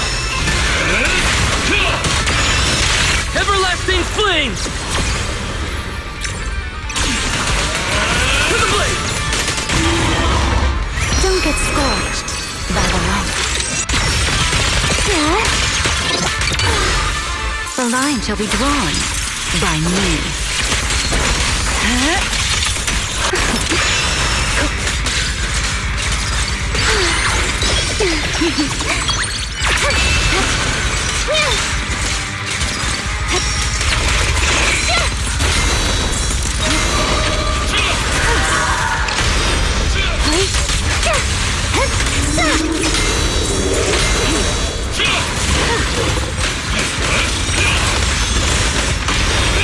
My turn.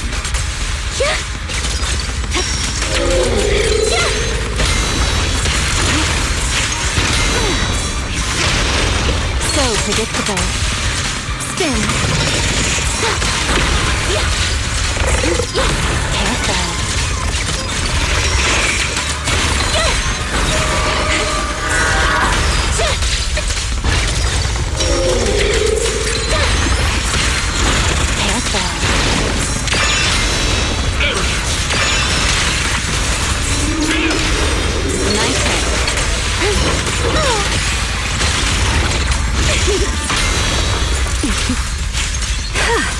Cool step back.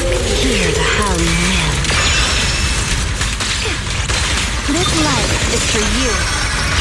You've been warned. Take him down. Try not to move.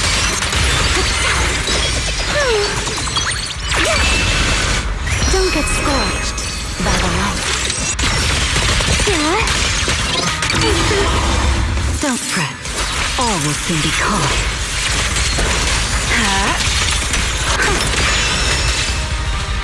Wield the blade with me!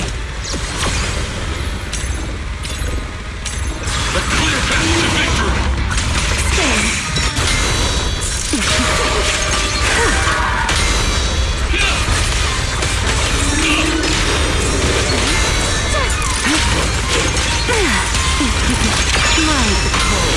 Wield the blade with me! Restrain! Almost there. Expose its cord. Hang in there! Follow my lead!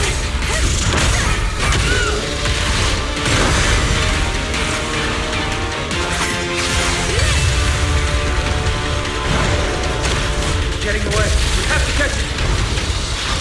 Wise, you should take a breather. Now then, it's finally time to get serious!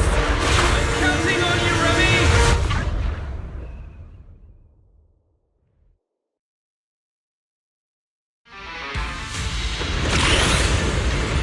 Remy!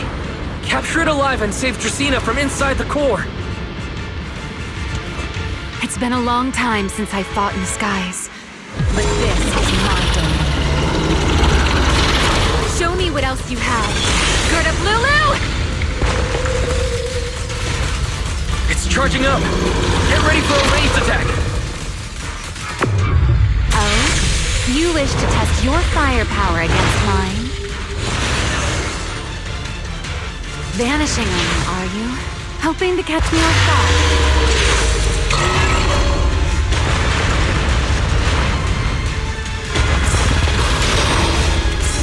Always attacking from behind. Can't you face me head on? Unfortunately for you, I don't leave openings. Bringing down the pillars to block my path again. Out of my way. An attack this week. It won't be long now. Its core is nearly exposed! Good. Time to end it. And that's checkmate, monster. I hope you enjoy this dance of death.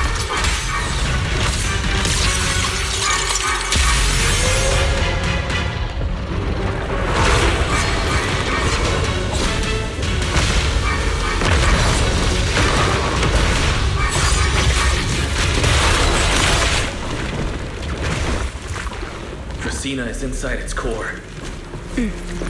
I'll handle this.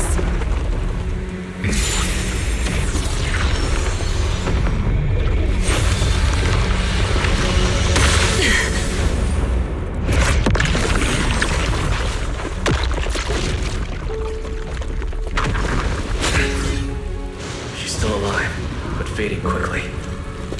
I'll stabilize her ether activity.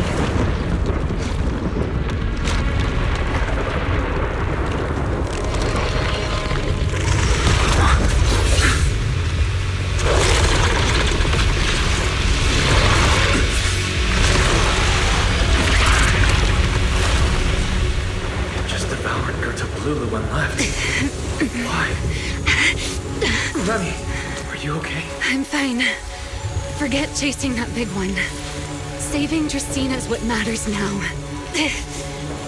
We still need to see this little act through to the end, don't we? Suspect's location confirmed. All units, combat readiness level 1. S-rank wanted criminal Remiel Dan. You would do well not to resist in vain. Linvern? Why is she here? Isn't she supposed to be in Virium? I don't understand the situation yet, but I need to explain this to her. You there, unfamiliar face. I do not know your identity, but if you have nothing to do with this, do not act rashly. Our first priority is to ensure Lady Draceena's safety, and arrest the criminal who attempted to take her life. If you understand your position, remain silent and do not interfere with our official duties. Secret. Is she signaling me not to interfere? Why would she do that? What happened while I was out? Remiel, hand over Dracena beside you. Do not try anything foolish. You mean this little one? I was beginning to tire of her anyway. Take her back. She's still breathing. Whether she survives is up to you. Remiel, why does it feel like you expected this? What exactly are you trying to pull? I thought this little one's disappearance would throw you all into chaos. I didn't expect you to catch up so quickly. How dull. Time to bring this game to a close. The former Void Hunter Remiel Dan. I never imagined a legendary figure like her could still be alive. But why? Why would she be the one to attempt to assassinate Lady Sunbreak? If Lady Linvern had not rushed back from Virium in time, who knows what would have. Lady Linvern went out of her way to bring us here, so that we might witness the legendary Void Hunter's arrest alongside the soldiers. Quite a sight. However, as a TOPS member, I am far more concerned with the truth behind another assault. Mr. Owen, I know what you mean, but I believe the answer lies with the very same person. Answer me, Remiel. Was it you who abducted Dracena at the welcome banquet and left her gravely injured? Naturally. Were you also the one who infiltrated the computing center and attempted to murder Truvia, High Ambitions Corp's lead researcher? Yes, that was me. What? You... why? Oh, wait. That's not what happened. The one who hurt Truvia was... Right. Without seeing it firsthand, no one would believe Lady Dracena was nearly devoured and assimilated by Gerta Blulu. Remiel, don't tell me this was all for... I did not expect you to admit it so readily. You understand what your actions mean, do you not?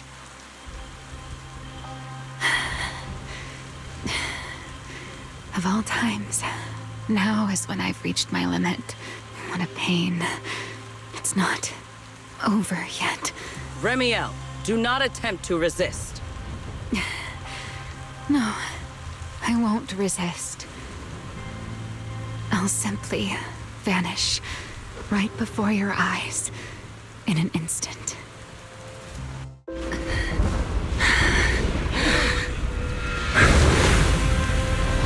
Sorry, but I'm done being a spectator. This performance of yours, you wouldn't mind one more joining in, would you? You want to share the stage with someone like me? Let's finish this act together. What are you trying to do? Rescuing my partner in crime. Until we meet again. Lady Linford, send someone after them quickly!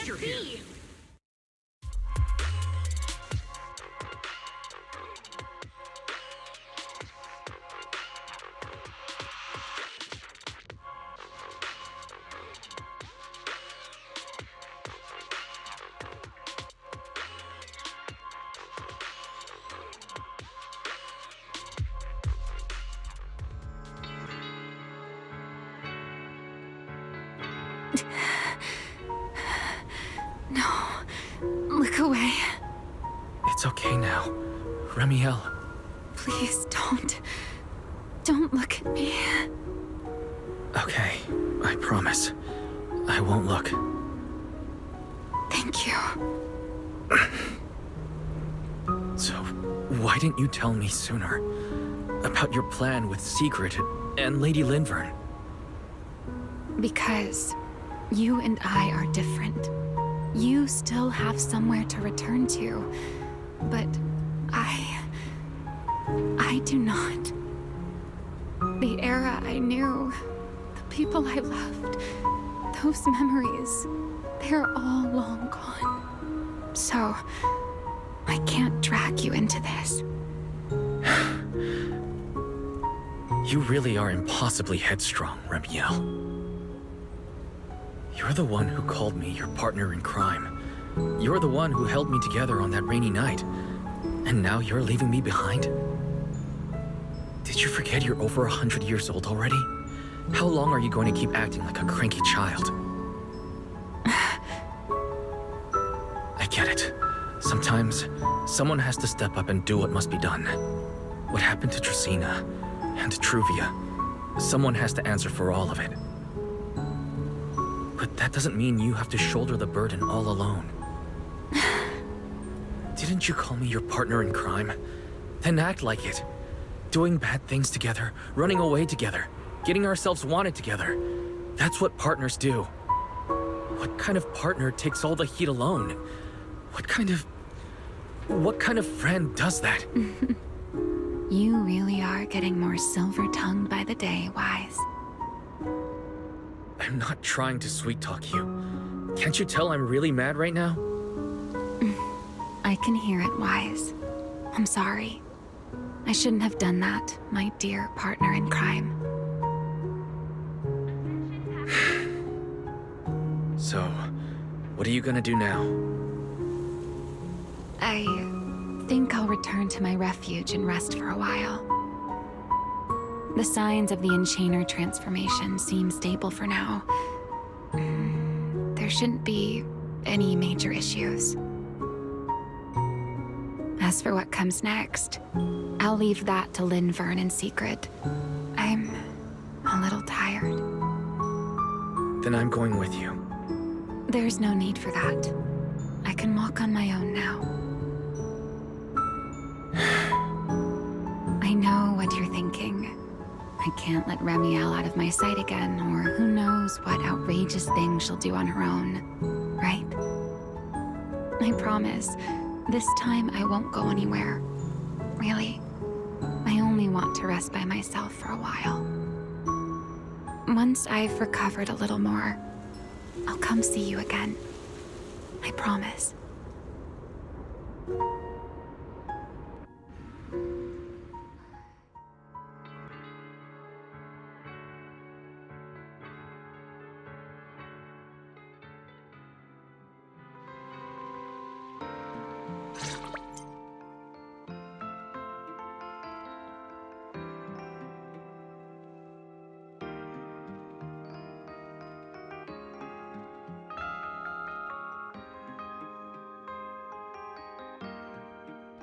Oh, Wise, over here! Have some bacon. Ketchup or mayo, manager? I've got motor oil on the table too, if that's more your thing. Would you like an egg, Wise?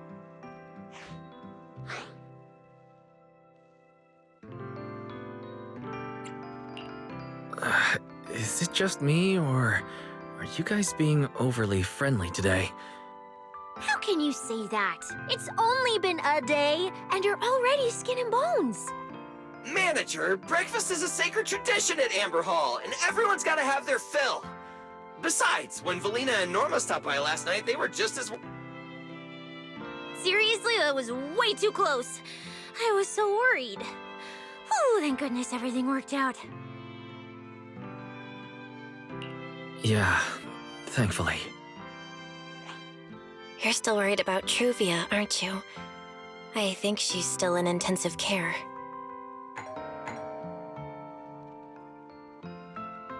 Come in. Please excuse the intrusion.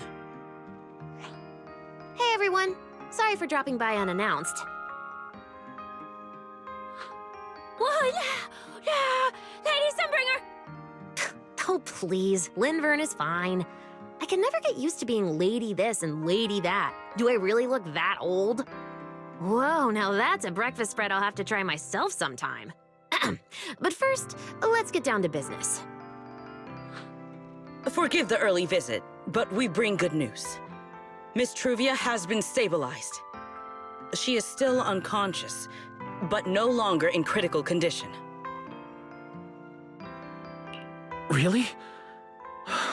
That's a relief. I'm glad to hear that. And And allow me to formally thank you on behalf of Rose Califer. It's because of your efforts that we get to have peaceful mornings like this one. I can't take all the credit. I only did what I had to. And I owe all of you, too. Sorry for not thinking about what would happen after everything. Wise, I owe you an apology. Ramiel and I kept our plan from you, but it was not because we doubted you. Rather... I know. You were just worried about me and didn't want anything bad to happen. But there's something I need to ask.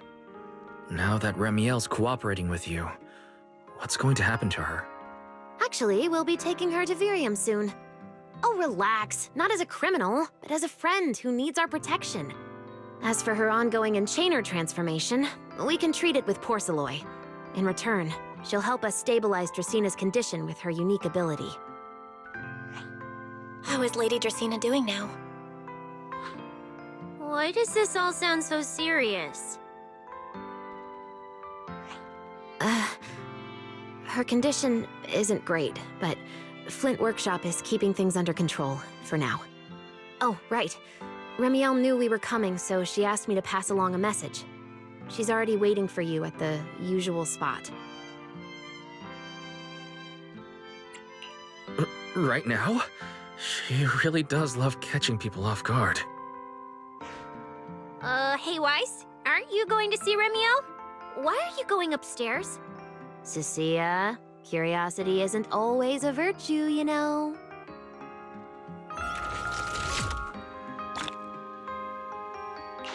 Ramiel, is she really all right?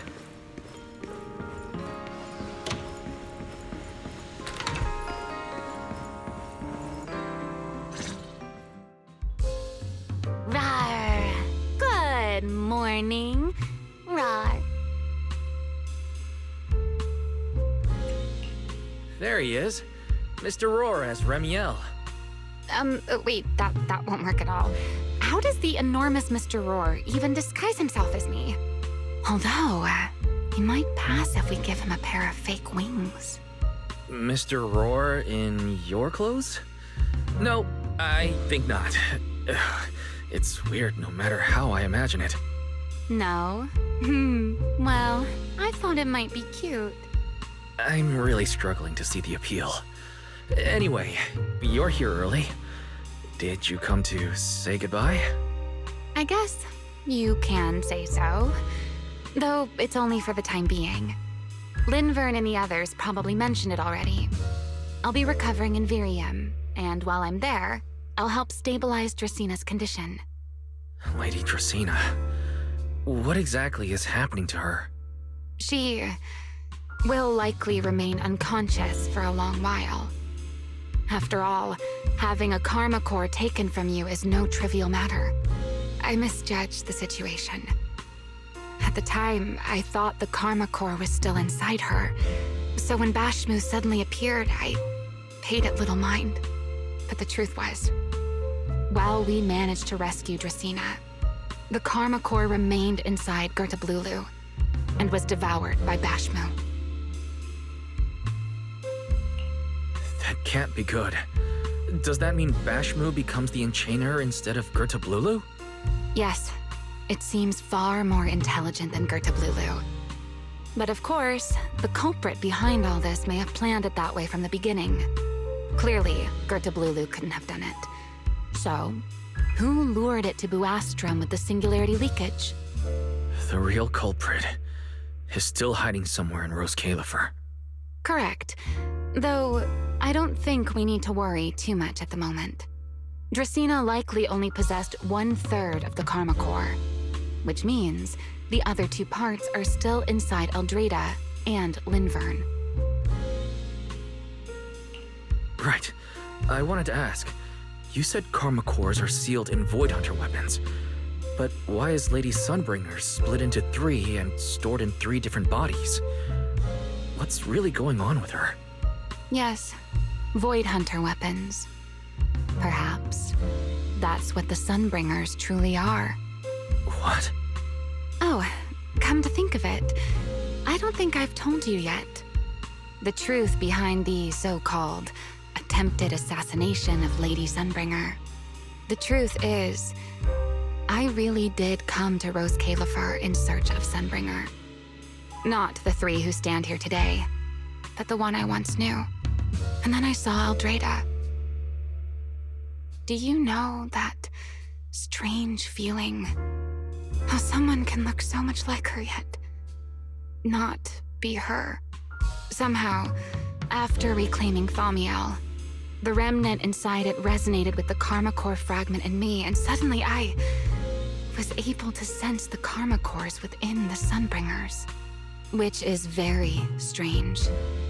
Sunbringer didn't fuse with the Karma Core and become an enchainer. Rather, the Karma Core was divided into 3 parts and stored within the 3 Sunbringers, which is just like Void Hunter weapons.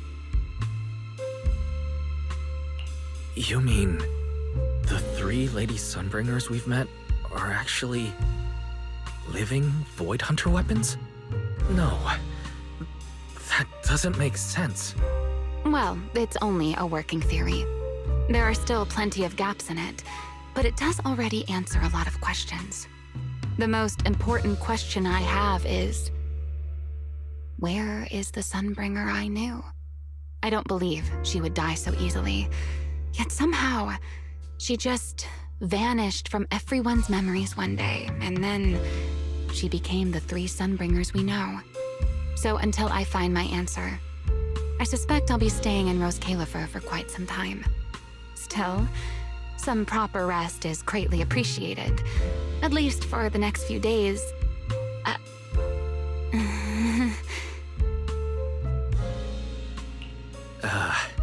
There should still be breakfast downstairs. Wait here for a sec. I'll go bring some up for you.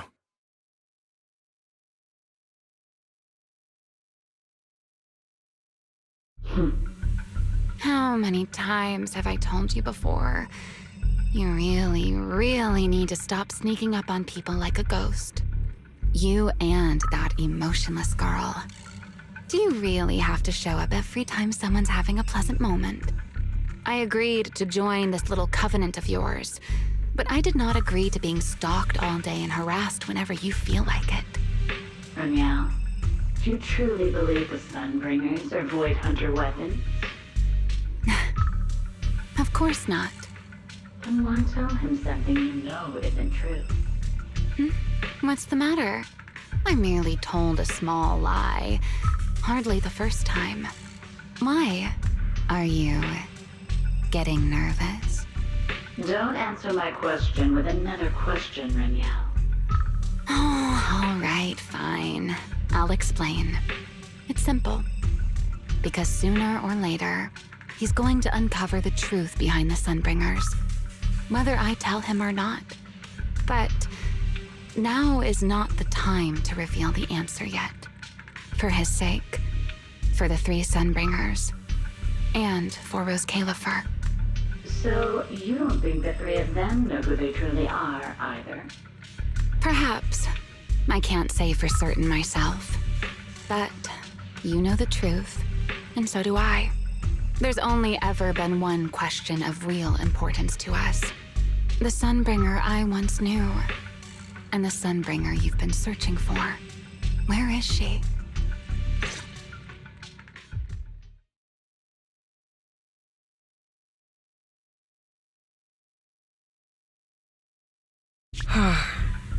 How pitiful. What do they call that monster again? Right, it's a Blulu. To think it wounded you this badly. Its will to survive is truly frightening. It also got a lot smarter ever since it made contact with the Karma Core. Came embarrassingly close to actually pulling it off. How impressive. But do not worry. Our old classmate still handled everything. Come to think of it, I always did enjoy doing the unexpected. But you are terrible at adapting on the fly. That is why you keep losing to them. Again and again and again.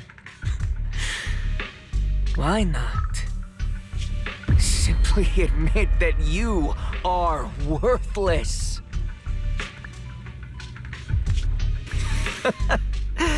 Just kidding.